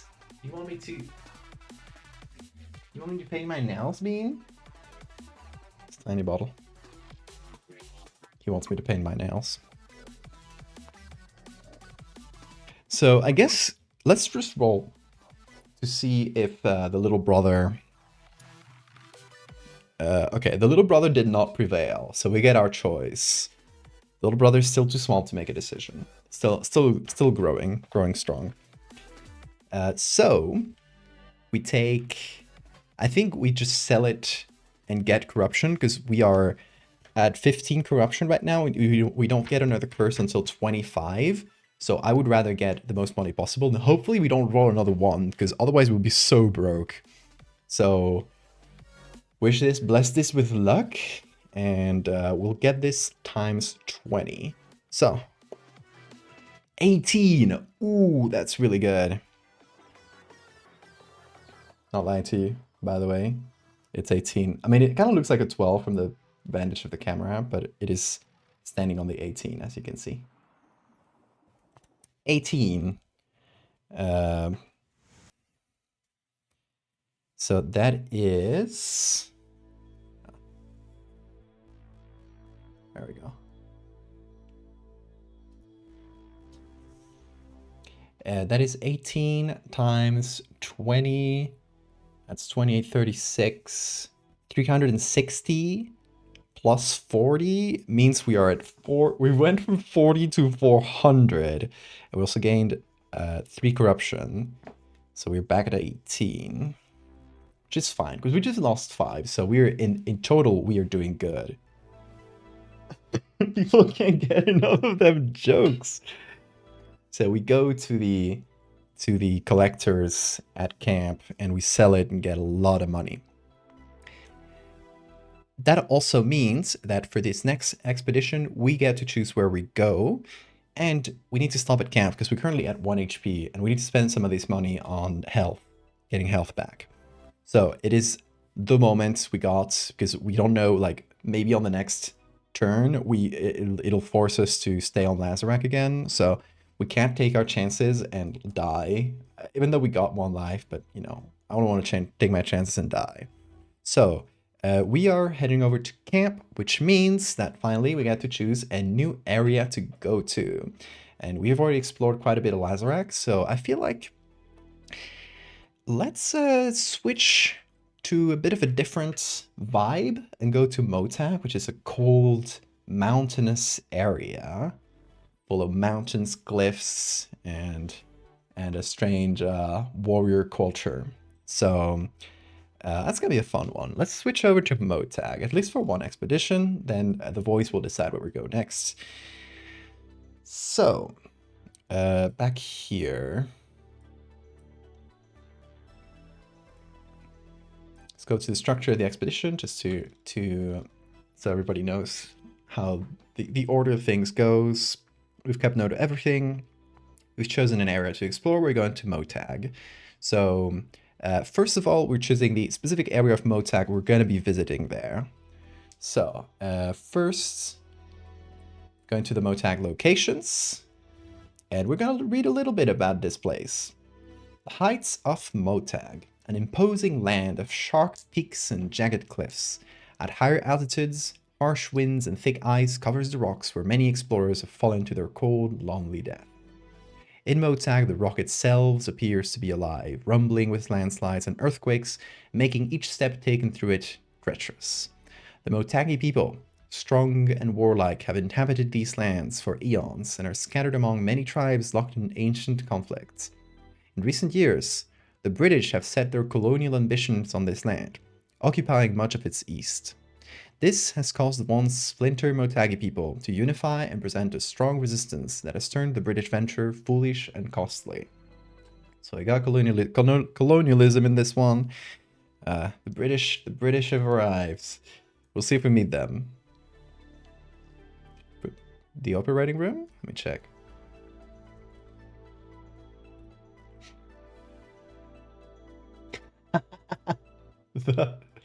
Hold on, put it here.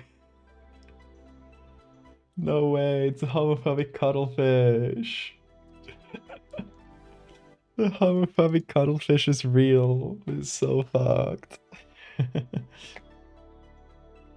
Motagi is exactly, it's based on the Celts. It's specifically, a lot of it is based in Asturias, where I'm from, where I grew up.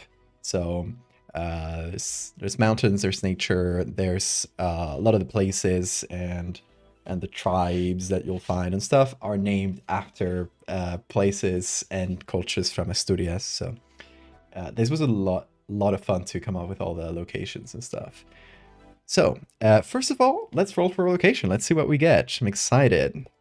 We get number 4. So, number 4 should be right down here. Oh, it is the cover! It is the cover! Okay. The recent discovery of the Titan skull is a matter of much debate across the world. It appears to be an enormous human cranium with an eye carved on its forehead. Whether it is human-made or the fossilized remains of a titanic human is a matter of speculation, yet there is evidence of some type of worship ritual being performed around it. It is currently being excavated by the British colonies in Motag, who keep a tight control. The British did show up immediately, who keep a tight control over the perimeter of the excavation site and the information leaving it. Local Motagis are calling for the skull to put back into the ground, claiming awakening it would release an ancient curse over the land. So it is one of the 4 monuments from Motag. So that's a good one. I'm excited. And that is a cover of the game. Let me show you in a sec. So we get the Titan skull. Monuments.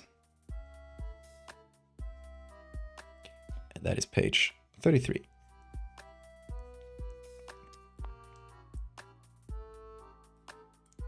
This is the Titan skull, right there.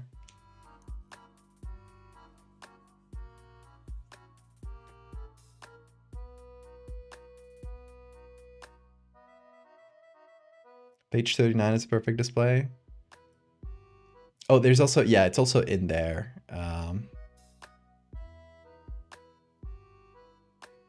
Oh, this one. Yeah, that's the one of the postcards. Actually, you can get these as physical postcards. I don't think all of them are in the book because we have to cut some pages because you can only have like certain numbers of pages. It has to be in obviously in even number and stuff.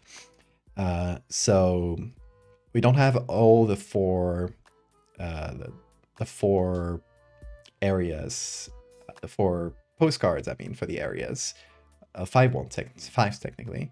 But we have some of them in some pages. I really like this one. I think it's my favorite out of the postcards. So, we got the Titan skull, which is the cover. And now we roll for a remnants, which is going to be number 19 from the... Where is this? It should be around here. This is from Sarah.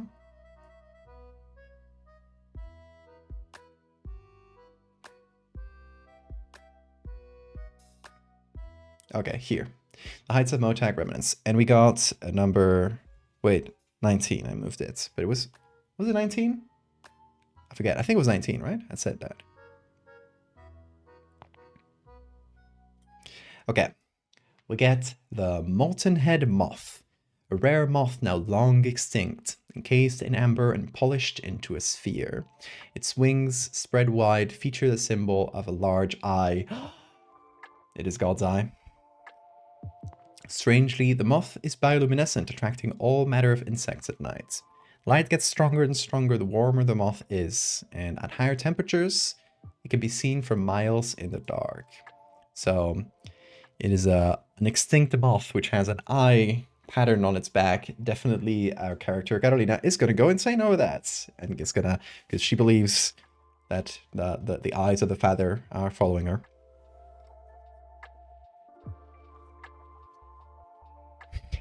And this one is definitely in the edible section, for sure. It's a moth in amber. It has to be really big moth to be not edible, so definitely. Molten Head Moth. Page 90. Perfect. And finally, before rolling our encounter, we need to choose. Now that we can stop at camp because we're moving from area to area, we choose our gear and how we travel there. So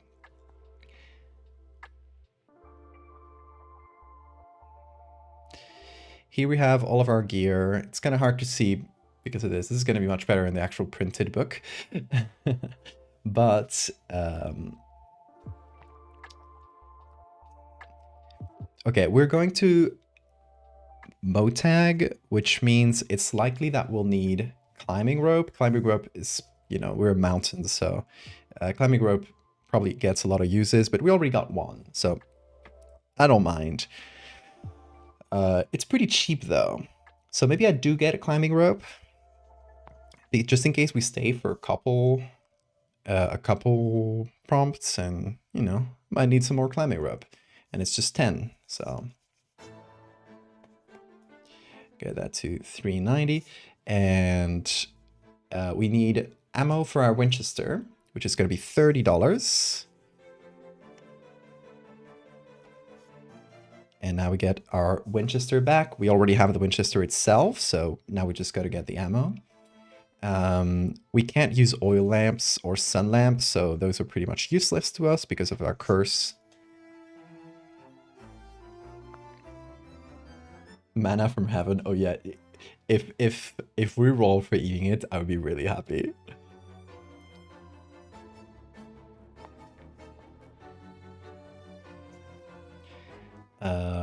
We already got a hunting knife. Oh, okay, here's a fun one. A fun thing you can get before an expedition. It is hiring a local guide. During your next expedition, your guide will help you traverse its perils. During encounters, roll double dice and choose the result you wish. Leaves after the expedition. So if we get this for one expedition, we essentially have like advantage on all the throws we need to make, all the dice rolls, which can be quite useful, especially if you're kind of on your last legs. This one's quite useful as well. Studies on the Lemurian language, but especially if you're going to like a town or something, if you think it's likely that you'll encounter people, it's essentially like a guidebook. Will allow you to communicate better with the locals, essentially. Yeah, it's like sometimes people say something at you, and if you don't have this book, you haven't like studied this book, essentially, you can't really understand what they're saying. So right now, probably not really useful to have, but here are more things we can get. The antidote is good if we get poisoned, which can happen. Sun lamp we can't even use. It's like a better version of the oil lamp. Harpoon gun is good if you're on the water. You can also use it over land. It's work kind of like a Winchester, but it's more expensive, so it doesn't make a lot of sense to use it over land. First aid kit. That's exactly what we need. We need to spend $20 to. I think we get 2 first aid kits because we're at 1 HP, and that way we get back to max. So yeah, let's get back to max and spend 40. It's money well spent.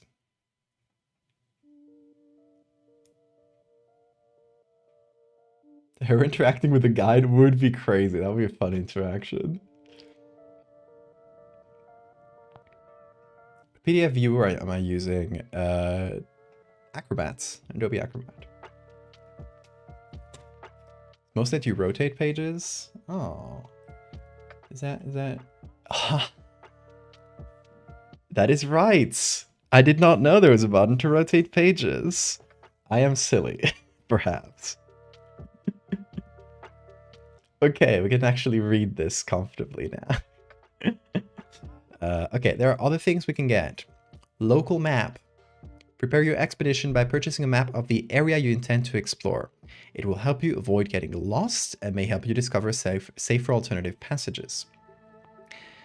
So it only works for the area you're in. Obviously, it's like a one-use thing.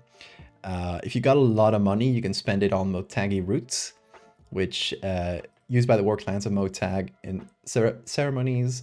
These roots are said to bring permanent strength to those who eat them. Extremely bitter. Consume it immediately upon purchase. Lose 2 HP, but add 2 to your maximum HP.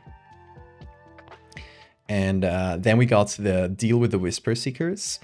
The Whisper Seekers travel across Lemuria, dealing in rumors and secrets. For a price, they will tell you where you can find what you seek. Allows you to seek a remnant of your choosing for the next expedition.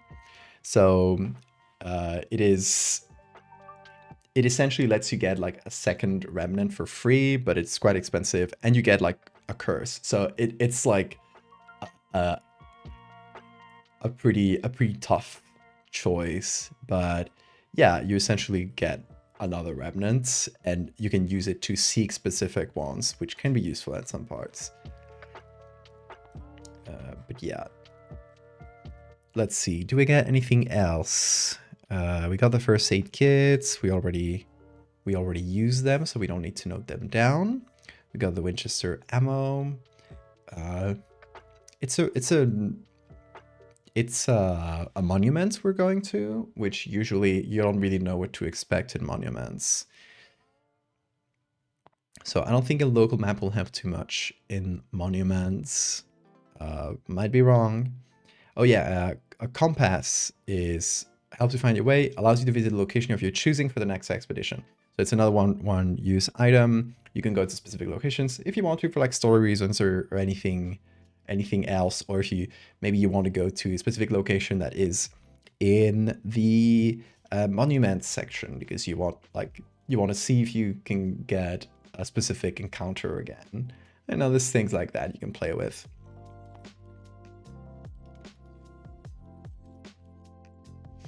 And do people become afraid of you if you get too many curses? So curses, I mean, it's up to you to how you write it, how the curses are going to make you interact with people. That's up to the specific, to each specific person and how you want to depict that.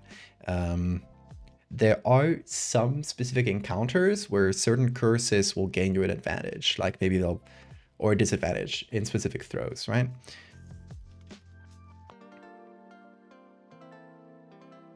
Someone mentions the word God, and she excitedly goes, "You can hear him too?" Everyone gives her weird side eyes.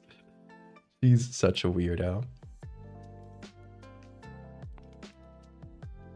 Oh yeah, each purchase meant to be sold for half of its purchasing price between expeditions. So we actually have an oil lamp that we didn't use. So we can get $7. Rounding down. I'm gonna sell that oil lamp and get $7, which, you know, I don't think there's anything that costs like, you know, the minimum price for something is like 5. So for this, so those $2 do nothing, but make math harder. In any case, we are heading over. I think. Oh, okay. I guess the problem is we've got to take the most expensive option, right? No, wait, we don't, because we're not being guided by the voice now. We're making our choice. So we can actually choose. We can choose anything here. I'm going to choose a plane. So I'm going to spend 60. And what is this? Minus 320 minus 60 is 260. So we're choosing a plane to get us to the Titan Skull, meaning we don't get any travel encounters. And oh yeah, and I forgot to talk to you about my favorite travel option, which is the $0 travel option. I mean, there's traveling by foot if you want to stay in the same area, but there's a $0 travel option if you don't want to stay in the same area. And it is really funny. I mean, really funny. It's good, I think. $0. An old fisherman stands alone in the dock. He beckons with a smile. Destitute, aren't we? Hop in, free of charge. Having no option, you hitch a ride with a strange fisherman. He takes you aboard and sails off. He casts no nets on the way, but keeps mumbling as he stares at you, ever smiling. You feel something strange takes hold within you. Realizing you did pay a price, you reach your destination, but gain one curse. It is like if you're absolutely out of money and you can't even pay to sneak into the cargo hold, which is cheap but dangerous, right? You have like the absolute desperate option of getting a curse to be able to keep playing the game, which I just think is a little bit evil, and I like it.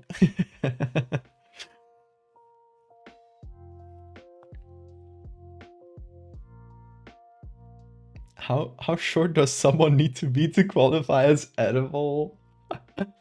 I would say, you know, I would say up to a baby. I would qualify a child as edible. Maybe it's possible if you're evil enough. Yeah. Okay, so we're traveling by plane, and we're going to the Titan Skull. On the way, as we get from the airstrip, wherever the plane lands us, to the Titan Skull, we're probably landing on like the British area of the British controlled area, and yeah, we're gonna roll for a monument encounter. So, where are the Motag encounters? We scroll down. Town, valley, monuments. Okay, let's roll. Let's roll, baby. We got number 3. Let's see, what is number 3? Oh, and we got space to put drawings here, so it might be a good one to put a little sketch in.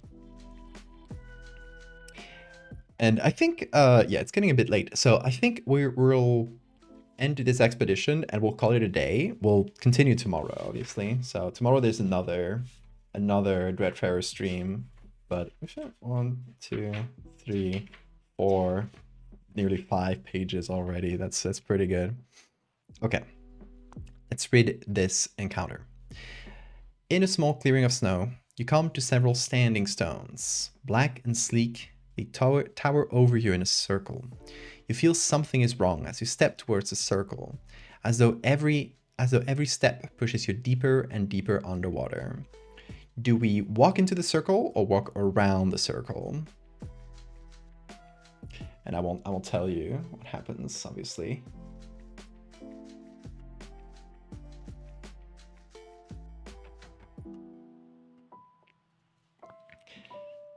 We stand in this strange circle of stones, and as we get closer and closer, we start feeling like the pressure of the deep sea.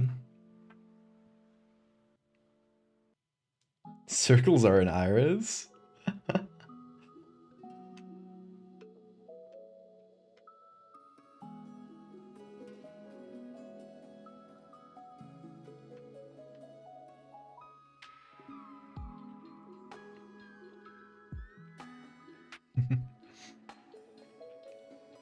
I feel like she would...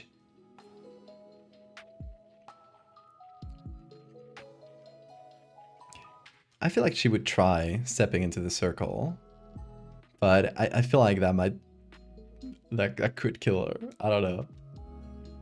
I'll remember exactly what this encounter takes away from you, so I could be wrong.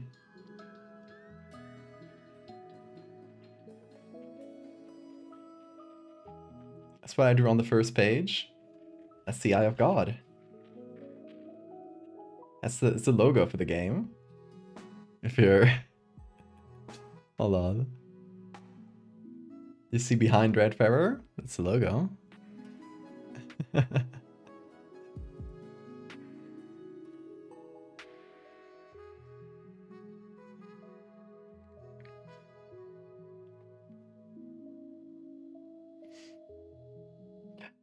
It's true that she does have experience with last time she got into a strange circle, left her heavily bleeding. This is a test of faith. She must say true. If she dies, it means she was not worthy. Okay, here's one. This is supposed to be the final bit of this specific stream, right? What if you just risk it, and if we die, that's the end of Carolina. That's the end of her story. And for next stream, we have someone find her journal and continue. How about that? That's part of the game too. You gotta take risks. It's a test of faith. It's definitely a test of faith. We walk into the circle, folks, and let's see if that's something we can take. You take steady step after steady step into the circle. The pressure building up as you do. Until the air around you shakes at a microscopic level. The stones vibrate, letting out high-pitched whine that fills your ears. You soon find yourself coughing blood on the snow below you, painting it crimson. Turn back and leave, or lose 1 HP. We're going. 5 HP.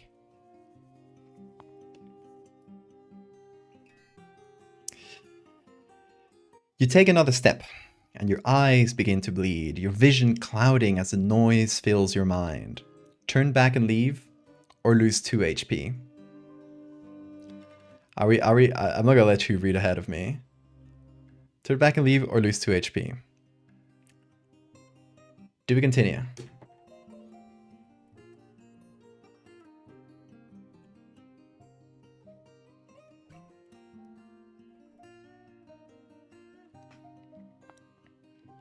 It's probably gonna keep going.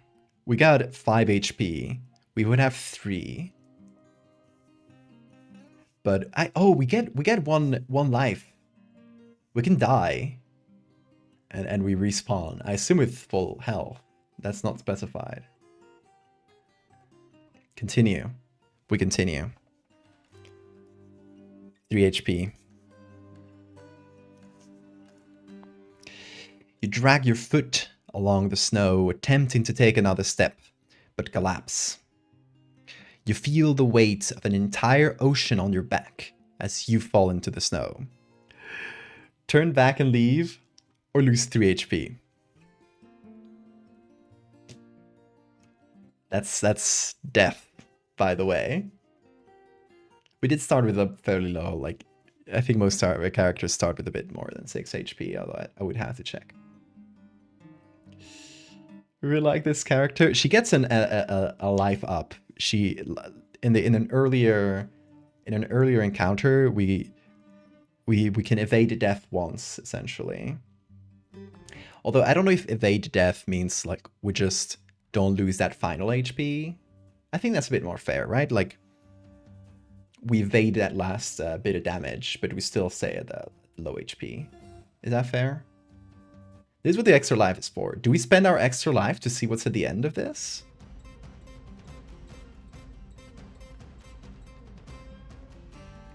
It's what our 1-up was for. Okay, chat has decided. We have lost our health up. And I'm not going to heal to full. Right, we're going to keep it at... We're essentially going to... Or do we keep it at 1? We keep it at 1. We keep it at minimum. That's the most punishing one, but we'll see. Maybe we gain everything back. Okay.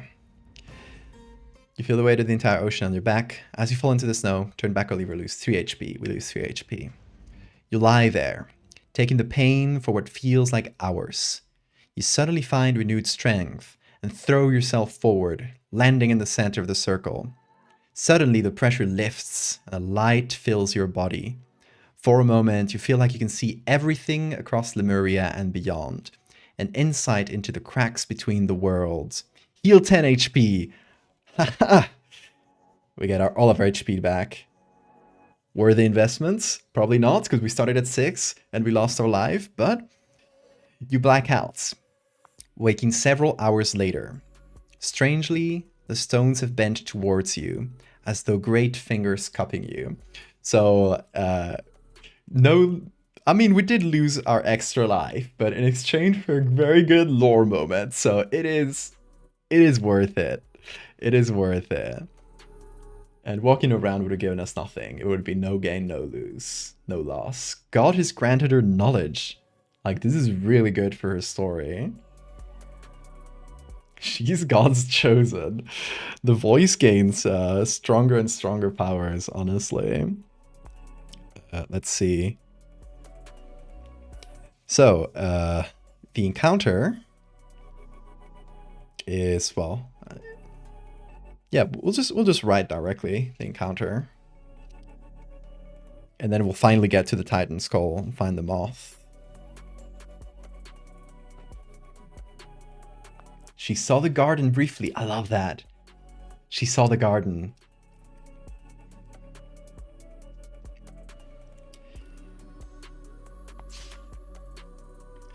Should we start it in a new page? Maybe. It's like a new day, right? It feels weird to continue it directly from the... It's difficult because... Okay, you guys aren't seeing this because I was making this big.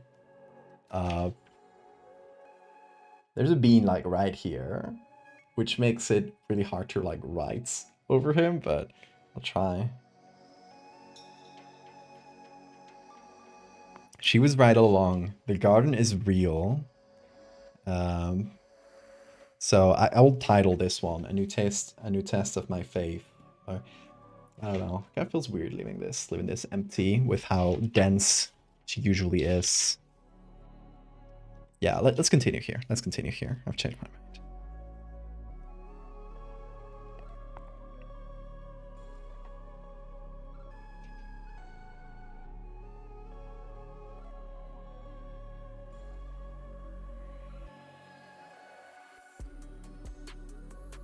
A new test.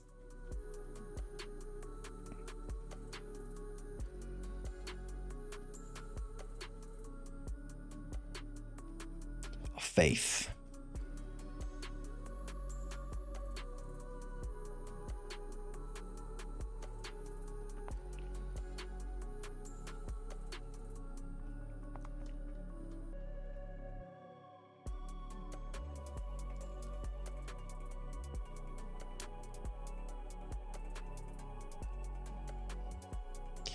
We'll make some art of the test of faith and on the next page. We can take a larger space to do it. A new test of faith. Oh, Bean put his hand over mine. Cute. A new test of faith. How do we start this? Gotta explain that she went to Motag.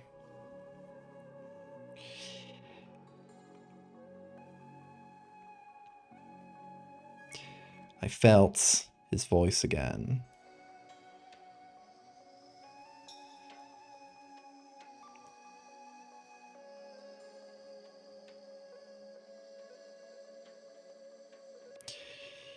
He told me a test awaited in the land of Motag.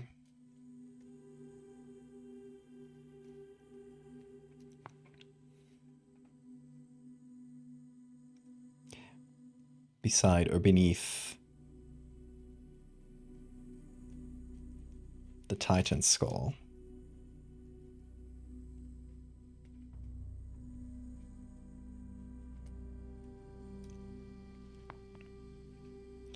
I seeked? Yes.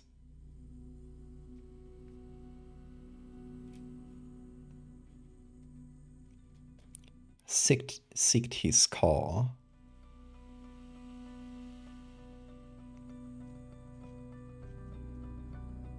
Following the echoes. I told you we'd use that.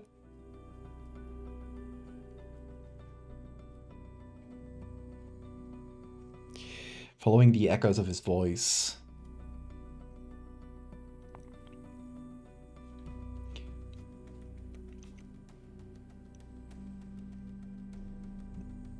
To to the standing stones. Let's just call it the standing stones.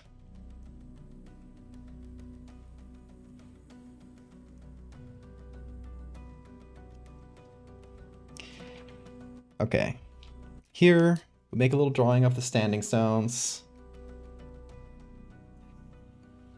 Oh, where are you going, Bean? Okay. Sure. Is Bean giving me hints? Bean, you gotta give better hints. You're great. You're a great way to set my notepad though. Salts. Thank you. I was like, that's not right, right?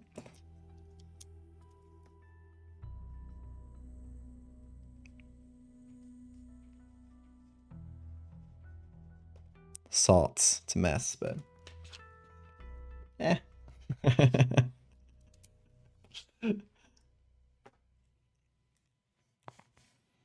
Okay. So we are drawing location. A clearing of snow. And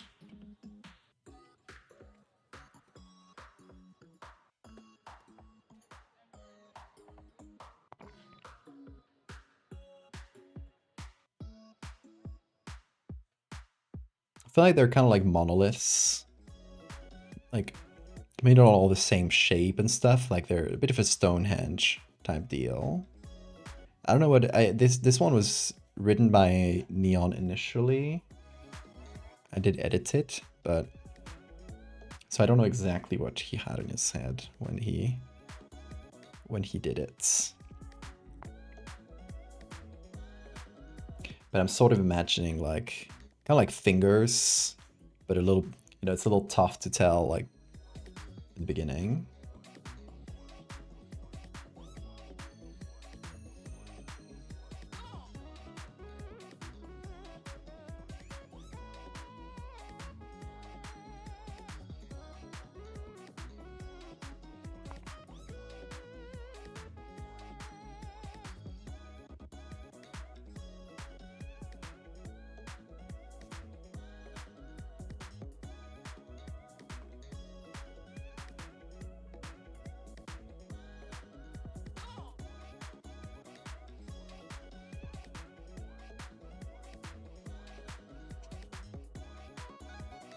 Beanie's great. He's a perfect squishy table.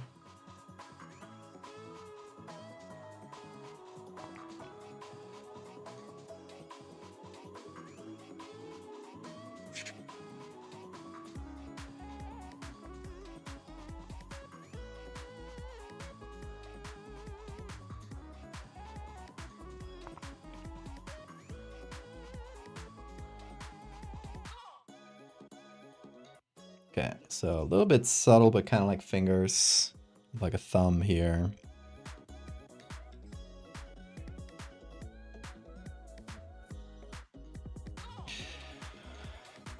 And in the center,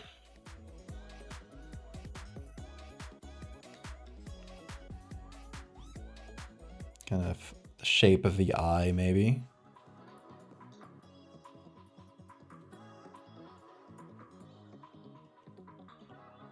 I don't know if that's like real or if just he's just like filling that blank.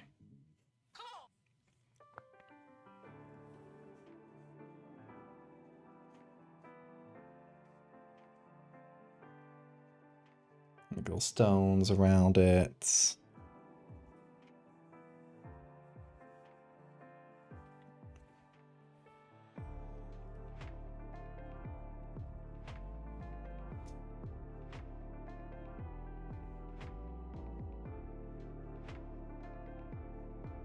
Mountain continues that way and down this way, and there's like a little bit of grass. Like it's sort of a clearing in the snow, so there's a little bit of life.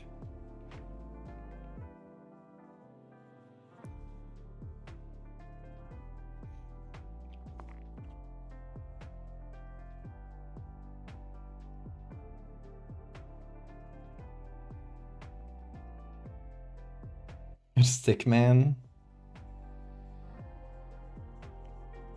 Me. Bean, did I startle you?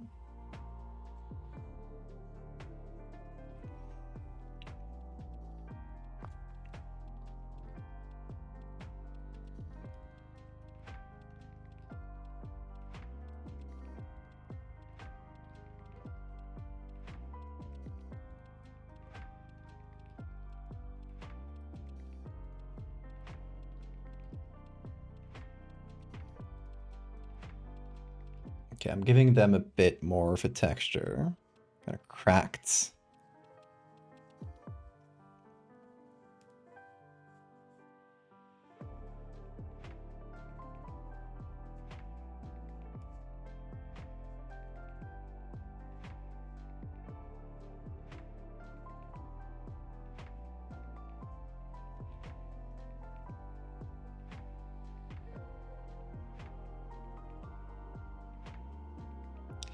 Make them a bit more organic. She has no concept of self.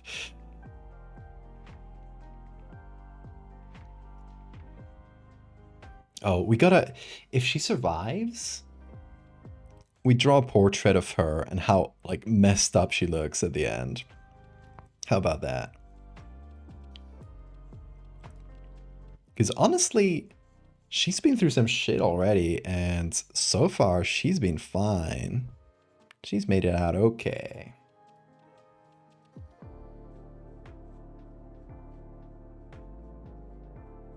I was expecting her to die faster. I'll be honest. But I'm glad that, you know, a character will last you a bit. Ideally characters would last you enough of a bit that you get attached to them. And so it's sadder when they actually die. I'm already really attached to Carolina, not only because she's named after my sister, because I think she's an interesting and fun character, and I kind of want to see where I can take the insanity that she's feeling.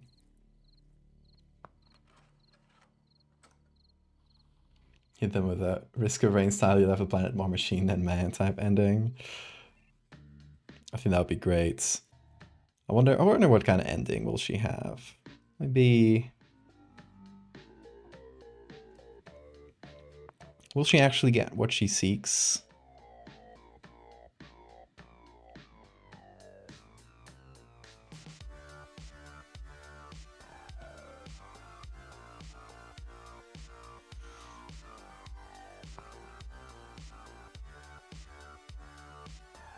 Okay, I think we add a bit of shadow on the stones and we sort of leave it at that level of detail. What do you guys think?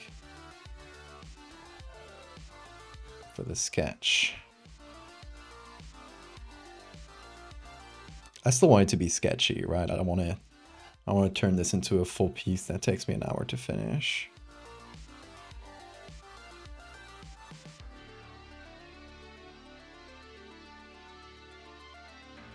And I think this is going to be a good one to put, like, literally on the page, like here, there's a perfect space, which is one of the reasons I'm drawing this a little bit, you know. Taking a little bit more time with this.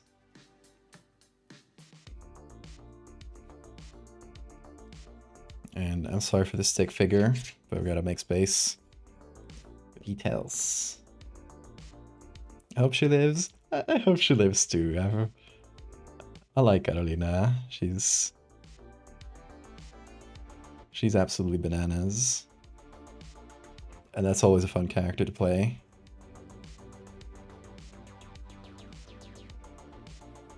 Oh yeah, these things have no shadows.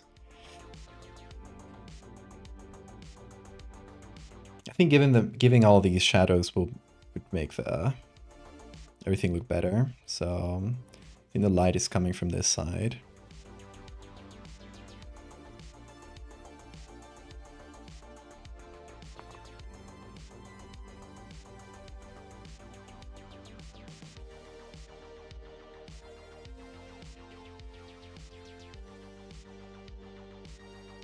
You know, our girl Carolina, she's She is insane with religious fervor, but she'll still take the time to do a little sketch, right?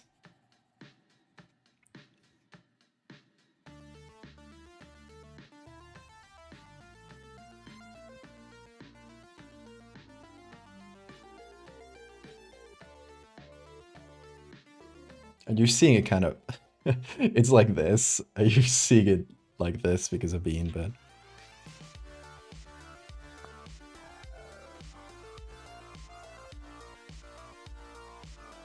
she has yet to find the garden, but she has found a new family. Yeah, she's got a little brother now to take care of. Maybe that'll soften her up a little. Who knows? Maybe she has a little heart after all.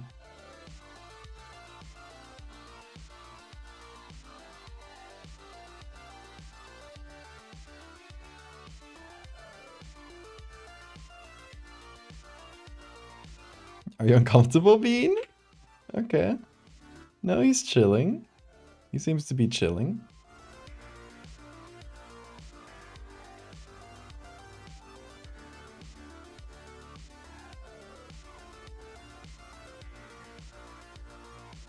Bean? Don't try to bite random things. I'd appreciate that.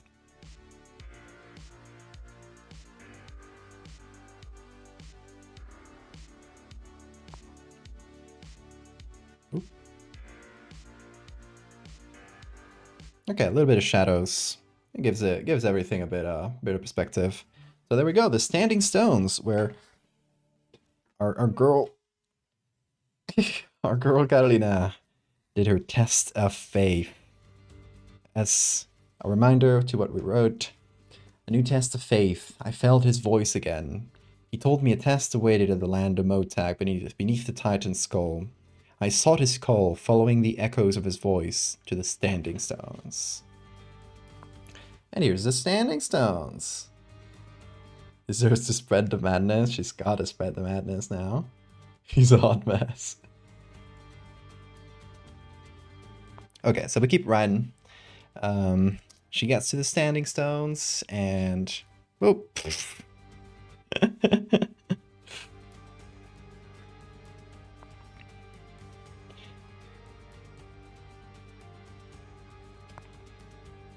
With every step towards them,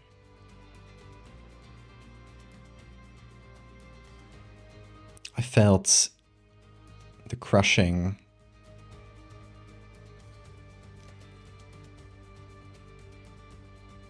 pressure of the ocean bear down upon me. Is that a word?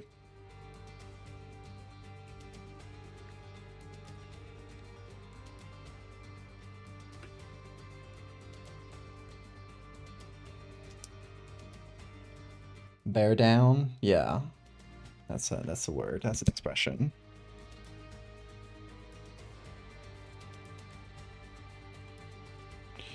Bear down upon my flesh.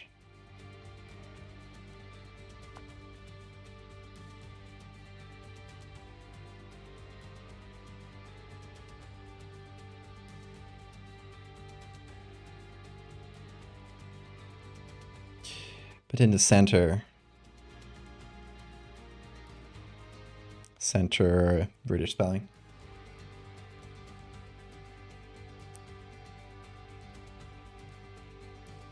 I felt his call. Okay.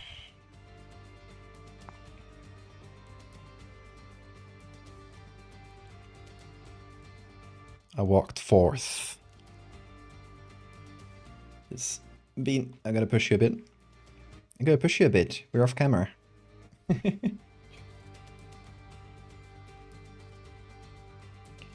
I walked forth through the pain.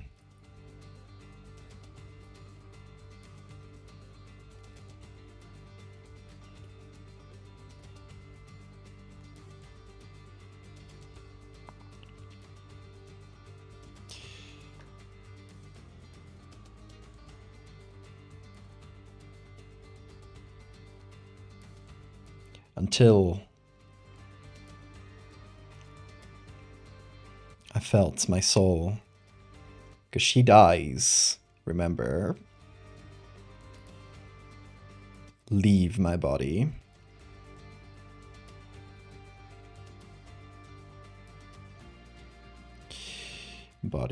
But I remembered.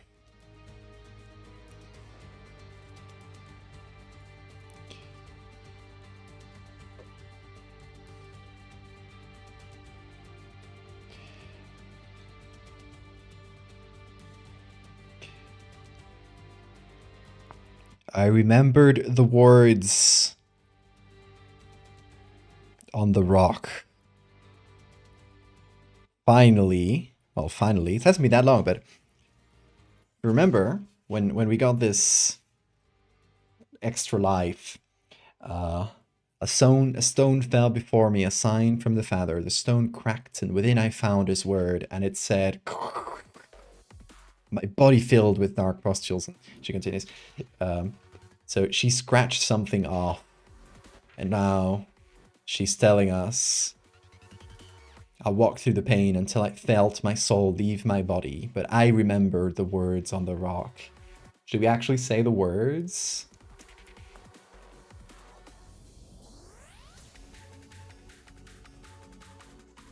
Maybe just walk forth or something. I guess you should just say walk forth.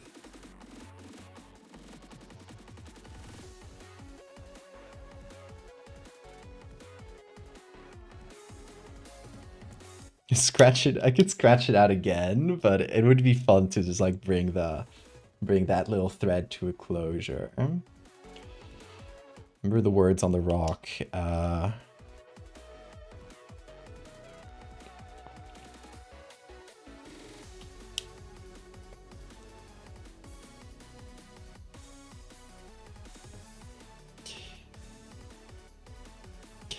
May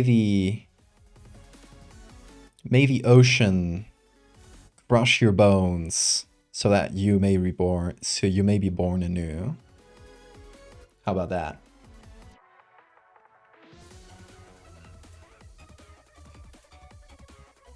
Would only summon Megabwa. Don't summon Megabwa.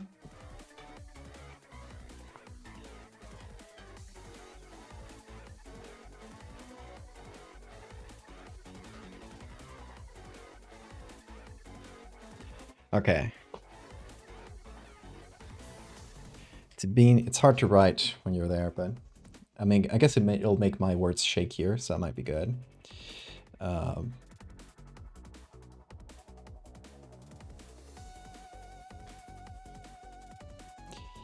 Let's the ocean crush. Whoop, Bean. Careful. You gonna leave me? You gonna let me right? Okay, thank you.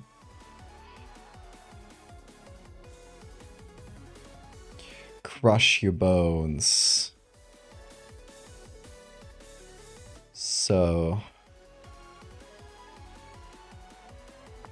that you may be born anew.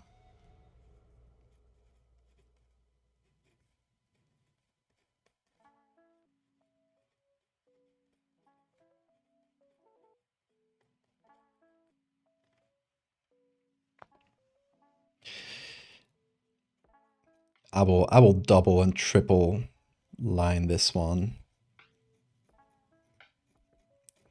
for good emphasis and a bit of insanity.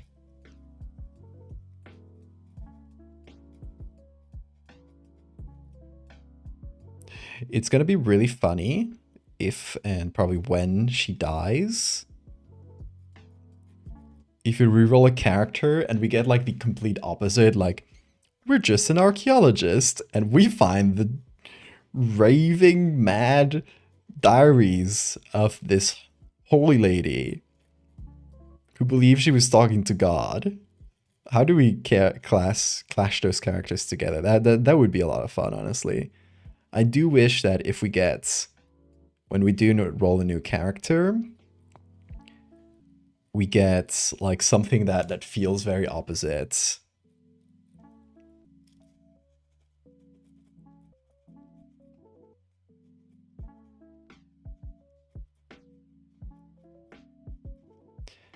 So that you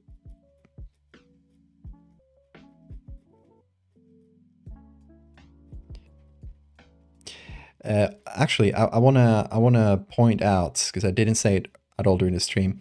There's a channel on the Discord just called Dreadfarer, which is meant for everybody to post your experiences with the game. If you want to share them, of course. You may be like, hey, I rolled this new character.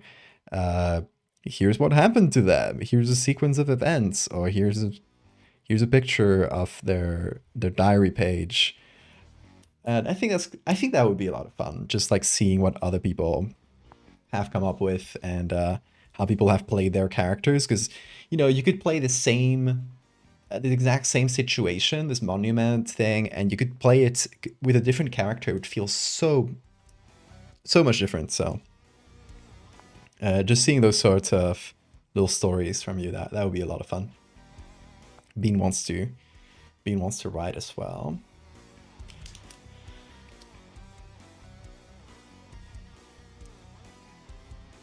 If she dies with randoms on her body like the mask, does the new character take them? Technically no, but I feel like rule of cool applies. I feel like in this case, whoever comes across finds the mask, and maybe they don't know what to do with the mask. Maybe they sell it, or maybe the mask has become so attached to her face that it's inseparable, so he can't really take it, or they can't really take it. I think there's a few options that would feel good. Okay.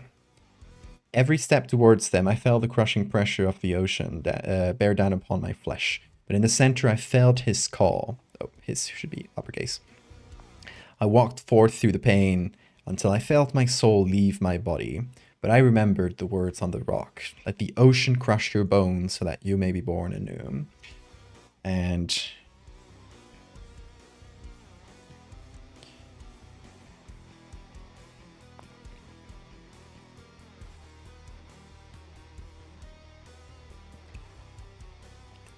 now we got to reveal that she saw the garden.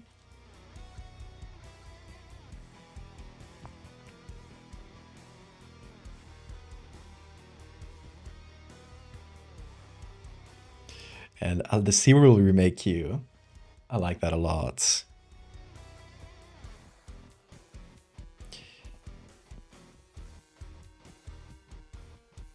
And the sea remade me.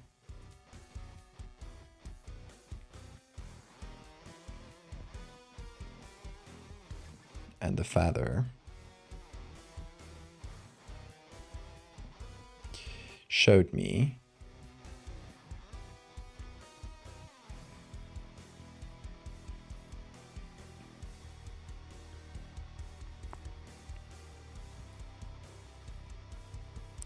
a vision.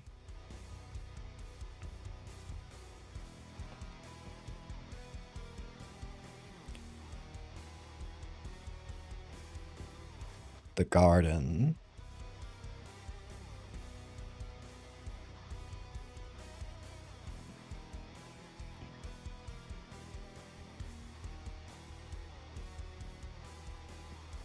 And we just sort of leave it vague. Kind of imply that she saw the garden.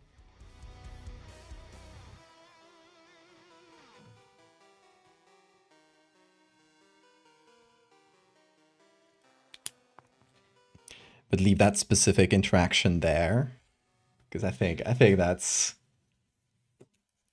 a good way to end that page on a little like cliffhanger. She saw the garden.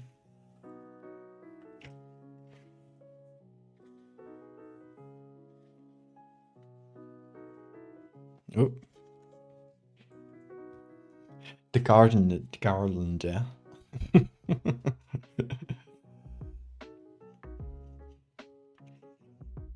Underline the shit out of it, absolutely.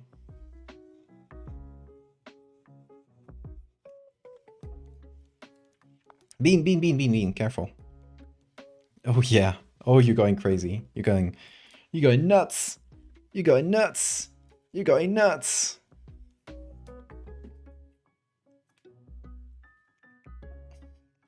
His toothbrush. Oh, look at him. He's showing dental hygiene. Listen and learn. Okay, so we get a vision of the garden. And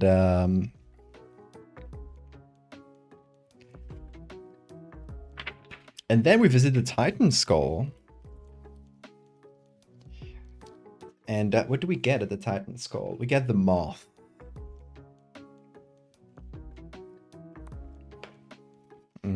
I don't want to tie that. It's already like such a good ending to the adventure to be shown the garden that I sort of want to skip over. Oh, and I got a relic. I got a remnant. Because this feels like so much more, so much more poignant. But I guess we can sort of like start the next page with the ending of this story. We kind of split it a little bit.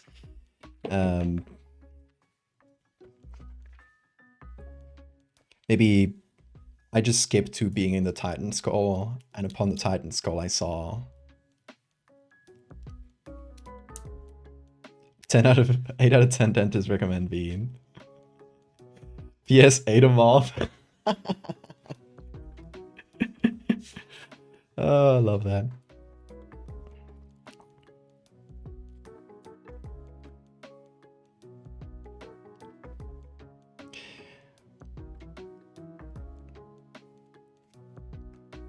And upon this vision, not upon, it's a fancy word for next. Or after.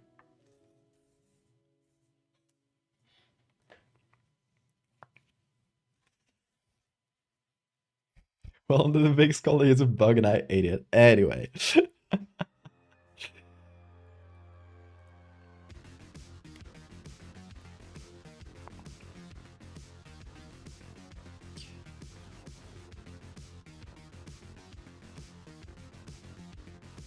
His 2 other dentists had to deal with teeth growing out of Bean's paws. Okay, refreshed, rejuvenated, or reborn, I guess makes more sense, although remade me. No, I guess I can use reborn. Yeah. Reborn.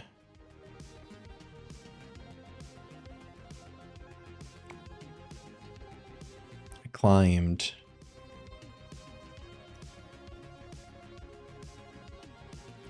Towards the Titan Skull.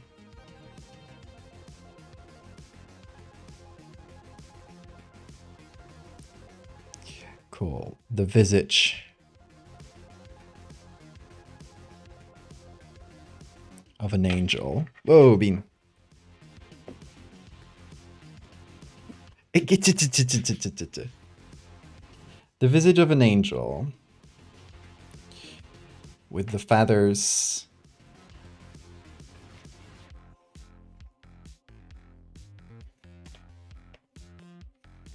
He's so difficult to... Oh no, my pen. Pencil. Hope it didn't break. The father's eye.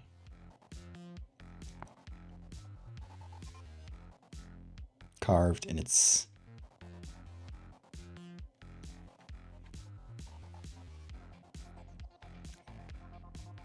Carved upon...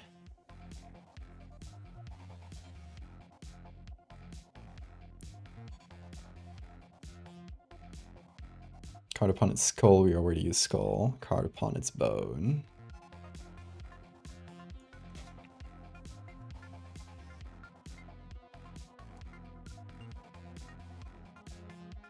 Didn't it take me 3 days like that pussy from Nazareth?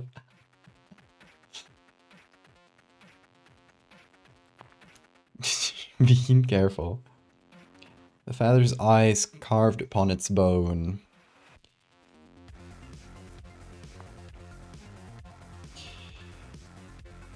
And it looked upon the ground.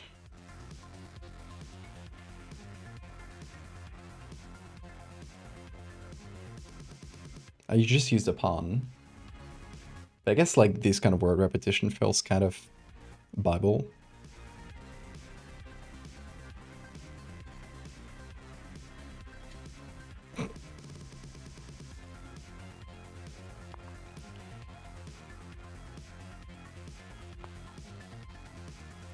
It looked upon the ground.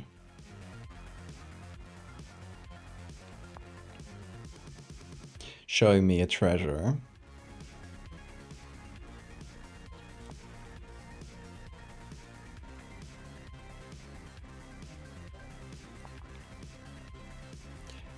A tear congealed.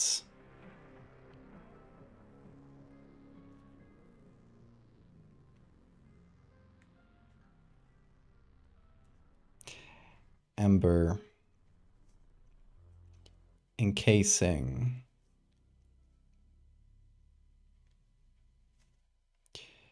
An ancient messenger.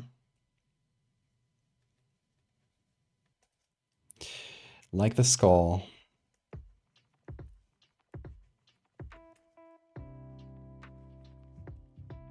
It carried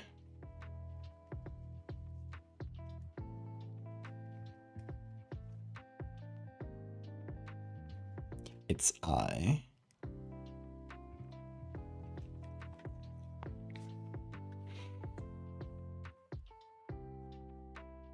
And then we choose, does she eat it? And that's going to be the last decision on this stream. We got to throw a d4 if edible, and the amber is edible. Let me remind you what the amber is, because it's been a moment. It's page 90.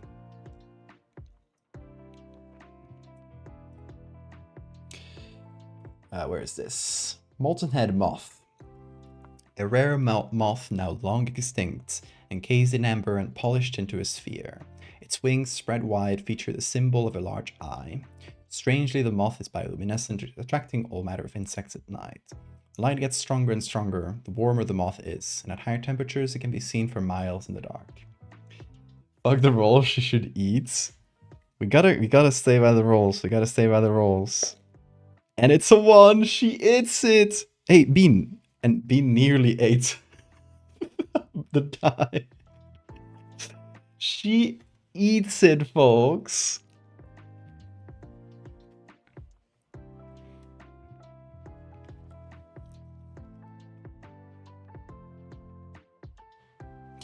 Like the skull, it's carried its eye.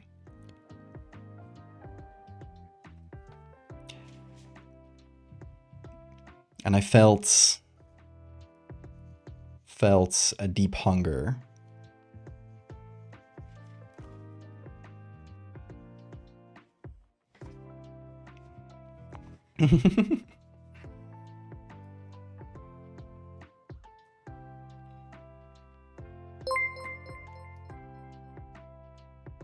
She must take this blessing within herself. I like that phrase. And I took, well, I'll just say it like that. And I took its blessing into, oh, careful, Bean.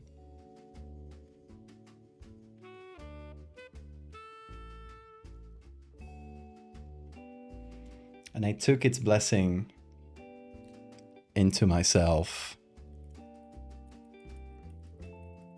And I felt him smile.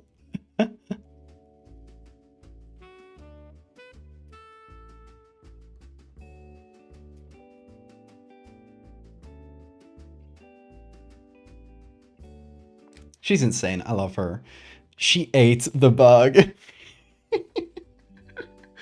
That means we get 1 max HP. So at least we did get something better out of this encounter. Even though we didn't get money, but we already got a lot of money from the last selling the last thing to the black market. So we get 1 max HP, and I assume that means we also fill it. It's not specified anywhere. So yeah, we got 7 out of 7 HP. Oh, Bean's ear was covering it. 7 out of 7 HP. How about that? Quick question for the placement of one of your custom remnants. If there was any German presence in Lemuria, theoretically, where would it be? I feel like, okay, so we got the Dutch, which are in Syrah, and they fail miserably. And there's a ghost town, like a Dutch ghost town there. And the British in Motag mostly. I feel like Germans would probably try to get other little chunks of Motag, but nothing like major. Maybe like smaller enterprises, not like a whole like state-sponsored thing. And then Desangle is like full of basically like, you know, like banana plantation type things.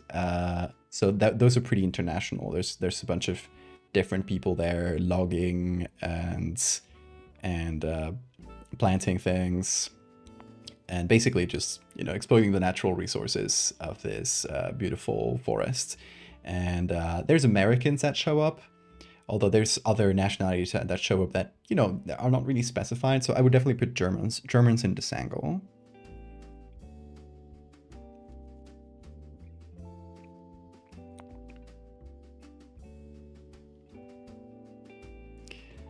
Smile wider. He's already smiling. I guess he's already smiling. Maybe I felt his smile widen.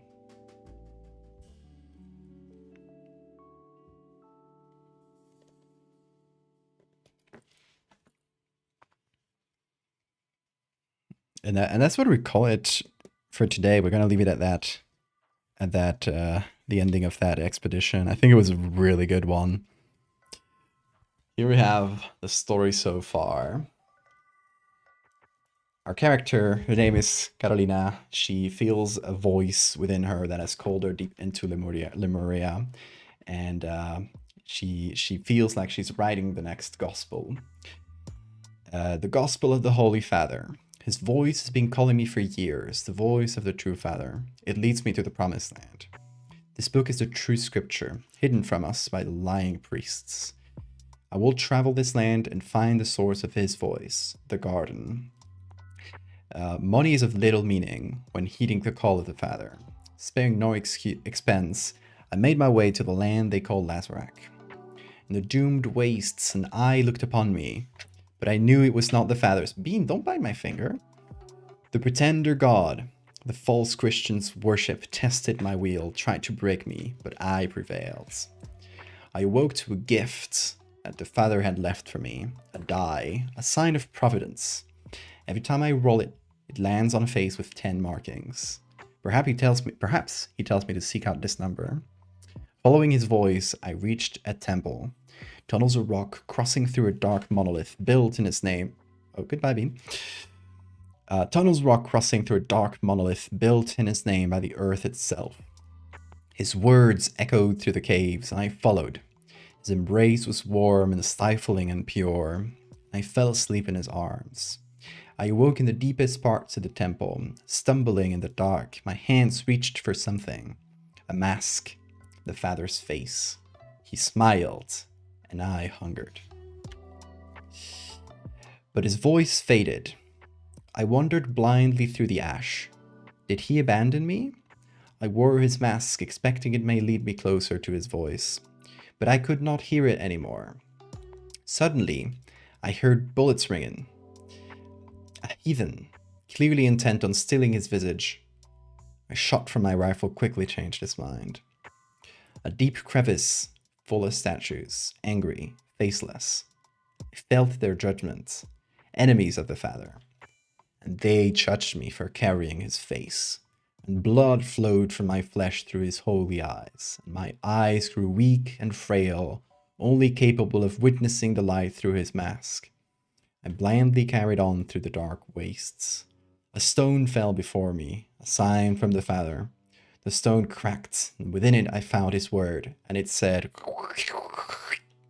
more or less, and my body filled with dark pustules.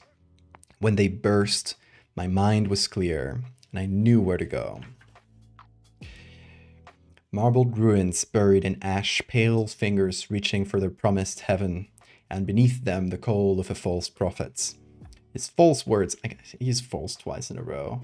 That's because, you know, I'm writing this as I go, but His false words ringing in my ear. Destroy it. A mockery of his visage. Upon destroying the false idol, his voice returned, clear as music. Called by his providence, a carriage appeared in the distance, heading in the voice's direction. I rode with them until a wretched presence interrupted my path. Another false idol. Destroy it. And as I did, I felt the father's reward. Upon my neck, a sibling started growing. Is that you, Eduardo? Emissary of the false gods. And his voice, now strong and clean, led me to his tree. A withering fig tree kept alive by a silent man, perhaps another follower of the true father. So I gave the rest of my water, going thirsty in its stead.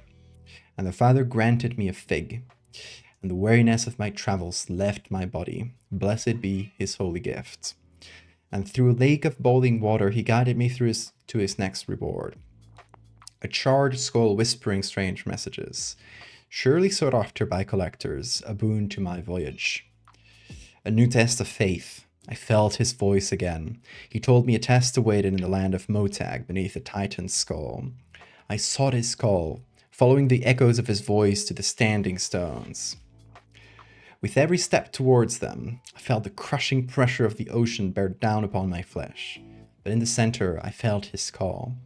I walked forth through the pain until I felt my soul leave my body. But I remembered the words on the rock. Let the ocean crush your bones so that you may be born anew. And the sea remade me, and the Father showed me a vision, the garden. Reborn, I climbed towards the titan's skull, the visage of an angel, the Father's eye carved upon its bone. And it looked upon the ground, showing me a treasure. A tear congealed amber encasing an ancient messenger. Like the skull, it carried its eye, and I felt a deep hunger. And I took its blessing into myself, and I felt his smile widen. That's what we got so far. Do you guys like it? Oh, it's really fun, honestly. Just a few pages, but I guess it depends on how deep you go in writing. But I mean, I guess at the end of the day, this is writing exercise, right? This is just writing prompts you got to follow through. But I love how at the end you just create a new artifact, which is the book itself. Actually turn all these made up artifacts into a physical one, into a real one. This is an old like recycled paper notebook I got, and I just started filling with little creatures because I knew I was going to use it to play Dreadfarer. So it's like, oh, little creatures, here's Mock. She's great. Tomorrow we'll keep playing. We'll keep playing and see where her story goes. We'll see if she survives. She's been doing good. She's got money. She's got like maximum HP that's been raised. The only problem is she got 5. No, 1, 2, 3. Oh yeah, she got 5 because 20 corruption plus the one she came with. She's got 5 curses, which means she's 5 curses away from dying, and you can't get rid of curses. So that's kind of a ticking clock. We got to be a little more careful about probably the next stream, because if we go at this rate, she's not going to last that long. But I think having the curse ending where she turns into a monster would be really fitting for her anyway. So I'm not gonna stop taking risks. Leave it to Val and Neon to make a game about writing prompts. Honestly, you know, when it's a game that you play yourself, it's just like a kind of a challenge for yourself, isn't it? She's single, I can fix her. Get in line. She is transformed. Her getting the rest of the curses. Absolutely. Maybe that's what her god wants. It's her to turn into a monster. Maybe that's her ultimate form. So it might be like a sad ending in the sense that she dies, but a good ending in the sense that maybe that's what she wanted. She transcends, exactly. I like that. But yeah, that was a lot of fun. That was a lot of fun. I did not know what to do or expect when doing a stream where it's not like digital art, it's writing stuff and playing a game like this. I've never done something like that. So honestly, a lot of fun. And I like this setup of having the table here because That means I can do drawing streams from time to time. I can like, get my sketchbook out. This is my actual sketchbook. This is just a book I got for Dreadfarer. And I can draw little things, and and it looks really good on the screen. Like, the contrast is perfect. If I did this on my old, and there's a reason I got a good camera, like the one you're looking at me through, this one, because this camera, it's pretty bad. Like, this is what it does to paper.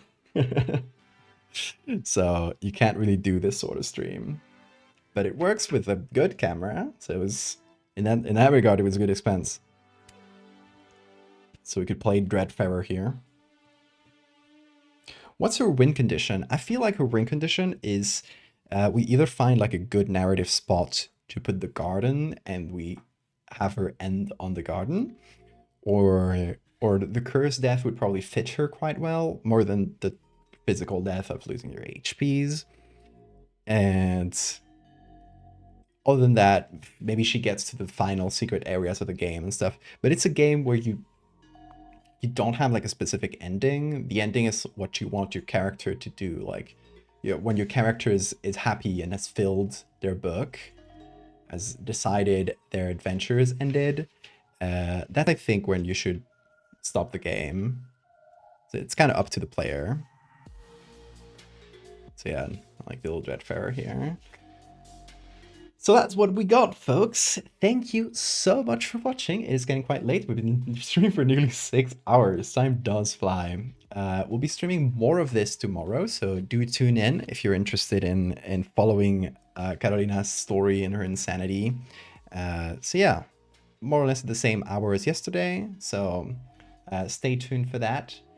And folks, until then, have an amazing time zone. Take care.